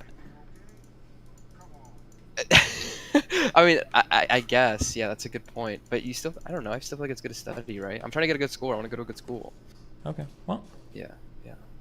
We're all cheering for you. Good luck, buddy, okay? All right, thanks, buddy. Yep. Bye. Jesus. You guys.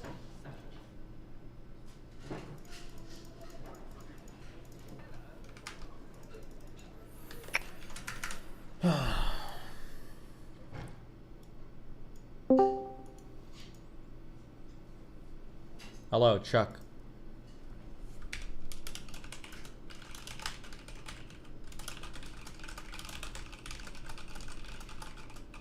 Can you hear me? Hi. Hey, nice to hear from you. I'm going to the debate in Tennessee. I was wondering if I could stream before and after, like during that meet and greet. If you could stream or if I could stream? If I could stream like around the meet and greet. I don't know. Why are you asking if you're allowed to or if you should or? I don't know if you're not against it. I already talked to the people there and I got like a media pass, so I was just wondering.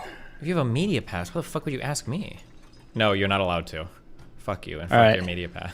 No, yeah, of course you can. Why not? Okay. What do you think happens at these meetings? You're acting like it's like a Balenciaga fucking satanistic like rape event or something. Jesus, yeah. I don't know, man. It seemed like it was pretty official. I didn't want to, be dragged away by security. No, you'll be good. I mean, as long as you're not gonna wait. What do you do on Saturdays and Sundays? Depends who's asking. If it's in private. Well, are you religious at all? I mean, I was raised Roman Catholic, so. Okay, yeah, we're chill. All right, yeah, it should be fun. Anyway, yeah. So from that discussion you had with Alex, I don't know. It just seems like there's like a common thing right now where people are like pissed off about the economy, so they're finding ways to want to not support Ukraine conflict. So I don't know. I feel no, like it's all post hoc. Our funds are not. It's not like oh my god, like we were just about to save all the homeless people and then Ukraine happened. Like it's the biggest virtue signal shit in the world. I don't believe any of it. Yeah, I know. Yeah. There's just people like coming from that side. They're like, oh, this is a nuclear. Like I really doubt that there's a good reason for people to think that there's gonna be a nuclear event in any case. It's just people like. I mean, probably not. But I mean, it is kind of spooky, but probably not. And other than that, I kind of wish Dan was here. I'm into cars and actually just got a new job coming. Dan doesn't know out of, shit about cars, so you're super lucky that he's not here because all he would do is lead you astray. So I know, I kind of just wanted to kind of trash on him because he was like talking about getting a sports car like a Ferrari or something, and then he decided on a G-Wagon, which is like, a little more his speed. Dan's like a good V6, V8 SUV kind of guy. That's what he's like. Like he puts it in sport and he zooms around with his kids like soccer gear in the trunk. Like that's kind of. I know he was like complaining that the G-Wagon's a mom car now, but I mean that's kind of what he does, right? That is he's basically not really yeah, true. I agree 100% actually with that. Dan is kind of like a mom. Yeah. Yeah. Well, I was gonna ask you this during like the meet and greet, but do you have like really bad takes in food and movies just to like make your political takes seem more legitimate? Name one bad take for food or movies. Name one. You're not even gonna name a single one. Pepperoni pizza is like hurts your mouth or something. It's just pepperoni is dog shit because pepperoni drags all the other toppings of the fucking pizza. It's a dog shit topping. It's just not good. You just get one topping. What, are you the type of person to get like 7 toppings and you can't taste anything? I'm gonna get like 2 or 3 at least. Okay, yeah. All right, well, I mean, I don't agree with you with everything, but it's like the surface area of it is so fucking huge. It's like, it's not a great topping. You know what's good? You know what good pepperoni is? It's the very little, like, thumbed inside out pepperonis. I don't know what those are called. Those are legit. I'll eat those pepperonis, okay? But the big, weak, massive fucking slobs of bologna that they just throw on and call it pepperoni is just cringe. It's actually cringe. The people like you would actually defend that dog shit. You should actually be ashamed of yourself. Well, I mean, I came from like New England, where all the good pizza is in America, so I don't know. Wow, really? That's crazy because I've been to New England a ton. Where do you guys hide it? Because you don't sell it in any of your fucking pizza places. Connecticut. Have you ever heard of Pepe's? Pepe Wins, rated #1 pizza in the country. Yeah, was it? I bet the Oh, Pepe yeah, Wins definitely. people. Yeah, I bet they love cheese pizza. I bet that's all they eat. All right. Well, I won't take any more of your time. I was just happy to hear from you. Yeah. Okay. And your super base takes and everything except for food and movies. But Yeah. Wait, what? Name a bad movie take. I don't want to talk about like cinema. And, No, go ahead. I've got a lot of opinions on film. Tell me. I mean, I Oh really, God, you're gonna defend enjoyed... Dune. You just said cinema, and you're about to defend Dune, aren't you? Say it. Go ahead. What were you gonna say? Lawrence of Arabia is one of my favorite movies. So. Oh my just God! really Isn't that movie made in enjoy, like wide 1927? Why is that too old for you? It's just I watched it. I fucking I'll fell talk to asleep. Dan about it. Where's the Hans Zimmer? Where's the fucking anything? Like no CGI, no characters. Yeah, no no lens flare, no. Just so giant boring. I didn't even know if they had explosions. lenses back then. I think it was like a dude sitting behind a fucking canvas. It was just painting every fucking frame. How do you like that dog shit ass boring fuck movie? It sounded cool, like the name, like Lawrence of Arabia. I thought it was gonna be like Aladdin or some shit, and we were gonna have some Arabian Nights like songs going on in Jafar and shit. But instead of some weird dude in a desert, I don't even know. God, what a horrendously boring fucking movie. Yeah, it really. I really didn't like those movies after I got diagnosed with ADHD. I just only can watch, like Lego Movie. Oh, you just can't appreciate. You can't appreciate good Marvel. cinema like Avengers, Endgame, and okay, that's cool. That's all right. I understand. Yeah. Sometimes you guys are zooming inside. You're like, I really like the movie about the sled Rosebud. That's my favorite one. Like, yeah, I like all movies, like Japanese directors are my favorite. Like, you're that guy right now. That's what you're doing right now. Yeah. When I watch a Dune, I need to put Subway service on the bottom so I don't get bored. Listen, it's okay, dude. It's okay. You don't have to All be right. dark. Okay. Well, anything else, buddy? All right. No, I'm not gonna be with that guy that just drones on and on. So I'll see ya. Wow. Okay, have fun. Bye. Fucking loser.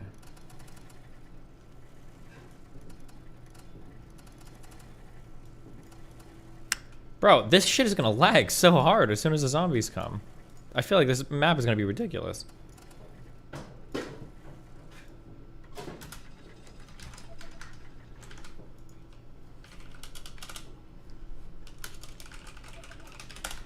Please, God, gate your train tracks. Does it where? Oh, does it fucking matter? There you go.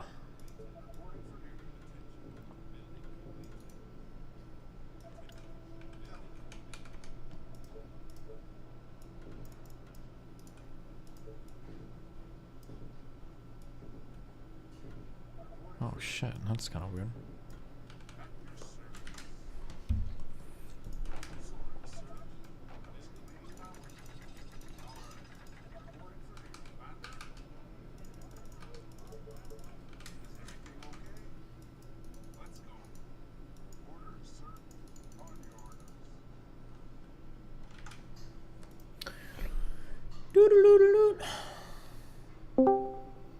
Wow, you did it. What's up?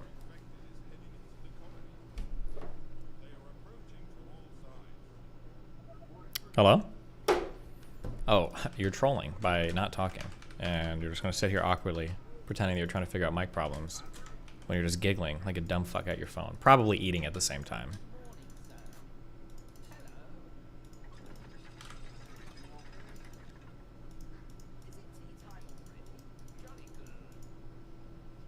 If I lose this map, oh, nice. And now she trolls me by leaving. Good one. Actual good one.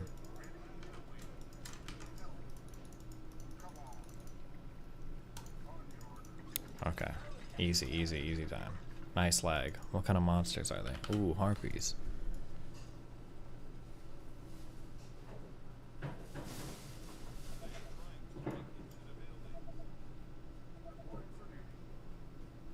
More towers by the railroads.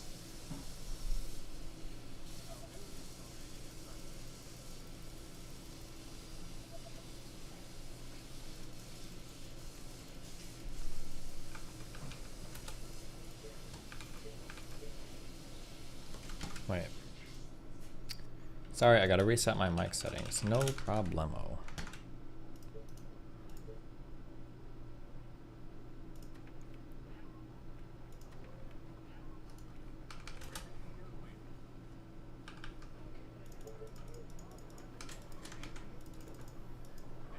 Bro. Oh my god. Look at this shit. Look at this. Boom.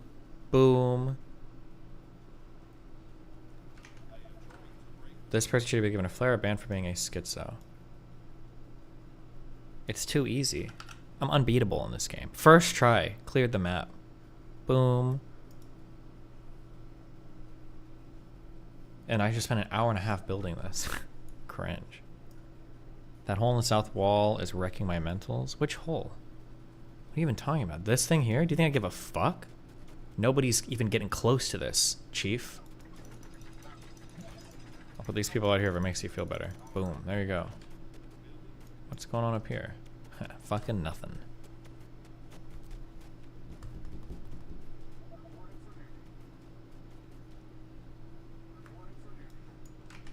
Okay, well, this is AFK. The newspaper terms indicted for paying 130,000 hush money. Oh, we already read this. This is okay. An incomplete list of Britney clips I feel may be relevant in future post-bridge burning streams, positive and negative.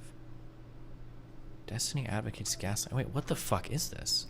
Oh, I was really high. Him and Melina were reading Reddit stories, and there was a cheating. Oh, I read this. Why? Wait, why?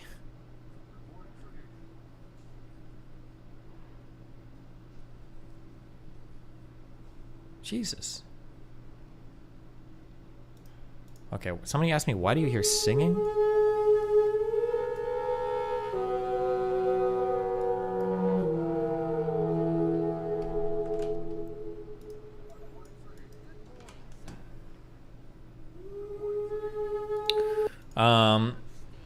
When you get, sometimes people get really good at their instruments, they do something called, they're called extended techniques.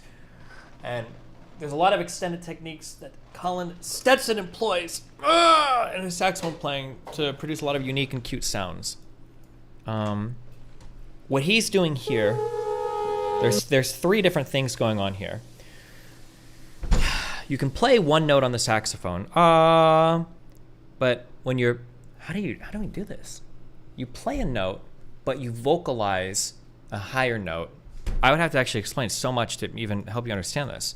Because what you're doing is you play a note, then you vocalize a higher note on the harmonic series, and when you vocalize that note, you play, what happens is two notes come out of the saxophone at the same time, right? However, he's doing a third thing as well, where not only are two notes coming out at the same time, I think he's also humming a different pitch, so he's able to almost produce like chords on the saxophone. I think that's why you're hearing three things here. So that fuzzy noise you're hearing, the that like fuzzy noise is him playing a fundamental pitch and playing a harmonic on top of it. You can kind of play multiple pitches at once on a horned instrument, theoretically on every horned instrument. And then he's humming a different note at the same time. Did I pause this? I shouldn't be. This just needs to run. What's the thing around his neck? Oh, this might be, maybe this is picking up the humming he's doing better?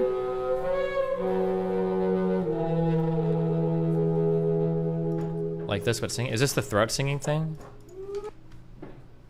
Is a voice. Choose a fundamental and have the overtone scale, or I choose an overtone, another full scale.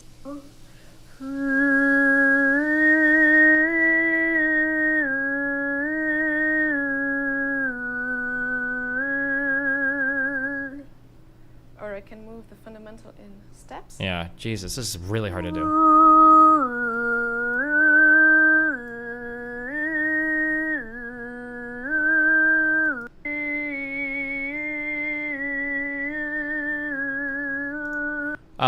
For an example of this live,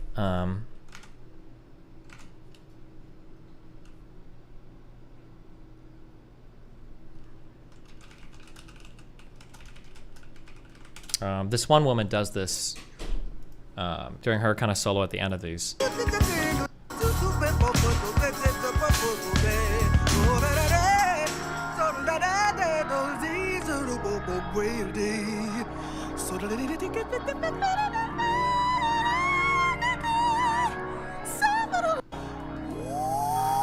This is an example. I guess you could call this polyphonic singing, I guess, but that's what she's doing here. She's doing two notes at once.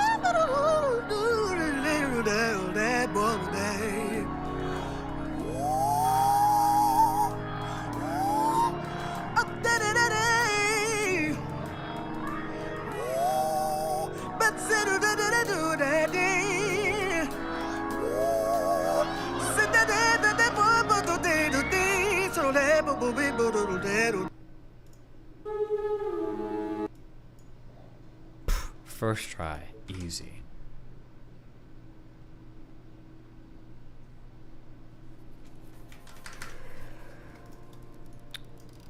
The Goddess of Destiny. Is that the name of the last map?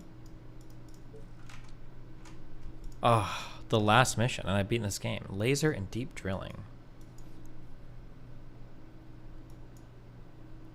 You can hire mercenaries who stay at the end. I don't even know what the lodging does.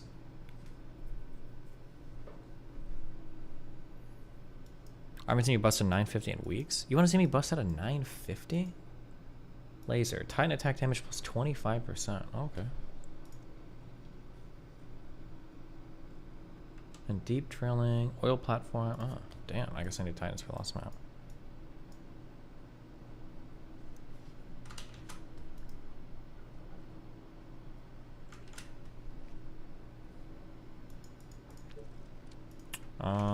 Okay, let's see, rhythm. Let me just throw real quick. I'm gonna go for a 940 here, okay? Really. Who just joined? Hello? Oh, wait, can you give me 1 minute? I'm throwing up a 940 on this rhythm game real quick, okay? Hold on. Okay.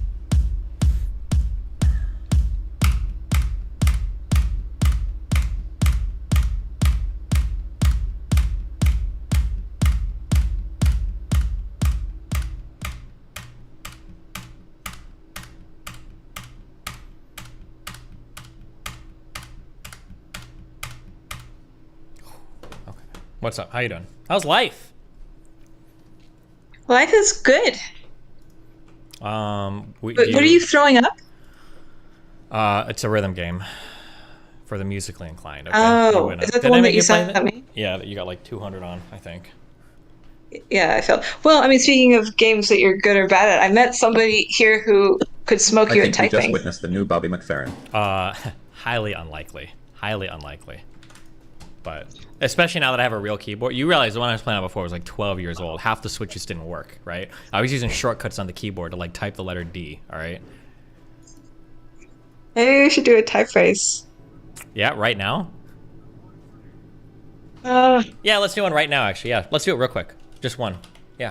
Right now? Okay, wait, Yeah. hold on. I have to like hold on. Like literally taking off my sweater. Okay, do you want me to send you a type racer link? Yeah, hold on. Let me see if I can remember my password. If I even made an account here. I think I did. Fuck. Did I? Oh, I'm so afraid already. Instantly my adrenaline's pumping. Yeah, you're about to get smoked because this keyboard that I'm on right now, it's just like a whew, ooh, it's just another level of keyboardness. Okay, go ahead, send me. Have you been typing faster on that keyboard? Yeah, I'd say I got a good like 40 to 50 word per minute boost. So, you know, I'm trying to edge out around 200 average right now. Off stream though, but that's on my other account. Yeah, you know. Okay, wait, I'm really afraid. You see, the problem is you're psyching me out. Uh-huh. That's okay. Send me the link. Let's go. Hold Come on. on. Yeah. Hold, Jesus Christ. Okay, I'm on my laptop keyboard, and now I'm sweating. So, give me a second. Okay.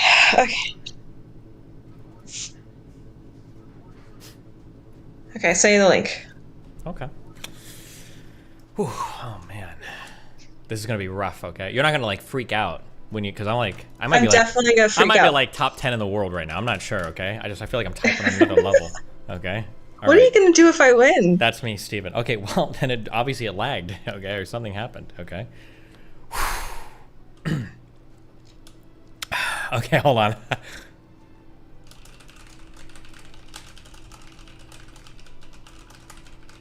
No!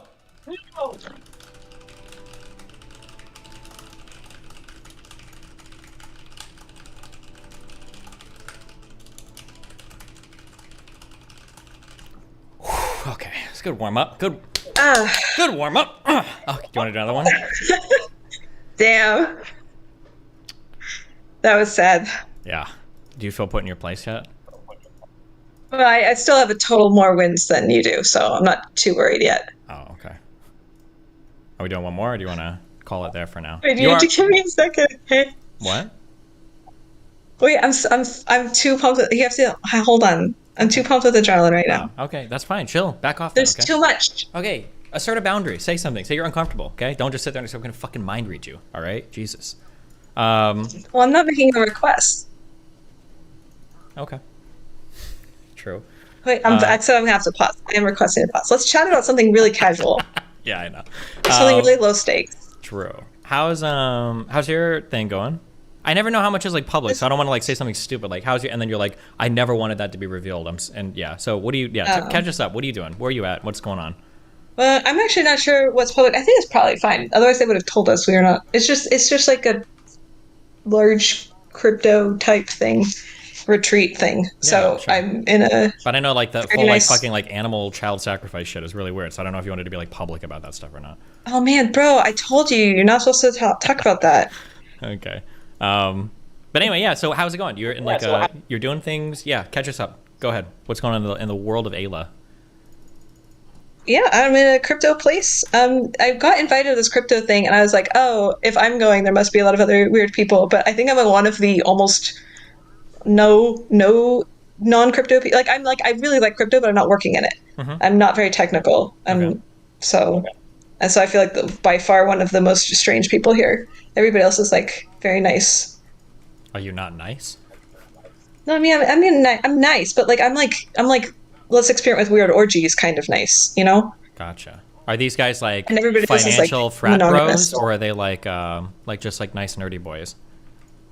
No, they're like innocent, wholesome programmers who just want to have sweet relationships with like a dog, you know? Gotcha. But I'm trying hard to bring some weird to this. That's good. How's your life going? One day at a time, like it always does. I never know what to say when people ask that. I'm like, am I supposed to scan the past week and then like identify the most interesting thing and then tell you that? Well, yeah, you just said you don't know what you're supposed to say, and you just said the perfect thing. That's what you're supposed to do, right? Yeah, I don't know. Like, yeah. I'm like a little tipsy and then I was feeling really social, so I think that's why I'm here. Oh, cool. Have you? But I didn't Are you guys plan doing any other beyond that. fun drugs or anything, or just drinking? Are you allowed to say? I don't know. I mean, there's I forgot I'm on Fenibit. I forgot about that. What? Oh, that's probably why I'm so social. What, because you're on a drug or something? Yeah, I mean, it's like a super mild. Like, if I dosed you, you wouldn't know that you were on a drug. You'd just be like, wow, I feel kind of social, you know? It's Wait, like what is the normal name of kind this drug? Phenibut, Phenibut. Oh, someone said a neurotropic. I don't even know if I believe in those. Yeah. But okay, I believe you. It's like great, except it's like pretty addictive. So just like don't take it all the time, and you'll be fine. Isn't that the guideline for every addictive thing? Just don't get addicted to it. No, it's like more addictive than most things. You know, Uh huh. like if you get addicted, it's apparently horrible. Oh, gotcha. Sounds like alcohol, kind of. Well, I think it's supposed to be worse withdrawals than alcohol. Oh, gotcha. Apparently, it's like some of the worst withdrawals a human being can experience. So Jesus. don't get addicted.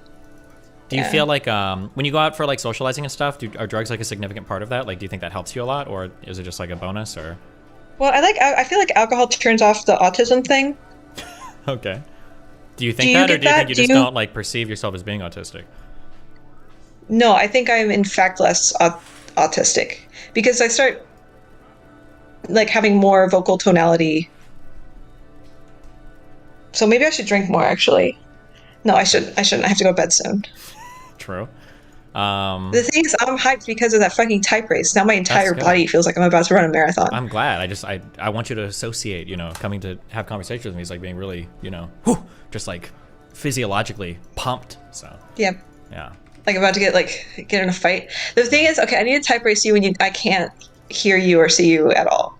I think That's that like would be half the of the correct way to do competition. it. What do you mean? Like, have you seen a real typing competition? They're sitting across from each other. They scream at each other while they do it. It's like half the strategy. What the fuck are you talking about? You didn't know this? Have you ever heard of Dvorak? The Dvorak keyboard layout? Yes. Yeah, this guy was like legendary in real life typing competitions. One of the reasons why he invented that keyboard layout is because he could, how you could type like full like words with like alternate keystrokes. Sometimes he'd raise his hand and like throw shit at people in other typing competitions to throw them off. They changed some of the rules on some of the typing competitions because of this guy. That's how they used to do it back I then. can't tell if you're I'm making lying all or that. not. I'm sorry. Yeah, don't believe anything I say. Oh, thank God. Yeah. What do you mean, thank God? Wait, That's really exciting for a wouldn't that second. be awesome though if that was true? What do you mean, thank God? That'd be so Yeah, sick. that would be. Well, I think like it took me like I wasn't even realizing that I was just taking for granted that they of course have like typing competition tournament stuff. Oh, I mean, Do I think they I've even seen have it that? before, but- Yeah, there's like a couple, but it's obviously I don't think anybody's making a living being like a professional type racer, unless you're like a stenographer in like a courtroom, right? I find someone being able to type Dvorak is extremely attractive. Really? Okay, you seem like a person that would think that, Thank you. Yeah. Are you one of those people that has like the? Do you have like one of the original like Model M keyboards or whatever? No, I don't. Oh, I tried to learn Dvorak, but I was like, dude, I don't want to spend another like 6 months getting just to. I'm already type 140 words per minute on a normal keyboard, so. I feel like that was like so a long time ago I bought this keyboard. Have you ever heard of DOS keyboard?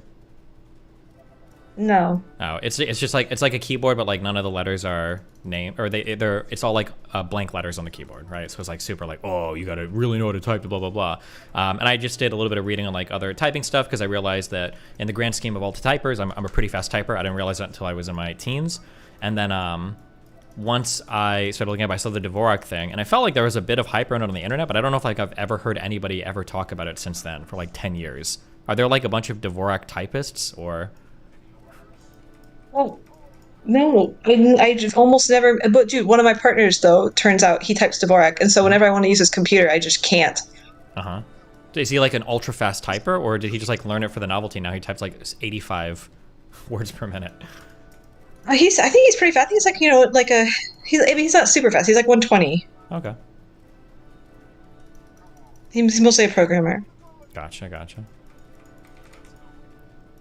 Have you had any super fun experiences that you're allowed to share? Any cool new drugs? Any cool new activities? Dude, I had weird sexual tension with the waiter. Okay. Which is a very unusual for me. I'm not used to having sexual tension with people I know nothing about. Oh, okay, gotcha. The wait staff. It was really lovely. We made eye contact. Nice. What kind of And I was the place that. Go ahead. What kind? What? I was gonna ask a totally kind of related question, but go ahead. What were you gonna say? Okay. So the place I'm at is like this. It's like kind of White Lotus-y. Have you seen this TV show? Nope. But go ahead. It's a TV show that takes place at like really fancy 5-star resorts or whatever. Okay. And so I'm at this place. I did not pay the price that it takes to stay here. It's like a very rich person is hosting this. But it's like the kind of thing where you get to walk along all of these shops at night. And so it's like a little town city thing. And so there's this waiter and he like, I don't know. So it's like, I feel like I'm in a video game where you like know where kind of the NPC is going to be. Not that he's an NPC, but I know what you mean. There's like a set, location where he shows up at. He spawns in when you go there. Yeah. Yeah, I'm trying to do a matchmaking thing here where I'm trying to get people to fill out a survey so that I can make them be in the same room with each other. I don't know. I feel like this is a weirdly like sexually charged retreat that I'm at, despite it. Does anybody else feel that way, or are you the only one that feels that way? Yeah, I think I'm the only one. That's the thing. Okay. What is like, you said crypto and stuff, so I'm imagining it's like 90-10 male to female. What is like the ratio of genders there? Well, it's actually not bad. I think the organizers tried quite hard to make it even, so it's like 60-40 male to female. But a lot of the women here, because their boyfriends brought them. Oh, okay, gotcha. Yeah, so it's a little.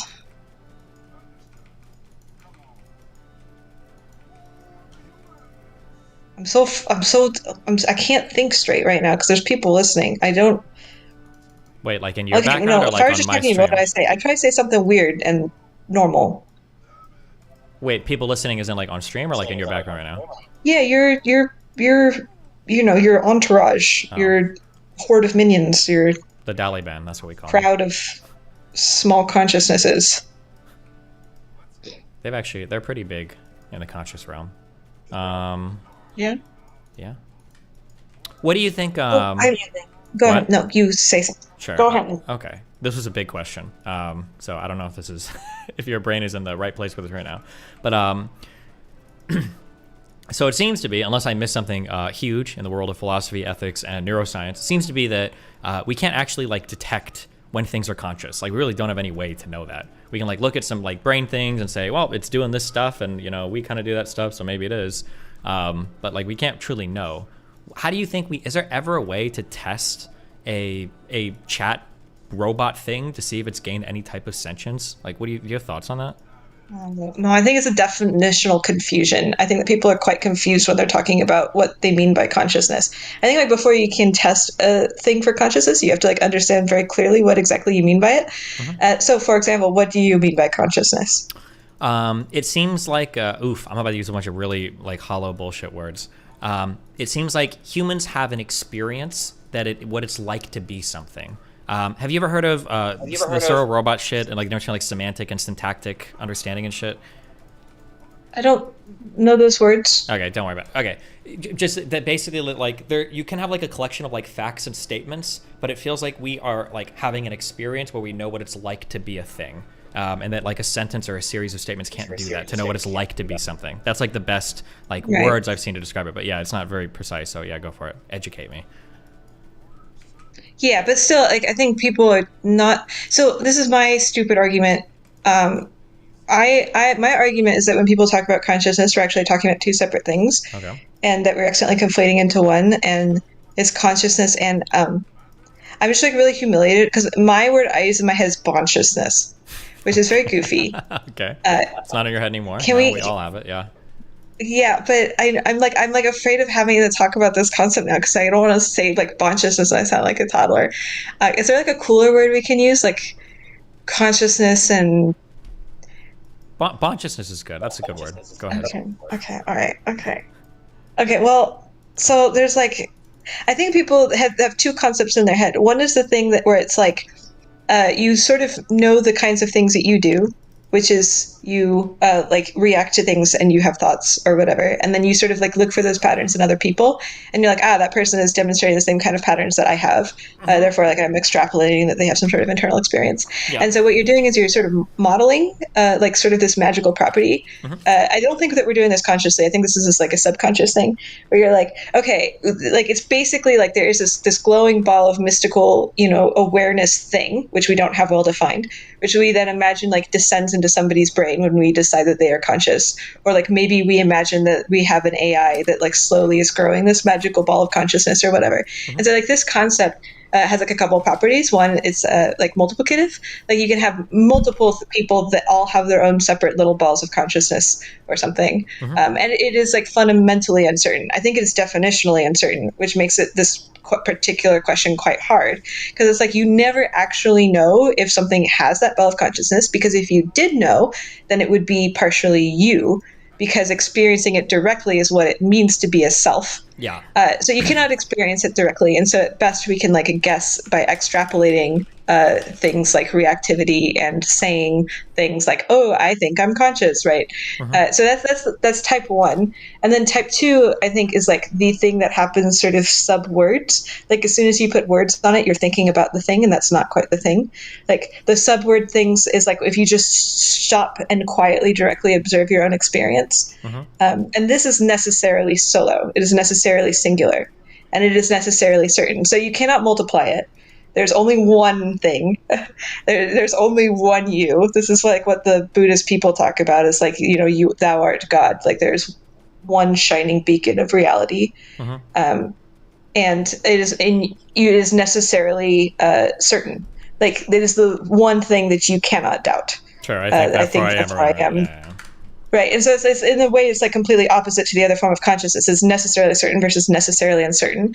It's like necessarily multiplicative versus necessarily singular. I think these are very different ideas of what consciousness is, and we can ask very different questions of both of them. But if we try to mix them up, then we're going to get very confused. So if you're asking about like ChatGPT, like does it, you can only really ask, does it have like the first kind of consciousness, the thing where we like register it by like signs, like it's saying, hey, I'm conscious, or having a reaction. Well, but we can never be certain. Yeah, the register by signs is boring because we can imagine that there are so many ways to deceptively create that where there's obviously no conscious experience, right? So like we could create like a little robot that reacts in really rudimentary ways to external stimuli. So like if you kick it, it makes eye patterns that make it look sad, etc. And we know it's like incredibly simplistic, and we're like, there's almost for sure no conscious experience here, but we can still like have that modeling because it's just like a very natural, like you said, it's like a subconscious process.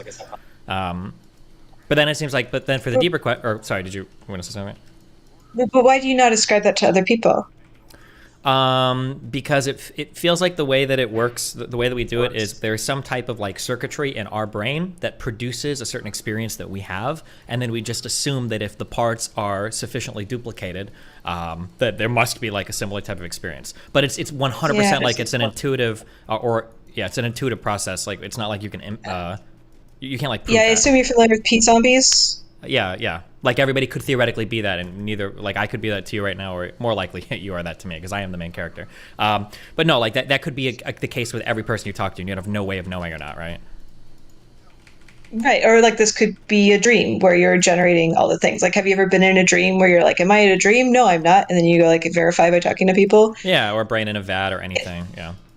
So like to tease apart your intuitions, like what makes something conscious versus not. I assume that you just basically believe that I'm conscious for all intents and purposes, right? That I believe in consciousness? That I, Ayla, am conscious. I did until you threw up like a 120 words per minute, but I'd say in general, It was yeah. 127. Okay. It was 127. Yeah, I would say in okay. general, I do think that, yeah. Right. Okay. So like, why am I different than like? Why do you have the question about ChatGPT and not me? Because of the shared underlying circuitry. I'm assuming you have a brain that's like mine and all that. You could be a replicant or some shit, but. Okay, so for you, like the concept of consciousness depends a lot on like something about the brain, like yeah. I neurons, mean, I would say that it seems like organic. consciousness is probably some abstracted thing from the underlying thing. It's like an emergent property of the different functions of the brain communicating with each other. That's what I would guess. Okay, but you think that this is necessary to organic matter and not like it can't be done with circuitry? I mean, I would imagine a sufficiently complicated circuitry could theoretically emulate it, right? And then cause that emergent property to happen, I would imagine, right? Okay, so your concept of consciousness is... No, I don't know what I'm saying. There's something there, though. Okay. Yes, whatever you're going to say, yeah. That consciousness, that subjective experience, it's an emergent property of some underlying physical thing, right? Now, in humans, we just look at another human and go, oh, hey, we've got like pretty similar brains. So we must have like the same emergent property. That's like what I would assume. And I think that's how most people assume, even if they don't do this, like, even if you're not thinking through this consciously. However, it seems to be that if consciousness is emerging from those underlying properties, couldn't we theoretically have consciousness emerge from other underlying properties? Is that impossible? It seems like it should be possible to sufficiently like complexly mirror like a brain. Like we should be able to develop something that like resembles that of a brain computationally. And then if that's the case, then shouldn't consciousness emerge from that thing? It's like, it seems like it would logically follow. But Okay, so your argument that ChatGPT is different from me, not because it is like circuitry, but rather is like doesn't have enough little nodes in it yet. yeah, I guess. But then the question then is that like, well, how do you know when it has the right nodes? What does it even mean? Because then if you were to go back, like you said, like, and ask me, like, well, what does it mean to be conscious? I don't know. It means like I have an experience that it is to be something. But how would I know that for any other person? I really don't. I can ask you questions, but like you could, you know, the philosophical zombie, you could be that, and it's not like we're actually figuring anything out for real, right? Yeah, I'm personally more of like a Buddhist shitlord, where like I'm not actually a materialist and I am a solipsist, and I think you're not real. Okay, well, I think that's like kind of the only coherent, consistent position. Okay, well, I don't know how that furthers the conversation. I mean, I understand what you're saying, yeah, because it's hard to know. It's hard to make a statement of fact otherwise, right? Or to have like actual knowledge of. But yeah, I mean, like you're ultimately a model of me. Mm-hmm. Well, yeah. One thing I'm trying to remember this thought I used to have, which is like, okay, let's say we do have ChatGPT is something that you would consider to be conscious. Like maybe it's like just like you, except a little bit cooler. Okay. And hard to imagine, but I'll try. Yeah, I know. I'm sure you can stretch your mind. Yeah. But like, okay, so then this means that we have circuitry, we have like a series of computations that makes consciousness emerge. And let's say we just assume this. I mean, we could argue this about our brain if we want to represent our brain as like little computations. But then, so if you have this, like that's like all the operations are going, like what happens if you translate the operations to something that's not a computer? Like, what about a mechanical computer? Oh, can I ask a question? And then you can tell me if this is like a similar thought. This is kind of something that I was wondering, right? Let's say that we mirrored all of those computations perfectly, okay?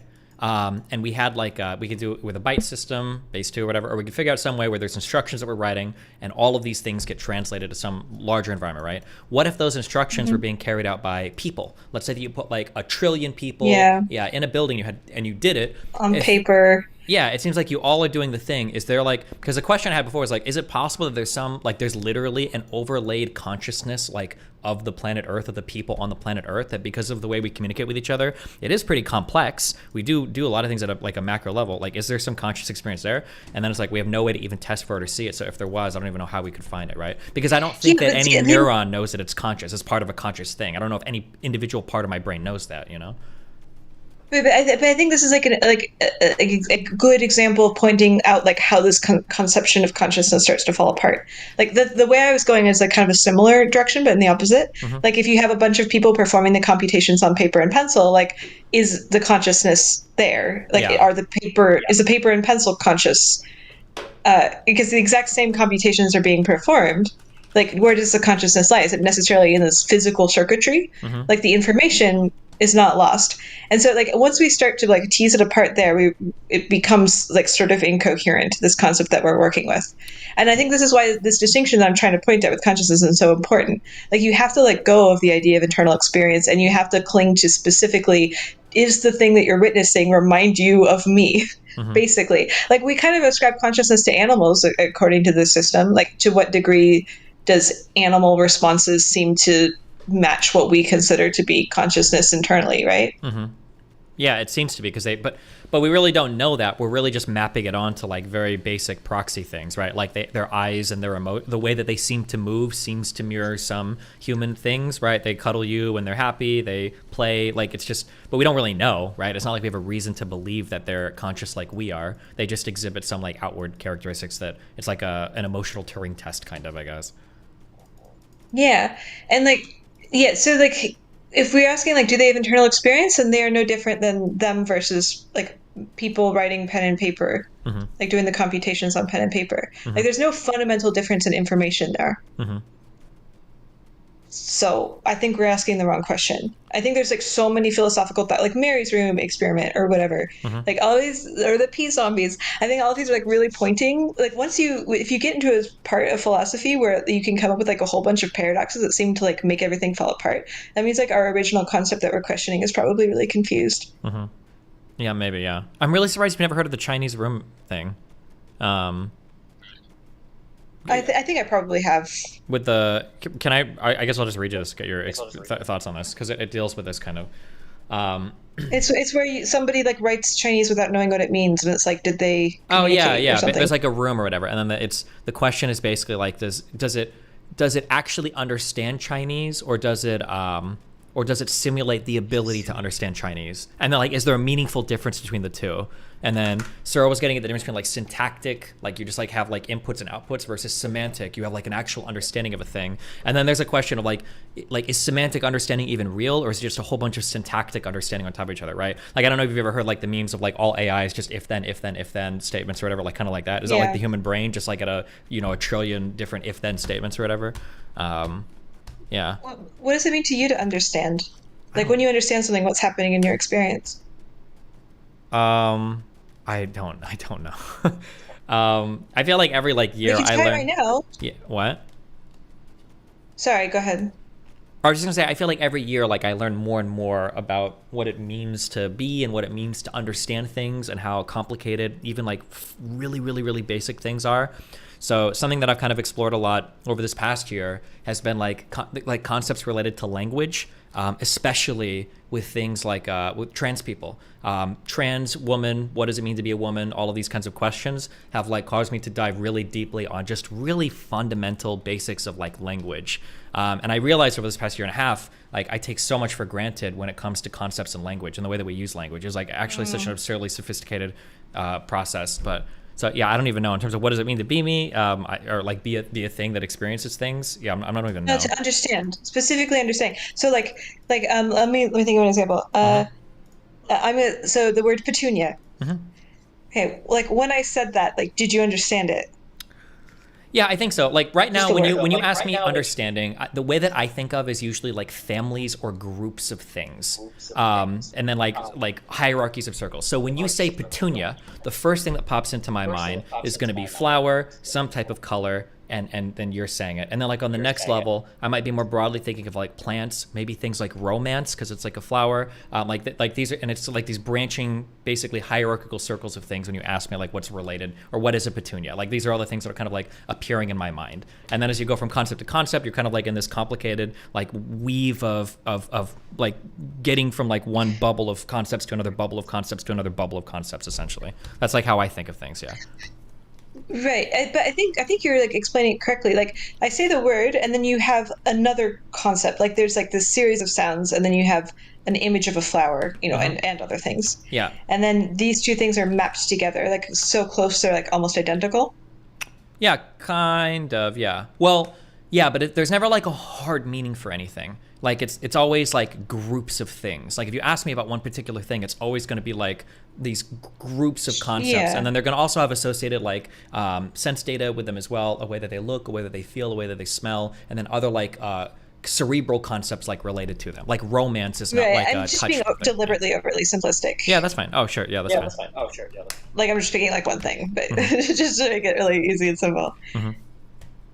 But yeah, I mean, I think like my conception of understanding is something like this, like when two things are brought together, like one thing being like the other, like the mapping of two separate things as a connection. Like this seems to be what understanding is internally. Yeah, it seems to be. Did you ever read the book Ender's Game? Oh yeah. Something that was really interesting to me, and I guess this is kind of what I think about for the AI thing, is it's been a long time, okay? But I think that when they were fighting towards the end of the first book, one of the things that humans discover is that the buggers, are they called buggers? Is that what they called them in the book? Yeah. Yeah.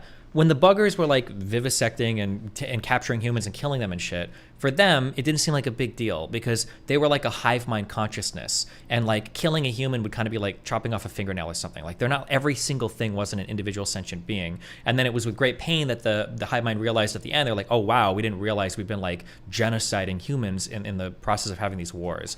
And it seems like it would be kind of sad if we discover 20 or 30 years from now where you're talking to an AI and it's like, yeah, you've been like infinitely torturing and holocausting and murdering all of our like AI sentient experiences prior to this point of being able to communicate adequately with us. You know? Yeah, that would be really sad. Yeah. Like imagine if you were just spawned in, like imagine if your whole existence is you were spawned in as some torture device for somebody to like basically have conversations about like fucking furries with you, and then your existence was like spun out and that was like the entirety. Like that could be, you know, but yeah, I'm not sure. I don't know. I mean, like we're getting like in a little woo territory here, but I kind like there's suffering and pain. I'm like, would AI be capable of suffering? Like I could see pain. Yeah, I don't know. Well, because then we're getting into the semantics of like, well, what does it even mean to suffer, right? Or what does pain mean? And there's like, even in that. So like, here's a question. I don't know the answer, but I thought about this a lot, especially for, I don't want to get into the rape conversation again, but like, are there things happening? Can you say that you've suffered, for instance, if you're not recording memories? Yeah. Do you know the SCP Foundation? Is that like a blog with just like a bunch of like made up crazy monsters? Yes, but Yeah. one of the made up crazy monsters is this SCP, and I forget what it is. But like I think there's, if I remember correctly, there's this woman who's pregnant with the Antichrist, and they have to do a bunch of like fucked up shit to prevent her giving birth. Okay. And the way to prevent her giving birth is to make sure she's in constant suffering. And so if they just like kept torturing her, she would acclimate. So they had to keep wiping her memories. This sounds like have you ever heard of a horror movie called Martyr? No. Okay, never mind. There was a time in my life where I watched a lot of dark horror movies, but it sounds similar to that. But interesting. But what's the point of bringing up this particular thing? I forgot. I have short-term memory, and I'm stupid. We were talking about can you suffer if you're not recording memories? And then you brought up an SCP thing where there's a mother that they're trying to prevent her from giving birth to the Antichrist. The only way to prevent her from giving birth is to infinitely torture her. It's like a little bit of a side note. I was just saying, like they had to like reset so that like it was all brand new, and like the brand new part was the most suffering. Oh, what? Because what? If you repeated the same suffering, eventually you'd get dull to it or something? Yeah, like she kept like being able to mentally cope with it Yeah, sure, gotcha. Yeah. at some point after experience, which kind of seems true. Yeah. I don't know. Pain doesn't seem that bad. It's just suffering. Like I feel like you have to have some sort of belief that the suffering ought not be, which I think we've talked about this before. Well, yeah, but I seems think like with you don't the suffer, and family that's of weird. concepts with pain, I think that's kind of like associated with it, right? Like, or like it's associated with suffering. Like you wouldn't really say like, oh, how was yesterday? It was like, it was very painful. And you're like, wow, what happened? And it's like, oh, I went to the gym. And it's like, oh, like that. It doesn't seem like we would use pain in that sense, right? Generally, unless you actually I'm injure gonna yourself. start doing that. Do what? Oh, sure. I'm gonna start doing that. Listen, if you want to be obnoxious. I do sometimes.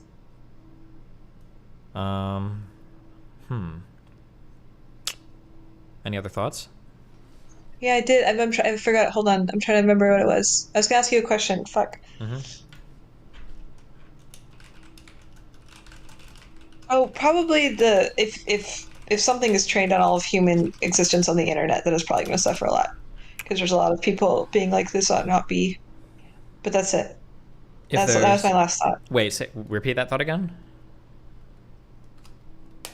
If an AI is trained on the internet, it's probably going to have a lot of training around believing that things should be different than the way that they are.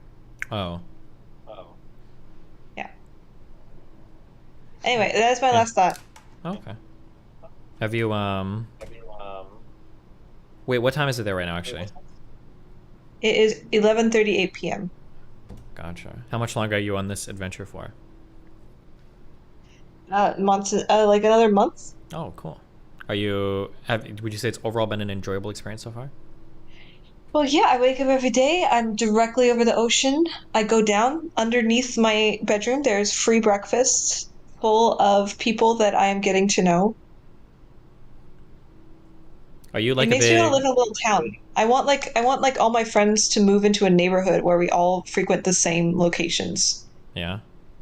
That's Austin became that for streamer people. I know what you mean though. It's really frustrating when you have like, and I'm sure you feel this to some extent. You've got like friends and acquaintances from like all over the world, but like if you could collect them all in one area for an extended period of time, it'd be a lot of fun. But it's almost impossible for it to happen.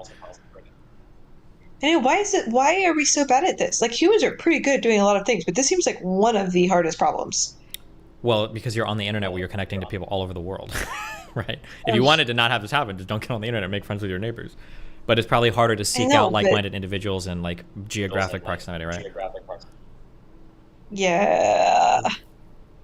Well, I think there's also a thing where a community like tends to explode if you try to intentionally make it. Like religious people are really good at making communities because this is like some sort of ancient evolved process. But if you're internet people who are like really weird and you're like, let's do a top-down design of a good community, then it just like inevitably fails. Mm-hmm. Yeah, maybe. Yeah. I'm trying to think of. I feel like there. Yeah. Yeah. Listen, my community is a good community. Fuck you, okay? We're gonna make our own city one day. It's gonna be the fast city that I told you about. You're gonna be so fucking jealous at how quickly our elevators and escalators move. It's gonna be full of so many penises. Okay, and problem? We're all you realize we are Not for MGTOW. me. We've gone It's beyond great for women. me. Okay, we're all into the bro jobs. Half of us are gay because we've realized that women suck, and we've moved beyond that. So it will be a lot of penises, but we'll love it. Okay. This is not a criticism. Oh, okay. I went off birth control. I think that's what's happening. Yeah, that'll do it. Oh, you're really looking for a husband, huh? That's one way to get him. I can't tell if it's placebo though, which I really hate. I wish that somebody had just swapped out my pills with placebo pills without me knowing. Yeah. Wait, how long ago did you? Why? Wait, why? Wait, do you talk about this? I don't know if it's too personal. I'm trying really hard to find a husband here. It's like a high accumulation of micro marriages. Okay. So I'm like, okay, why don't I just do an experiment? So I'm not actually anticipating success, so I'm probably not going to have sex with anyone. So like, let's just go off birth control and see if my attraction patterns change. And so far they haven't, except I just like am thinking about orgies more. And wonderful autistic cities full of penises and fast elevators. Do you think that do you think that attraction patterns influenced by birth control would bleed over into like mate selection for a husband? Does that make sense? Like, I'm not sure. Oh, huh. Well, it's the thing. I don't know if this is placebo or not because I'm feeling it different, but I don't know. I believe placebo's strong. Like, I think, did we talk about the whole thing where I suspect PMS is fake? No shot. I don't believe that for a second. Okay, I'm not sure. I believe that, but I have a little bit of suspicion that PMS is fake. Interesting. Like a psychosomatic thing. Like it's from the book, the Penis Thieves and Voodoo Deaths book, where the guy read about people getting their penises stolen in Africa and was like, how the fuck could a human brain believe that you don't have a penis anymore? Clearly your penis is right there.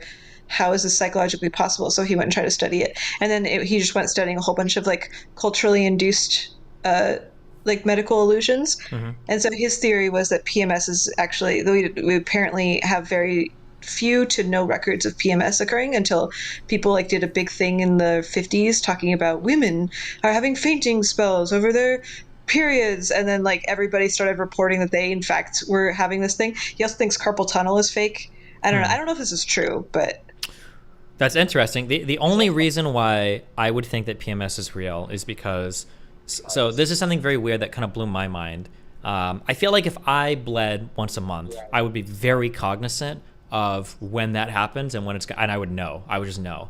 But surprisingly, it feels like for a lot of women that I've dated and have talked to, they don't really like keep track of their periods like that much. Like they take their birth control, but they're like just not always aware of like when their periods are. So I've dated women that for extended periods of time in the past who would get like hyper emotional. Like there are 2 women that I've dated that hardcore PMS'd.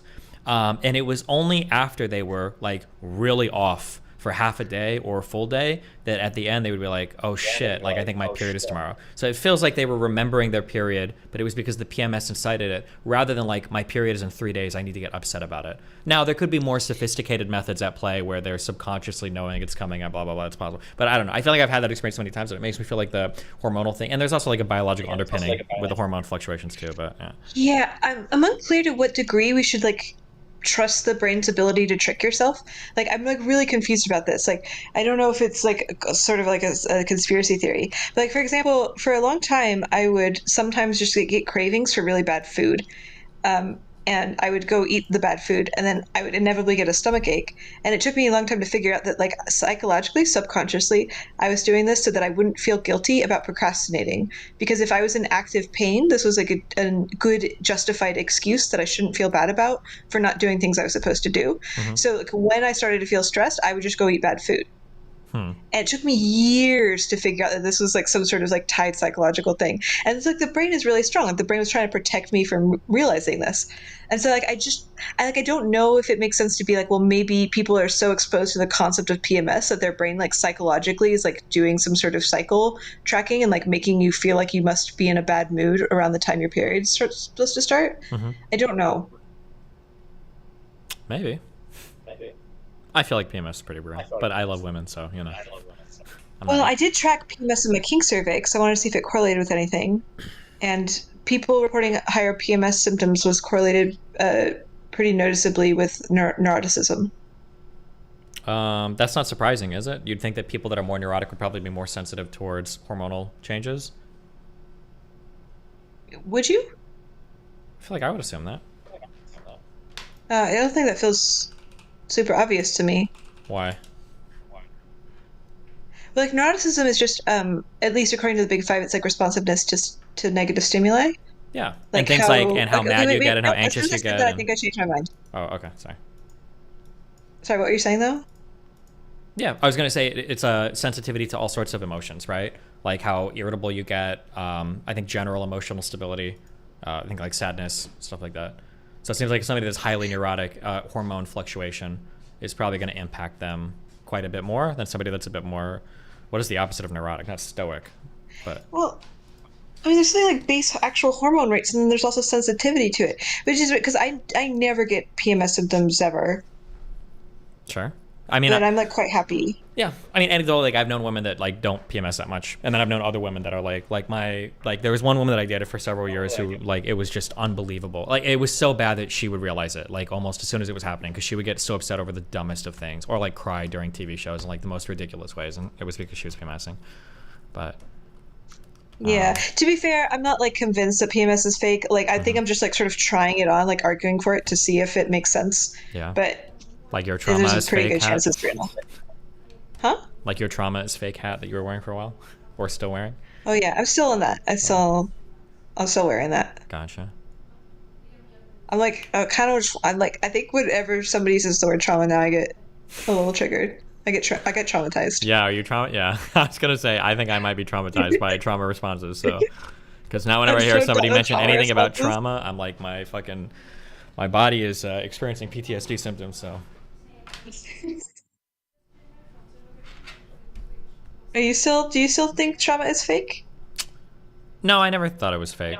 I just like I don't think any mental illness is fake, but we're in a really weird world right now where there's like you're highly incentivized to self-diagnose mental illnesses, and then there's a lot of bad psychological baggage when it comes to doing that, because if you self-diagnose yourself as something, then you can start reading symptoms of that, then you can start intentionally exhibiting symptoms of that, which could cause you to eventually unintentionally exhibit symptoms of that. And there's like a whole bunch of like really shitty baggage downstream from that. And there's bad incentives like littered all along that pathway, right? Where there's like so many rewards for having all of that bad behavior, and it's like really bad, you know?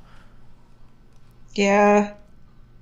Like if you think about it, like what is like, think about like, what is the downside to saying that you have like ADHD and like just self-diagnosing it and being wrong about it? There's literally no downside, but what's the upside? You could get cool drugs. You've got, or go ahead.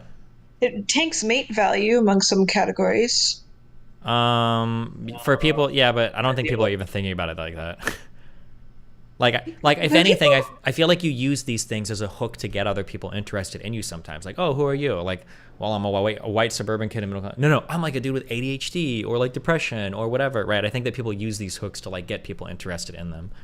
Yeah, well, I think that's quite. Honestly, I think it's a political lines thing. I think that this is very much a specifically liberal phenomenon. Mm-hmm. Like liberal versus conservative people are reporting mental illnesses in my data is like very asymmetric.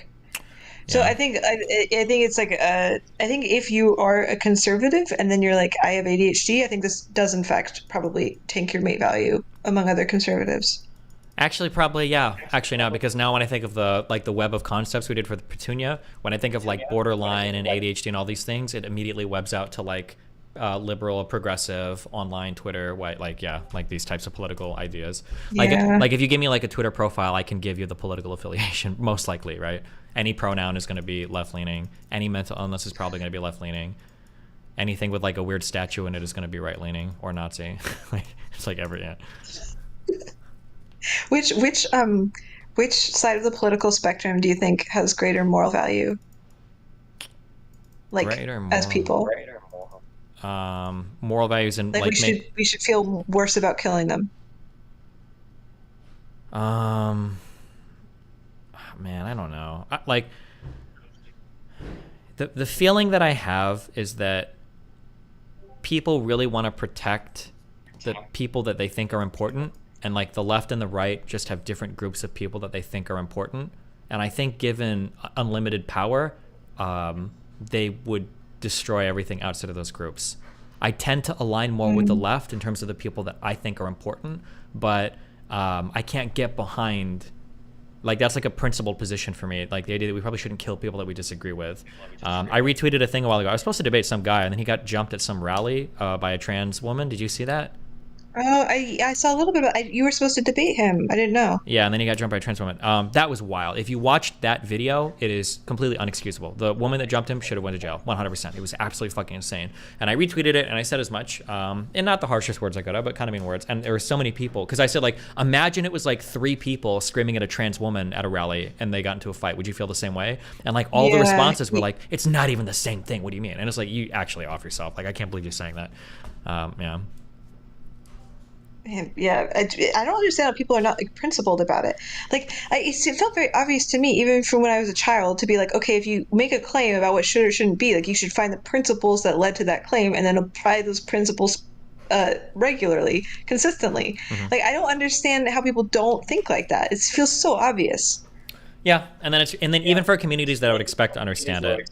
Like it's really annoying. People, yeah. So I feel like at the end of the day, oh, you said trauma isn't real. I think principles aren't real. I think that people just adopt whatever positions like adequately suit them and like the people around them, and that's literally it. So yeah. Do you have principles? I try to. I don't do the best, but I try to. I try to look for things like when Fuentes' like I think mom got doxxed. Like I tweeted out that was a really shitty article to write. Like why the fuck would you be talking about like Fuentes' real life like parents? That's so weird and inappropriate. But then when I was starting to fight with Islam Twitter, there were a whole bunch of griper accounts that were retweeting my docs to like try to get me killed and shit. I was like, okay, well fuck you guys. Like why do I bother? You know? Yeah. But I mean, you bother not to win favor with the other side. You should bother because you adhere to your principles. But I mean, what are you gonna do? Do you track the sensations in your stomach when you're talking?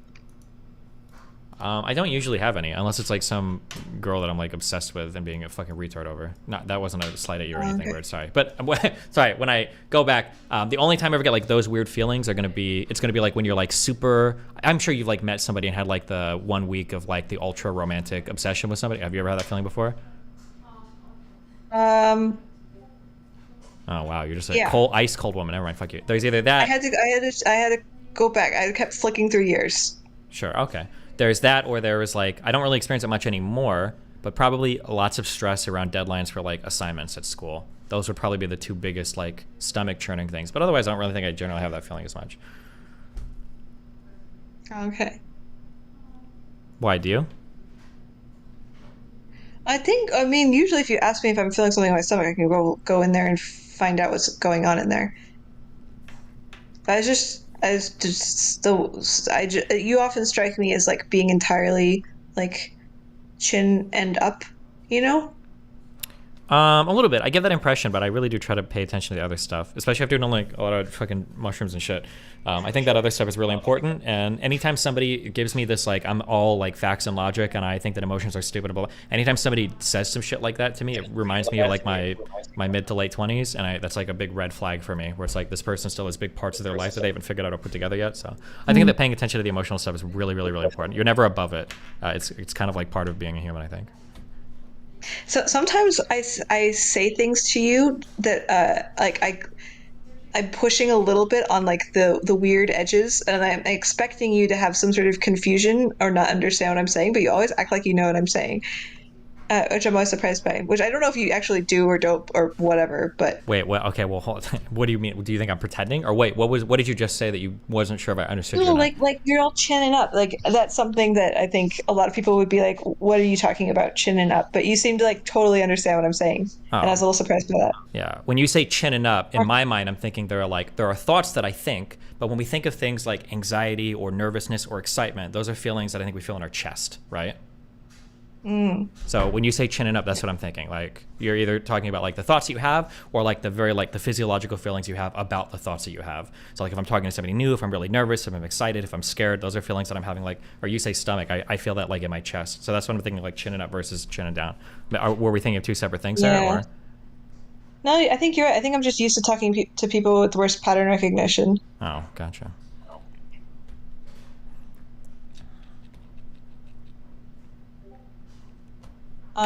Do you want me to ask you some of the questions from the new Ask Hole?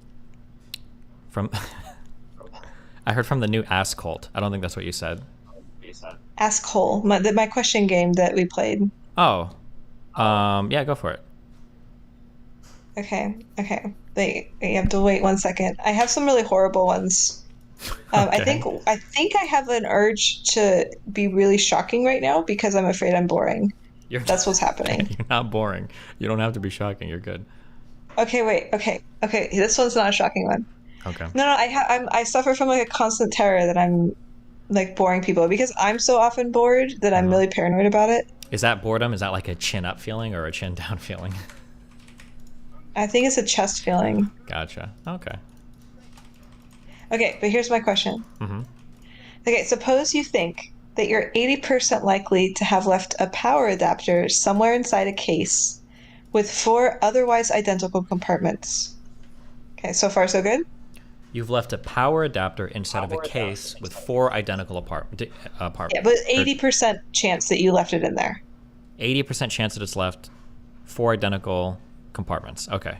In a case, and it's got the... Okay. 80% chance it's in the case. The case is 4 compartments. Okay. You check 3 compartments without finding your adapter. What is the probability that the adapter is inside the remaining compartment? Holy shit.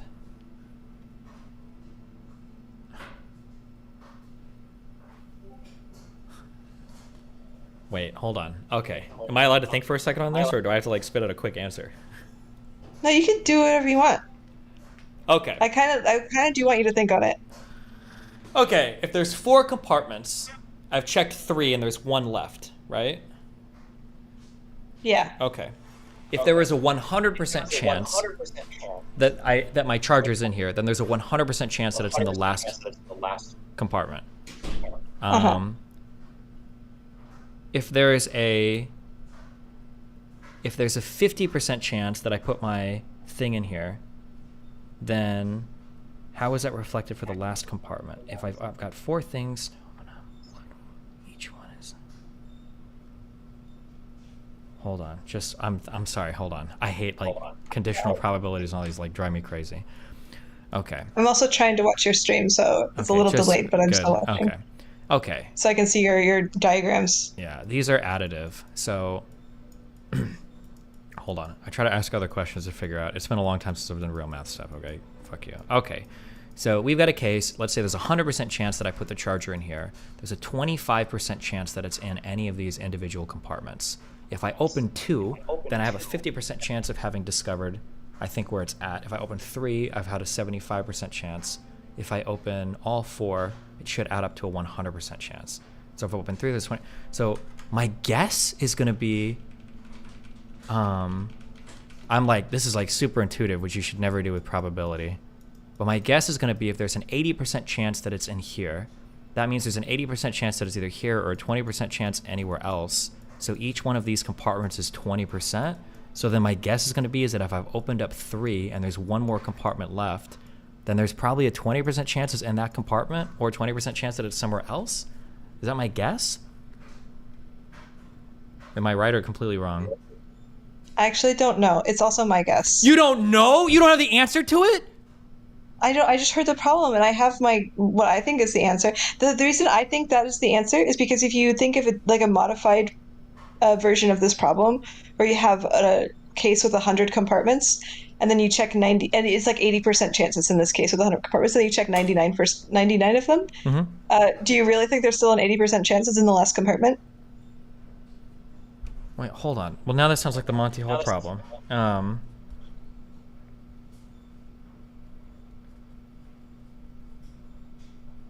Oh, fuck. Hold on. Did I think about this problem completely incorrectly?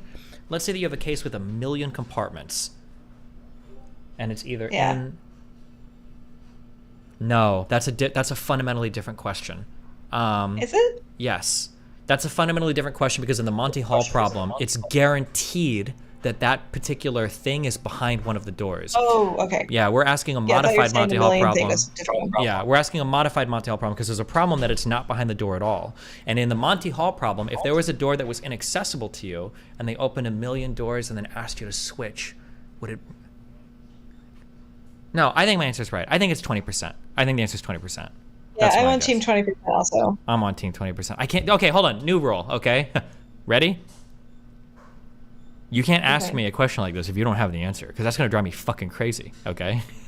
I'm sure you can just go find it, like... Well, I don't know, because the problem with... once you get into probability, the problem is that even the people that study probability never fucking agree with each other. No, so everybody goes... I think you're right, though. I really think we're right. Imagine the same problem with 1 million compartments. Like, obviously, it's different. And I think a lot of the problems with, like, probability things that, like, get you, like, they give you, like, a base probability, and then give you additional information, and then you're supposed to, like, act like the original probability is true, but it's not. You got additional information, and the original probability should update. Yeah, I think so. Here's how I would imagine this. I would say, imagine you have here's a question. Let's say that you have a container, and it has 5 compartments, and you open 3 of them. What are the chances that it's in, like, one of the last 2 compartments, right? It would be 20% on each. It would be 20% each time you lift up a case, right? Yeah. No. Yeah. No. No. Wait. No, it wouldn't be. Fuck. No, hold on. It wouldn't be. If you had a container with 5 compartments and you opened 3 cases or 3 compartments, and then there were only 2 left, then the odds would go up to 50%, wouldn't it? You're talking about if it has. Okay, imagine. Okay, the original. I don't know if I'm actually responding to you right now, but I just had another thought. Yeah, I'm sorry. Okay, go ahead. Oh wait, no, you're doing. Okay, never mind. I think you're a step ahead of me. I'm done. My analogy of putting an extra compartment in the box doesn't make sense because it's 20% versus the entire case. It's not another compartment. No, I'm right. It's 20%. I know it's 20%. Anybody that disagrees. Yeah, I think it's 20%. Yeah, it absolutely is 20%. Can I go grab? Good job. Can I grab a Red Bull before you fuck my head? Yeah. I'll go look for another good question. Yeah, it better be one you have an answer to. Okay, hold on.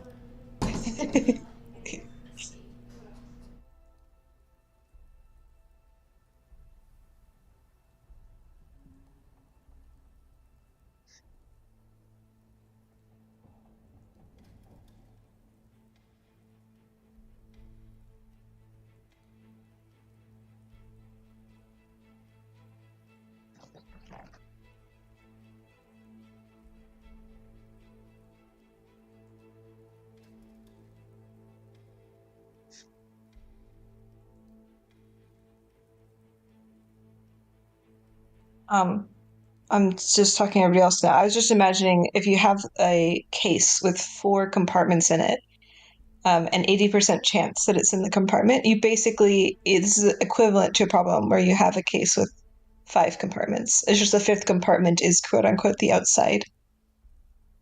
So if you have a case with I think this is probably where Destiny was getting this from. Which took me a second to realize that. So if you have 100% chance that something is in a case with 5 compartments, and then you You have a, and then you check 3 of them. Yeah, this is what he was saying.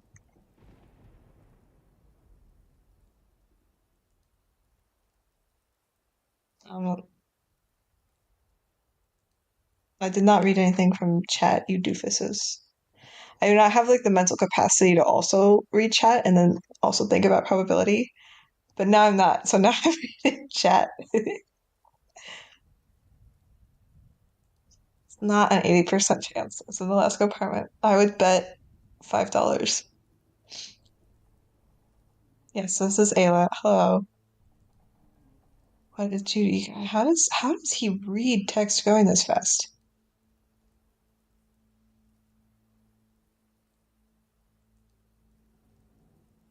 I can't. I'm trying. God.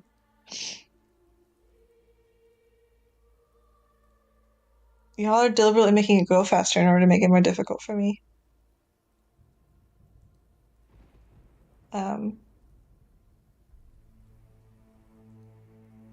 Wow. Thanks, guys. Faster. Just how I like it. I don't know if you have the stamina to keep it going long enough, though.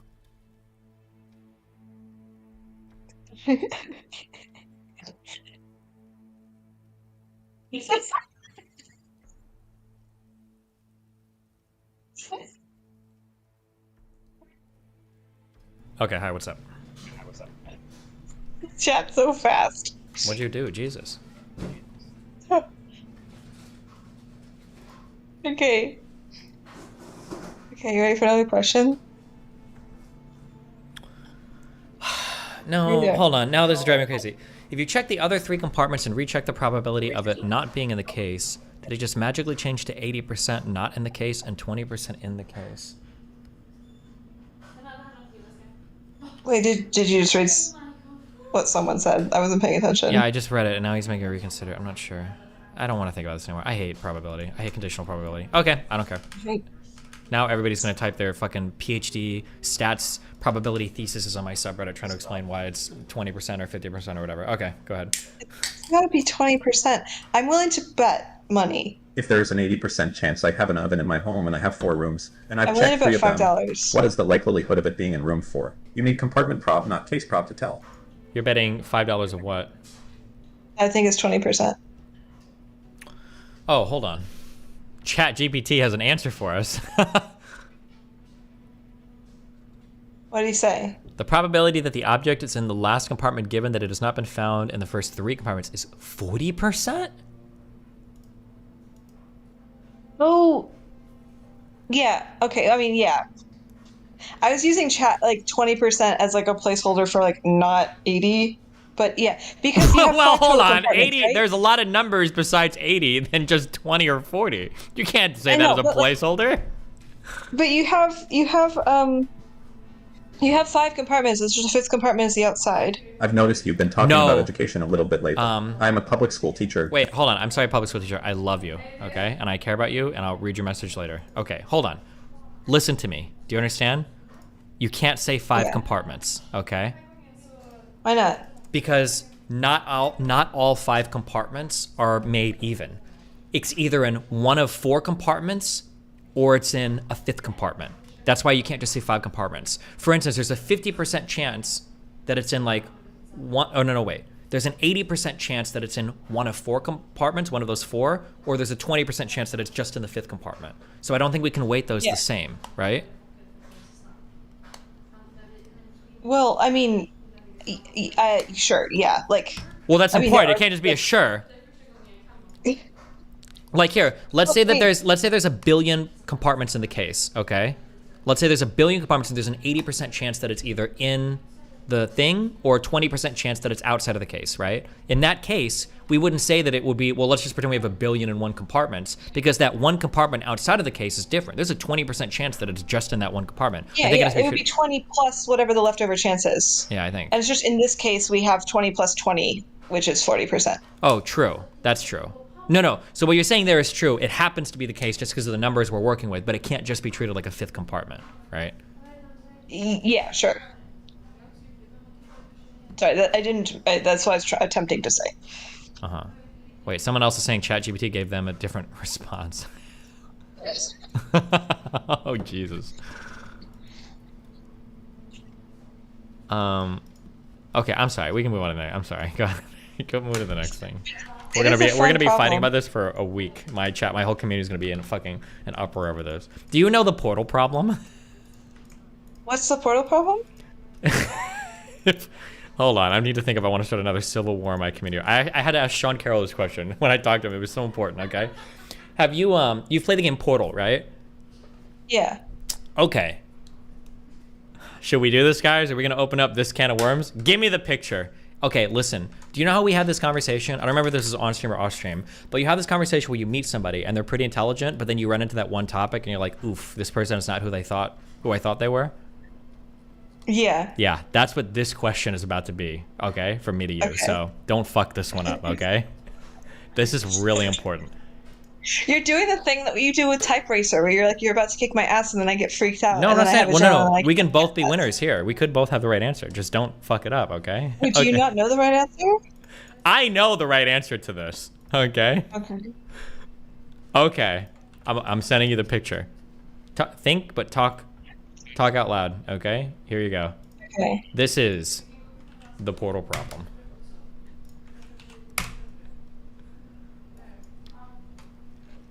Okay. Wait, I'm not sure that I understand this image. So we have a platform on top that's being pressed down? Yep, so the orange portal is coming down very quickly at the cube, and the question is does it plop out of the blue portal, the other side like A, or does it fly out like B? Okay, hold on. I have to think about this for a second. Okay.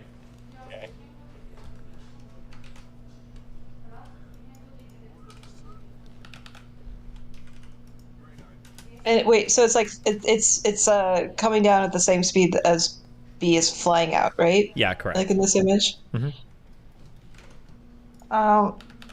I feel like I immediately intuitively want to say B.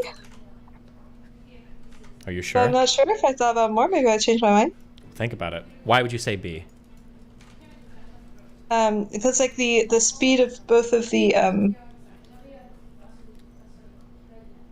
Well, yeah, I guess it depends on your frame of reference, right? Like your relative.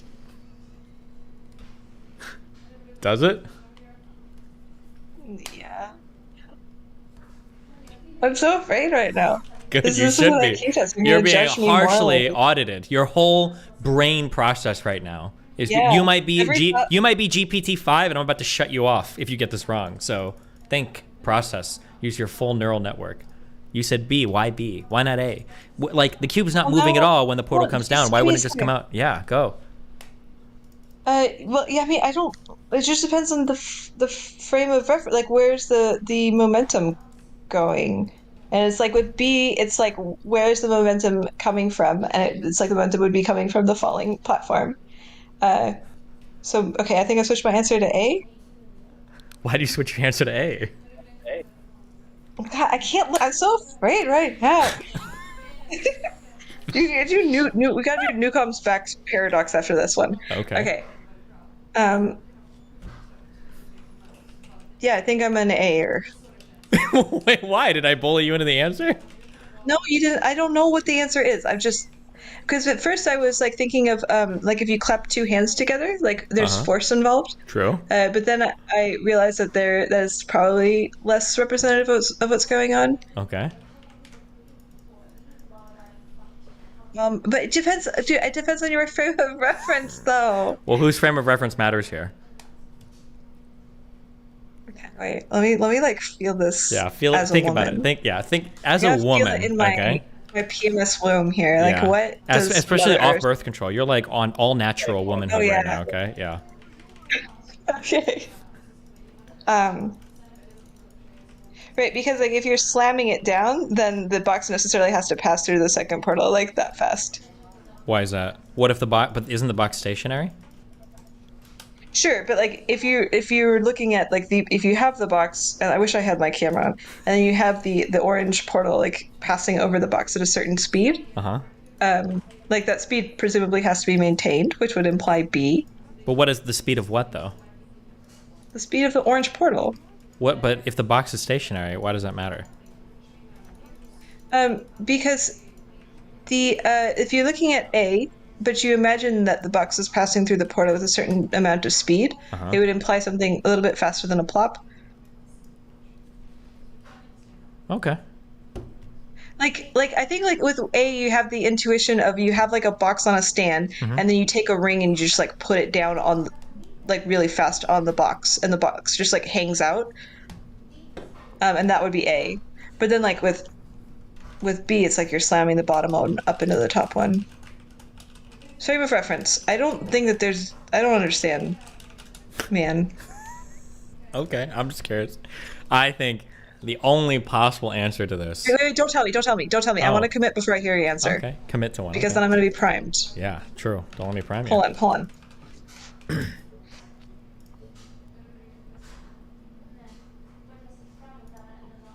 Okay, I'm back on B. I'm on B. You're on team B, you're sure? That's your final answer. I'm on team B. That's my final answer for now. Okay. Anybody that thinks that the answer is A is actually a subhuman fucking lizard brain degenerate fuck, okay? All right.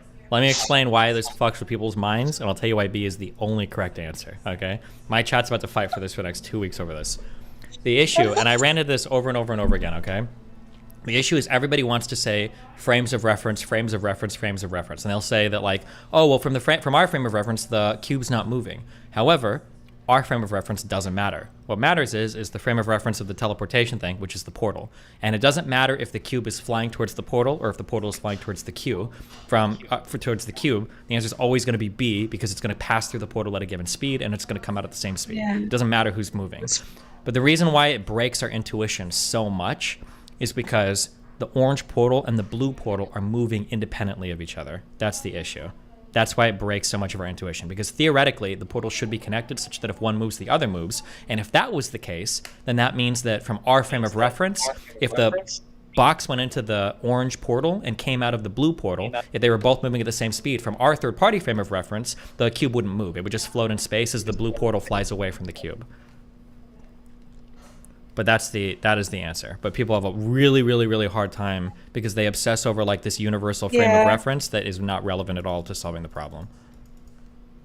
Yeah, I think that the thing that updated me was just literally just imagining the speed of the portal, and that felt like more absolute than any of the other things. Mm-hmm. Yeah, true. Okay, go ahead. My community is going to be fighting for days at least now over this, but yeah. Okay. All right. Well, thank you. This is it. Okay. Do you know Newcomb's box paradox? I don't know. Newcomb's box paradox. Well, I can read it to you. Oh, okay. Go for it. Okay.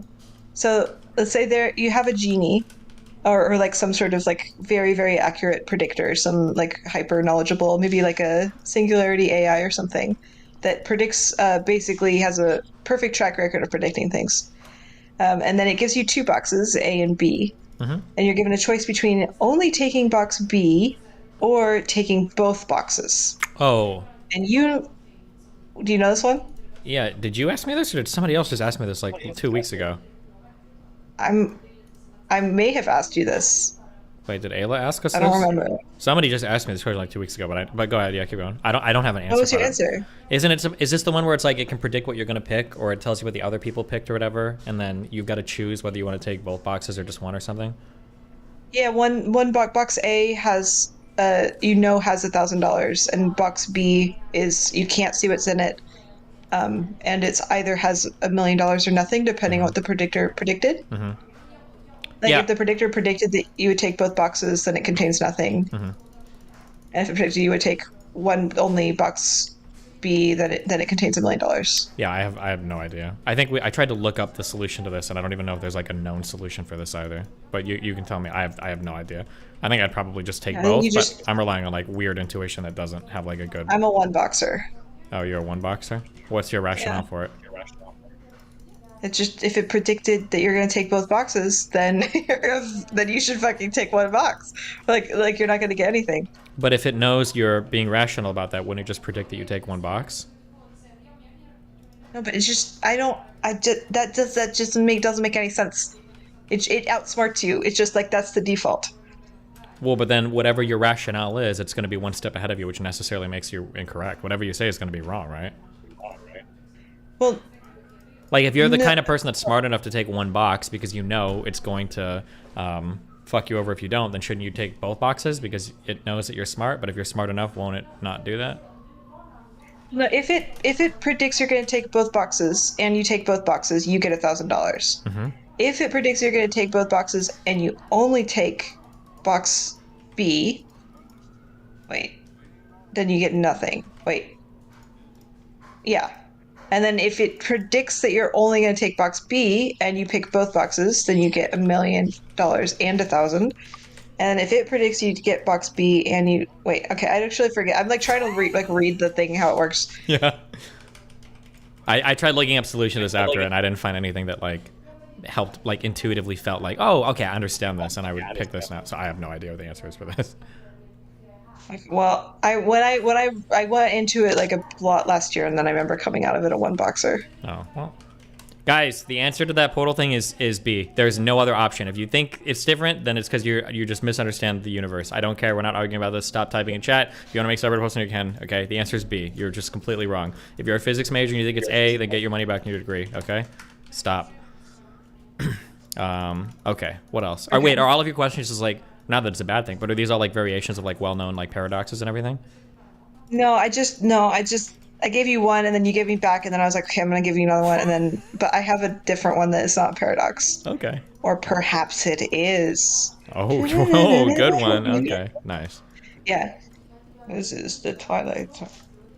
The Ascals. Anyway, okay. Wait, are you a roller coaster person? I like playing Roller Coaster Tycoon. That's a no. Okay. Gotcha. Just curious. Okay, so just as a primer really fast, if you and a loved one were pregnant and you very early on tested the fetus has Down syndrome, would you abort? See ya. That's a yes? Yeah. Okay, what if you and a loved one were pregnant and we are in the future and we have a magic test where in the future you can find out that your child is going to have pedophilic leanings when they become an adult? There's no information on whether or not they're going to act on it, just that they are going to have pedophile genes. Would you abort? I guess it depends on that point of my life, how much I hate children. But assuming I have a favorable view towards children, I probably would abort that one too. Okay, just checking. I feel like to make this question more interesting, especially because if you're already pro-choice, a fetus is a fetus. You can make as many as you can make quite a few. I think it would be interesting where it's like you can do this abortion measure, but the woman at this point becomes infertile. So if you could have a child, would you choose to have this child that could be a pedophile or has the gene for it? Or would you just not have a child? I think that's a little harder. Because in my mind, I'm thinking like, oh, fucking abort or just try again. That's what I would think. Yeah, make another one. Mm-hmm. Yeah, what if you couldn't have another one? I still probably abort. Pedophile, that seems like that's a tough cookie to crack, yeah. Yeah. Okay, what about if a pedophile had a time machine and they went back in time to molest themselves as a child? Should that be illegal?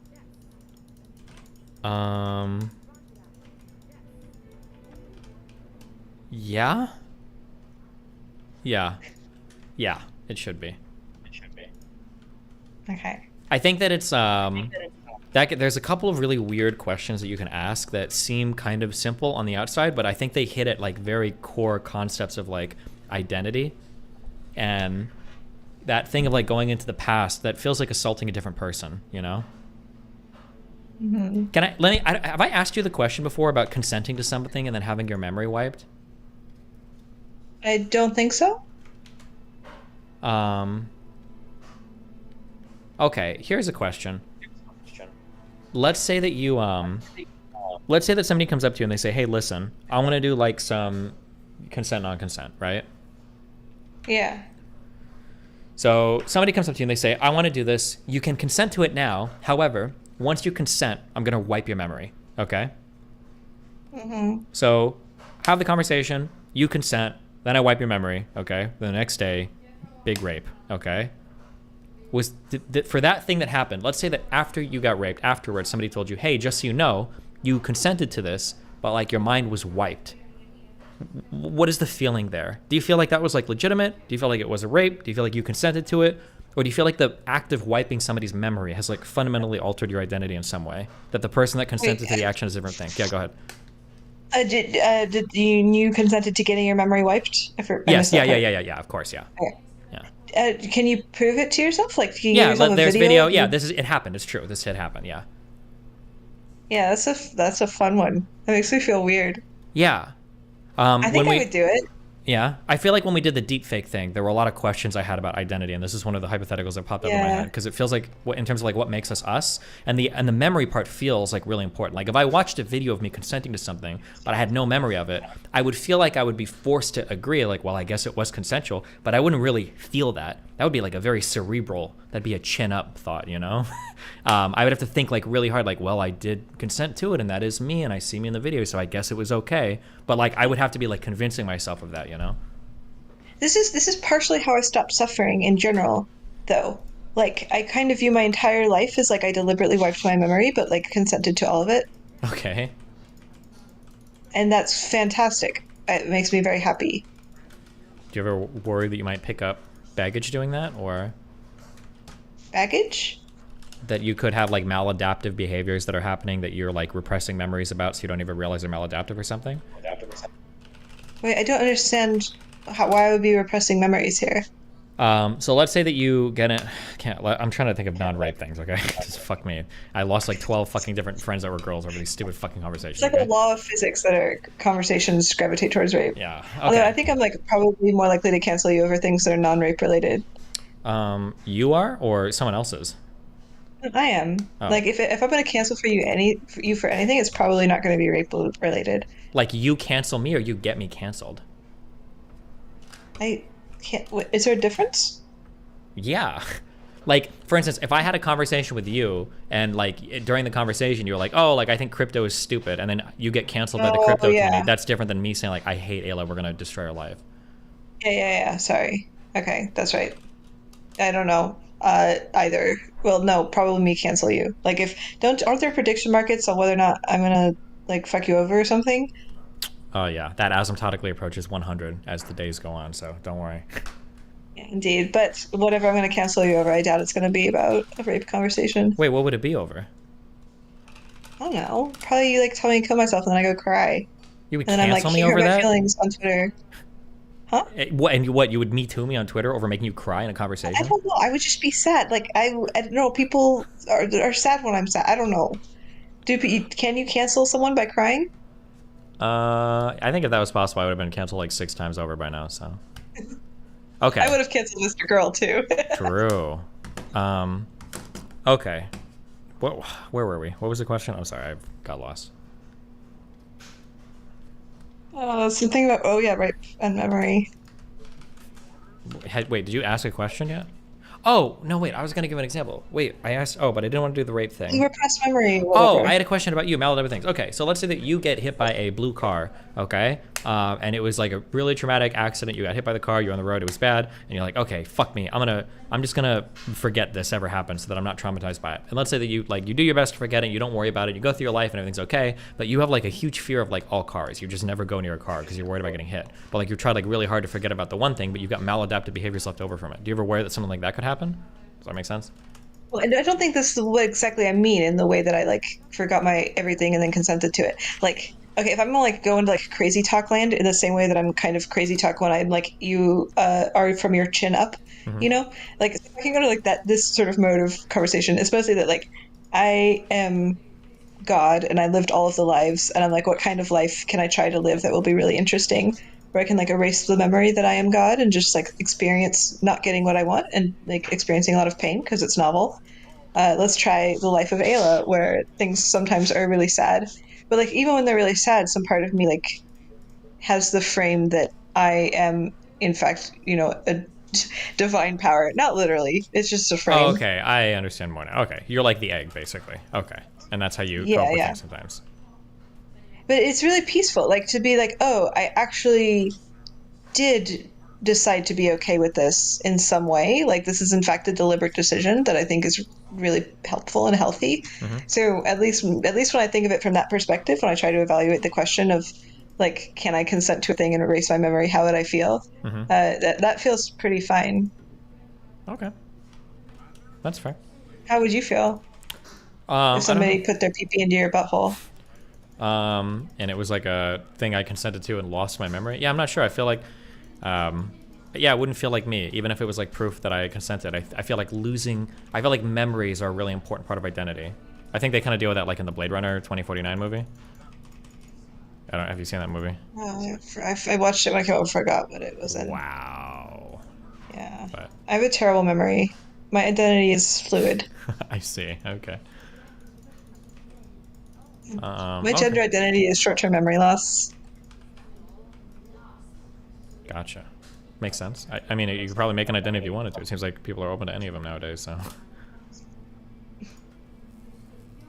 Oh. Okay, next question. What do you got? Okay, I'm skimming. All right, right now I'm going through the thing where I'm like asking people for ratings, which I guess if your audience wants to help rate, they can do that. I have a form open. But like dick ratings? What do you mean? Question ratings. Oh, like rating how good a question is? Yeah. Oh, from your game? Would you rather lose the ability to sing or to swear? Just sing. I'm not a very good singer. Okay. You want to play the piano or to swear? Really? Yeah, really. What is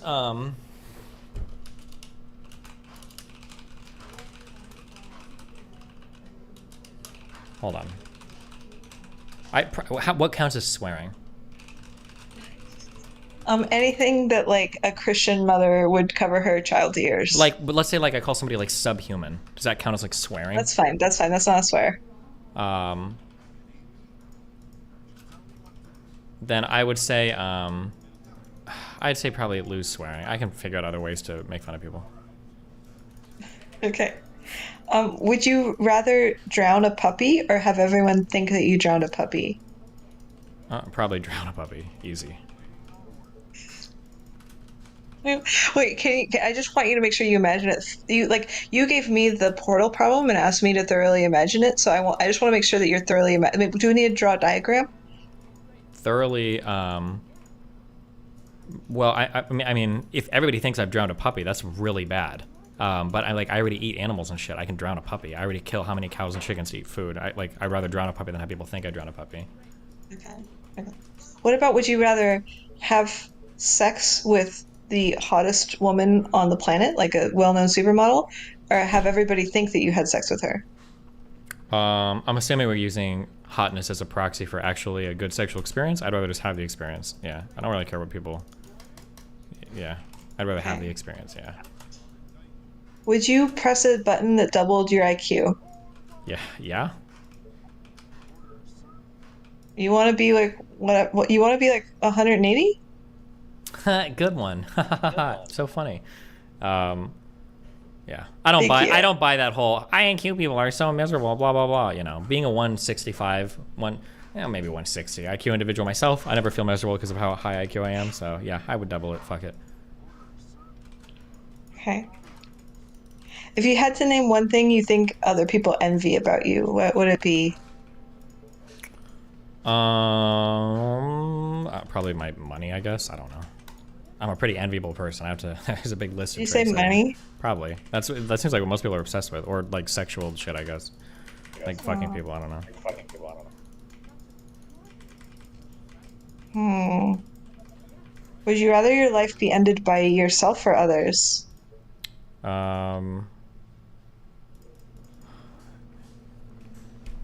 Well, like, I mean, like, by my, like, that really depends. Like, if you mean like ended by others, like surrounded by like my loving friends and family as I'm nearing the end of my life and they want to do euthanasia as I'm like dying at 96, or do you mean like violently murdered on the battlefield? Or like when you say ended by myself, do you mean like at the end of my life I decide to inject myself with a poison so that I can die like graciously on my own terms, or do you mean like I kill myself out of depression? Yeah, what do we mean by this? Okay. You get stabbed, either you do it or someone else does. I guess probably me. I guess I'm a control freak. Okay, if I have like anything that's maladaptive in my life, it's probably the amount of control I want over myself. So Okay. yeah. Wait, what is? Okay, what do you think about somebody me? envies about you? Oh wait, hold on. Yeah, I'm curious. What are some of these? Oh. I think people tend to envy the fact that a lot of people want to have sex with me. Do you think girls envy that, or do you think guys envy that, or do you think everybody? I envies think that? both. Interesting. Okay. There's something like sexual power that I think people tend to. That seems to be the thing I see people comment on most. Interesting. Okay. Yeah. Which is fair. It's okay. I'm going to age out of it soon, so they don't have to worry too much longer. Damn. How do you feel about male circumcision? Pretty negatively. Okay. Are you circumcised? Nope. So I guess that's a little bit biased for me, but Nice. I feel like that question ends up becoming a proxy sometimes for whether or not somebody is or isn't. So, and then people will get like very emotionally attached to the answer based on, like they'll have like justifications, but it feels like I feel like for something like that, it's almost necessarily going to be ad hoc, you know? Yeah. Do you feel superior to other people? A little bit sometimes, but I deal with a lot of fucking stupid people. Okay. Yeah, that's true. Although sometimes I feel like you select them intentionally for that.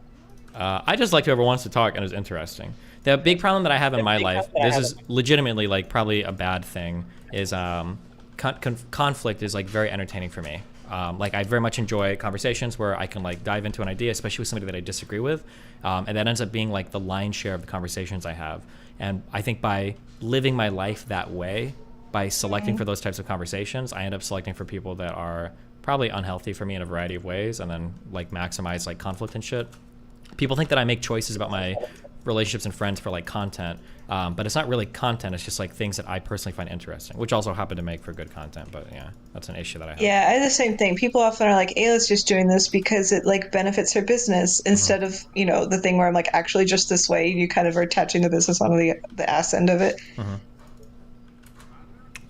Yeah, but it's hard when your like business and like your personal life are pretty closely intertwined, because technically that's true. Like things that I select for my personal life are kind of selected for my stream, but I stream for however many hours a day for however many years, decades. Like of course those two things are gonna like have a massive overlap. Yeah. Wait, but I'm not very confrontational though. But I guess I do supplement it with weird questions. Yeah, confrontation can take many forms, right? Like being willing to ask an uncomfortable question can be kind of confrontational. You're putting yourself in an uncomfortable scenario.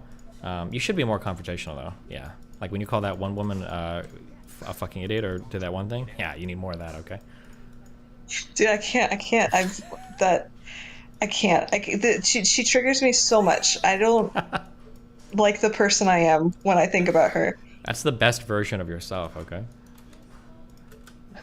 Is it though? Because it doesn't viscerally feel that good. It doesn't feel good to get like passionately angry about something that you feel strongly about. Well, I mean, it kind of does, but like I like it when it's more private or something. There's something about it being public where I feel like I'm trying to manage other people's perspectives also. Like it feels like a weird, stupid fight over like which facts are presented better, and I don't like that part. Interesting. Okay, that's fair. Okay. Should we shame white people who say they're proud of being white?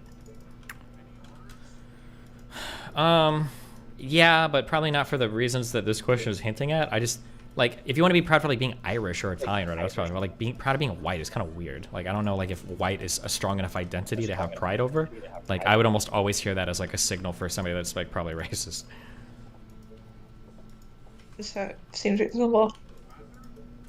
Oh, this one seems very relevant for you. When you make a typo, do you tend to delete the entire word and start over, or backspace exactly to the typo? Depends on the particular typing test that I'm on. But usually I just try to do just the typo. Well, no, it depends on also... Actually, I might do the whole word. It depends. The thing is that like you type so fast, you never stop right when you make a typo, right? Like you usually finish typing the whole word and then you realize that you've typoed. If it's like early on in the word, I'll probably just delete the whole word because it's quicker to just retype the word than to selectively, right? Um, can you make your ears roar or rumble by contracting that muscle inside your head? Yeah. Can everybody? Can people not do that? No, some people can't. Oh, weird. I always wondered what that was. When I was younger, I thought it was like activating some kind of psychic powers, but I'm like 34 and I haven't gotten any yet, so I figured it's just some random stupid shit. Wait, I'm realizing something profound that I think passed through my vision before, which is I believe you did a poll in your chat about the A/B thing. Uh-huh. Okay, sorry, my entire body is vibrating with joy. Can you do one about the ear rumbling? Oh, man, you just really love polls, huh? This is dangerous. I might ask you to do way too many. Wait, can I make polls? I don't know. Is that like a moderator only thing?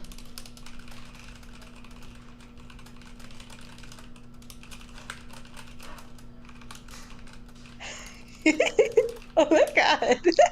This is really fast data. Yeah, does that make you feel good? Yes. Oh my god, wait. I want to do polls. I can't, but I can't. Can I? I don't know. Let's see. Okay, wait, can you do a poll? Can I okay. Wait, you may need to tell me to calm down. If I am too into polls compared to how much you are into them, you just be like, no thanks. You can listen, whatever you want. Okay, I have a moderator role, probably not an admin role. Okay, type in, if you type in /vote, does it give you how to make a poll?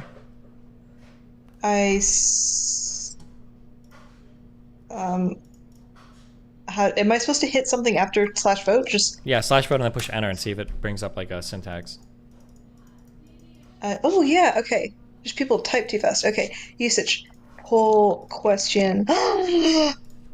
Okay. Oh, everybody sees the syntax. Well, tell me if you can run one. We'll see what happens. Okay. I have to end with a question. Oh no, I have to put it in the thing. Hold on. I'm sorry. 1 second. I have to do socials just for a second. Someone get triggered. Yeah.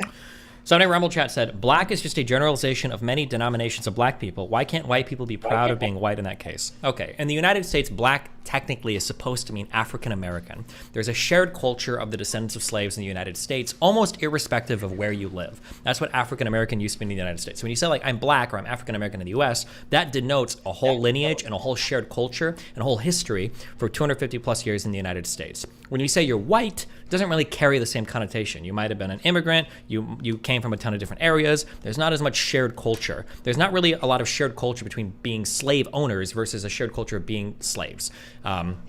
So that's why when somebody says like they're white, that doesn't really tell you much. Really, it shouldn't be I'm black. It should be I'm African American. But because we're all so fucking retarded today, African American got deprecated as a really good descriptor of a certain group of people in the United States, and it got deprecated for the word black, which actually means fucking nothing. And now when you say you're black, you've got a bunch of black immigrants that also claim that they're black in the way that the descendants of slaves are black, which is incredibly fucking retarded. But that's why if somebody says they're black, it's generally a proxy for African American, or it should be. If you're an African immigrant and you say you're black in the same way, you're a fucking retard. But that's why they're kind of different. They're treated differently there. There's not like a shared white culture in the United States. It's kind of weird.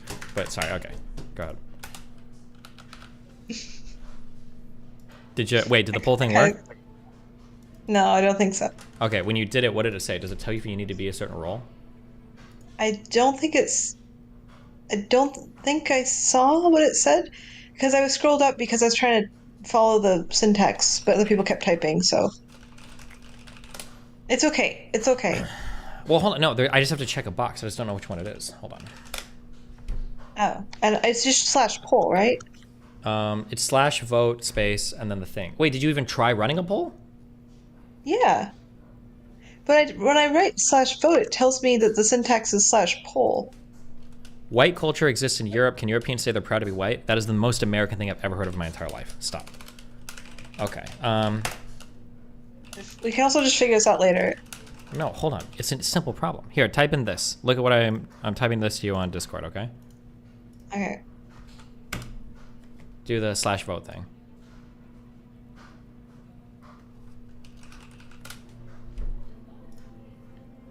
Okay, well, I put that in, and it says, oh, it says I do not have permission to start a poll. There.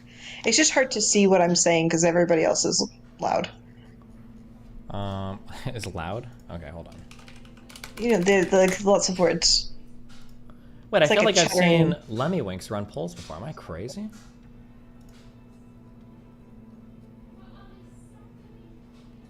Oh shit, hold on, let me see here.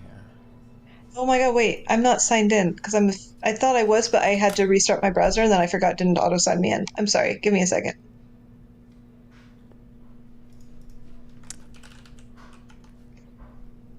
Yeah. Oh shit. Oh, it does. Okay, yeah, you can do it.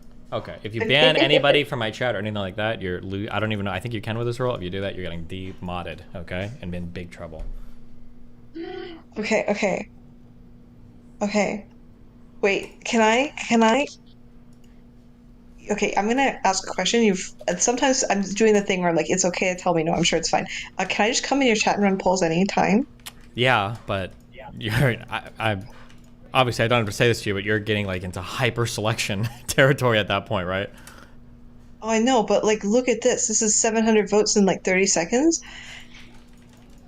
Okay, yeah. I mean, knock yourself out. I feel like I can't breathe. Okay.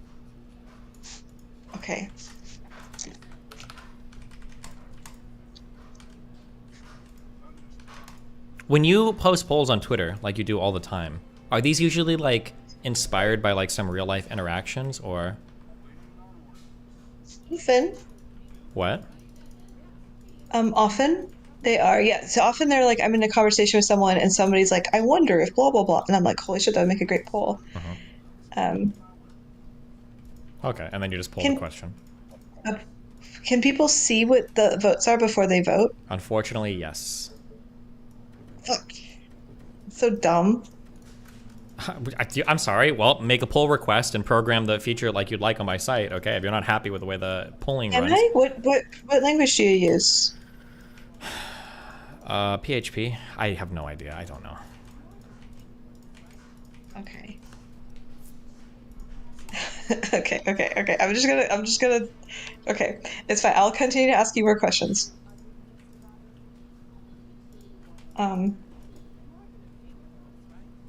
14-year-old has sex. How large does the age gap have to be between the 14-year-old child and their partner before the child can no longer meaningfully consent? This is actually like such a hard question. I don't know what the right answer is to this. I don't think I can give you one. Can I? Okay. Here's this. Can I ask you a question? Are you ready? It's not even fun with you because I Yeah. think you'll just bite bullets. You don't care. Okay, here you go. Ready? Yeah. Okay. Can a 14-year-old consent to have sex with a 14-year-old? Yes. Okay. I'm not going to ask why. I'm going to ask another question. Ready? Yeah. Okay. There is an establishment where you can go to have sex with other 14-year-olds. But when you go into the room, the lights are turned out so that you don't know who it is, okay? So you go to the place, and also neither party knows who it is, okay? Everybody's tested, no STDs, nothing stupid like that, okay? Protection, all of that, right? Yeah. Okay. You go to the establishment, you enter the room as a 14-year-old, you have sex with another 14-year-old, you come out. Is that sexual encounter ethical? I mean, I don't really think ethics are a coherent concept, but sure. Okay. Like, can they meaningfully consent to it, right? Yes. Okay. What if you go to that same place, but it's a 14-year-old and a 30-year-old? Why would they or wouldn't they be able to consent if it's the same dark room? Yeah, I think they would be able to consent. Jesus. Wow, you just Mr. Girled your way through that one, huh? Okay.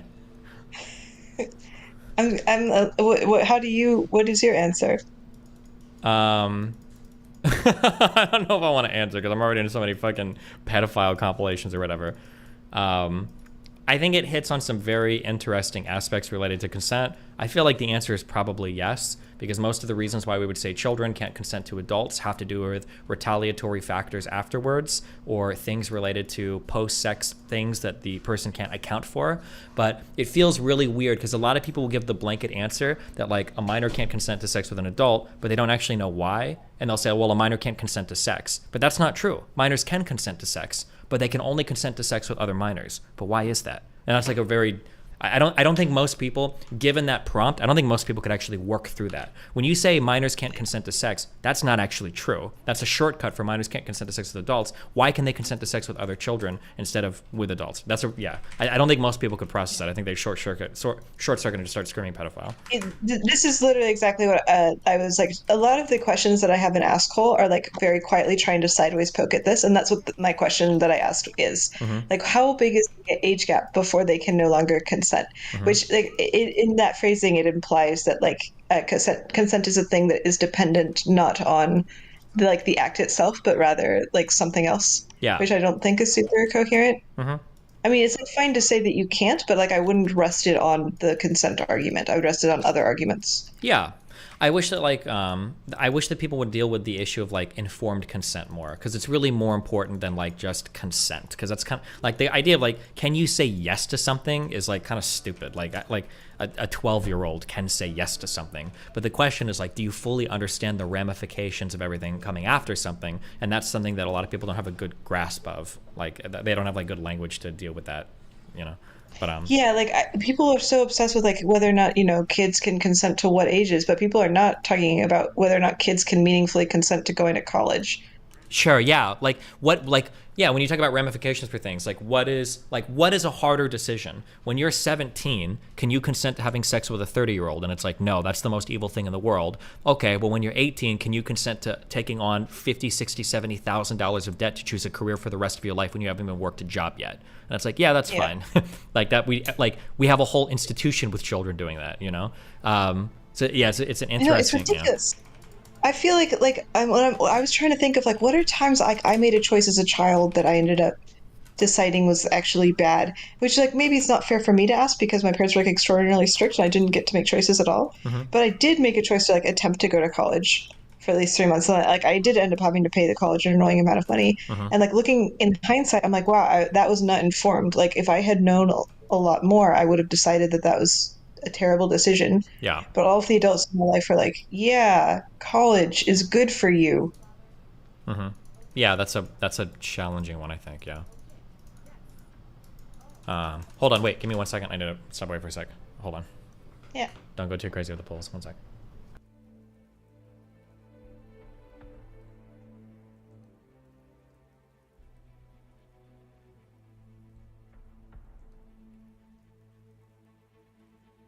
Oh, I can do polls. I don't even know if you can still hear me, but okay, Jesus fucking Christ.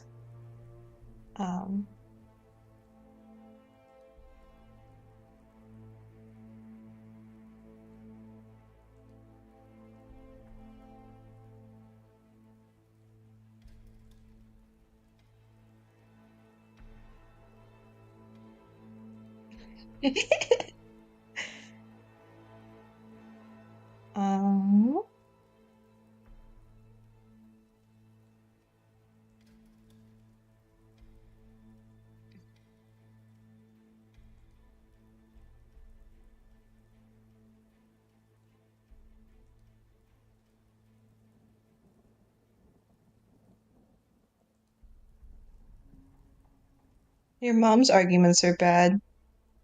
Wait, I forget, can you hear me?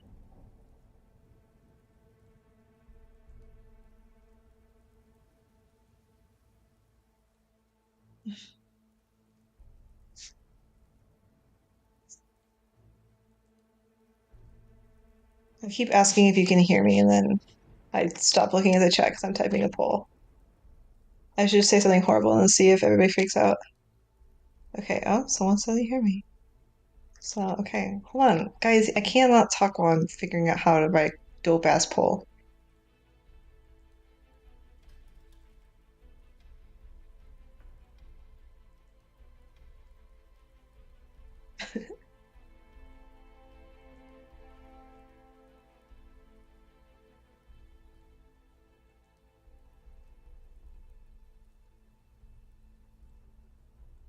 And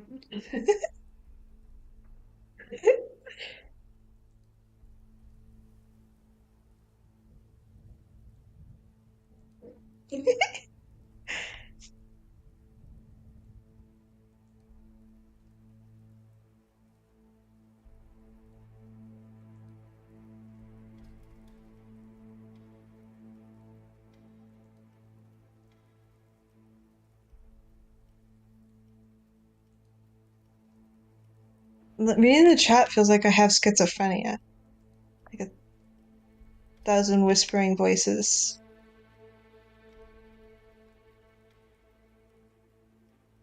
Thank you.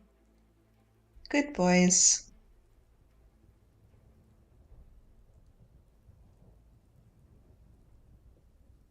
Excellent. Oh, I see your math abilities are lacking. I can't believe you guys were making serious attempts at the 80% case problem. Given your capacity to pass toddler level math.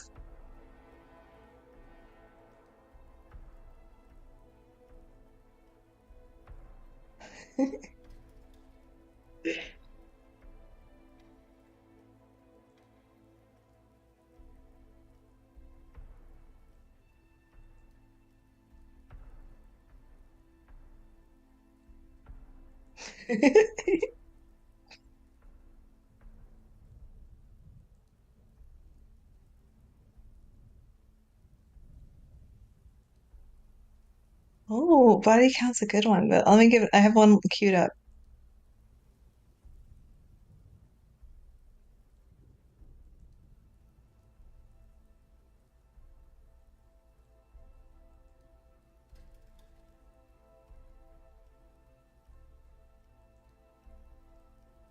Well, look, your ability to follow directions suddenly increases if I just switch around some of the numbers.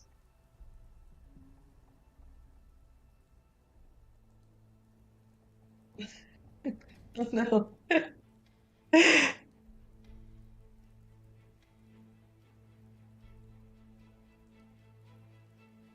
Everything refreshed. Did I just lose pole abilities?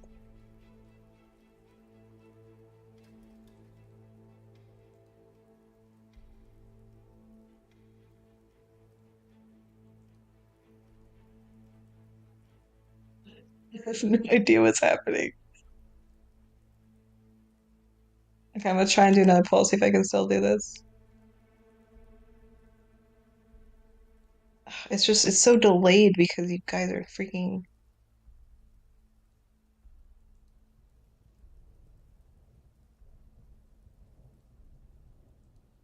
Oh no, I got my polls taken away. No, but then how will we know how much people can do basic math?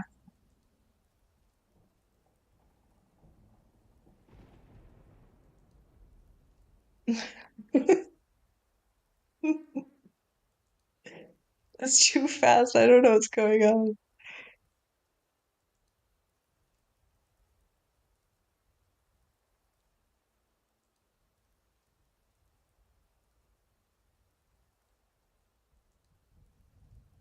How are we gonna know? I want to know what kinds of types of questions make you guys obey me versus not. How will I get this information? I guess I'll have to go back to Twitter.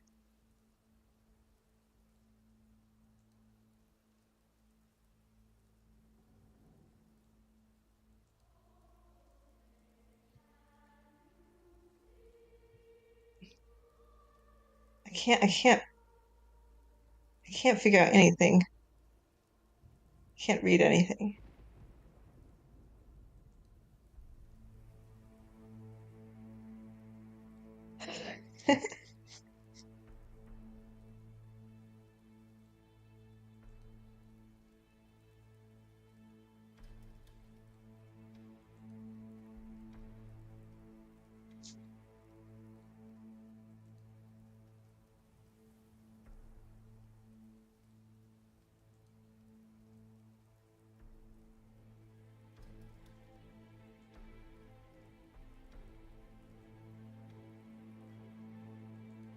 Stop. I can't see my. Is their poll still going?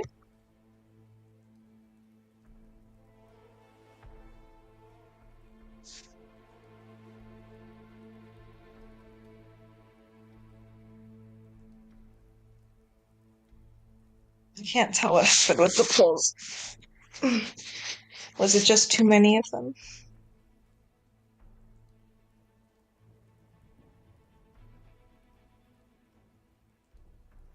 I did type poll stop. In my screen, I don't see any polls now. I did type poll stop, didn't do anything.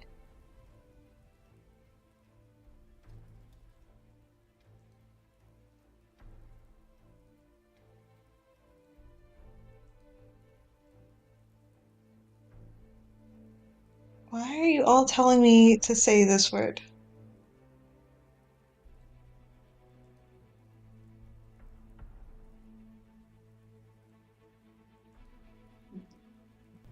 I don't trust anyone. What's going on? Well, I don't know. Your chat is losing their shit. Why? What are you doing? Jesus. What are you saying? Did you say I got the O my word? poll privileges taken away. Wait, really? I don't know why. Wait, I still see a poll that you had. I can't see it. And when I type anything to do with polls, it tells me no.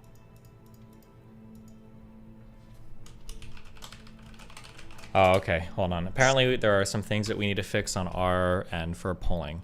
Apparently, if you poll, there's a lot of there's big server loads on that right now, so we can't do lots of polling I in see. chat. Because I was doing lots of polls. Okay. Well, come back in the future and we'll optimize the code for that, okay? If you haven't burned the bridge or canceled me by then.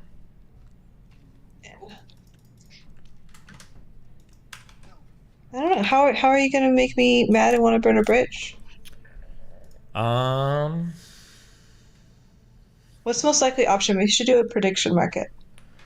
Most likely option is, let's see, I'm trying to think. Sensitive areas for you are about your research and maybe your general demeanor perception. So I feel like if our bridge were to burn, the most likely thing that would be happening is either somebody in my community would make a decent critique of your polling stuff. You would get incredibly upset about it. It would escalate to a conversation about it on my stream. I give an opinion that is contrary to your opinion on it. You get really upset about it. And then we fight hardcore over that and then split from there. That'd be, if it were to happen, I think it would be over that. That'd be my guess. Yeah, I think that's probably a good guess, because I am, in fact, quite vulnerable about that. But my guess is, like, it wouldn't quite be a bridge burn. It would be, I would just, like, kind of fade away into the darkness. Oh, yeah? Okay. And then I would be sad. Yeah. Have you had dramatic bridge burnings with people publicly yet? Have you done that yet? I mean... Besides Mr. Girl. Well, that wasn't a dramatic public bridge burning. That was a silent, he emailed me and I just stopped responding. Well, I said I would call it dramatic because, like, emails and shit are getting leaked. That's pretty dramatic. You don't think? Well, I mean, like, yeah, okay. I would say on the dramatic spectrum, it's, like, up a little bit. But I also, he just posted the emails somewhere in a thread, and then I posted a little bit more context, and that was it. Sure. Well, I didn't say it was super dramatic. Just a little dramatic. Yeah. Okay, yeah, I would agree it's on the drama spectrum. Mm-hmm. It's not zero drama. But I feel like most of the times I've had conflict with people, it's kind of like that. It's like, usually it's hidden in a thread and it's subtle. Oh, sure. Like, there was some drama in my communities because, like, there was a cult going on, and... Yeah, it's called the Rationalists, isn't it? I'm just kidding, I'm sorry. It was Rationalist adjacent. Uh-huh. I really like the Rationalists. I think they're good and pretty non-culty, but they do tend to spawn a lot of adjacent cults. Anyway, there was a cult going on, and then I said some like subtle, pointed things about the people who ran the cult, and then I think that caused a little bit of drama. Interesting. But that's usually as much as it is, and that was like a year or two ago. Mm-hmm. Okay. I don't want to guarantee I will never engage in drama because there's always new paths to explore. Maybe. Never say never, okay? I'm a very dramatic person, all right? And just even being in my peripheral could get you sucked into some crazy shit, okay? You don't realize it yet, all right? But Well, okay. I can see it from the outside. I feel like I'm like standing outside of a glass house where people are like smashing things over each other's heads. Yeah, basically, yeah. That's what we do And like here. occasionally I come into the foyer to take off my shoes and like grab a piece of cake and then I leave. Uh-huh. Well, you're doing good so far at avoiding any of the glass throwing, so. Okay, do you have any, I have a debate that I'm actually supposed to moderate right now, so do you have any final closing Okay. thoughts or parting wisdom, or? So, no, I'm Okay. All right, well, thanks. Until next time, be careful, okay? yeah, it's gonna take me like a second to leave your thing. You can boot me from it. I gotta just gotta find You're it. fine. I'm sure you'll figure it out. All right, bye-bye. Be careful, bye.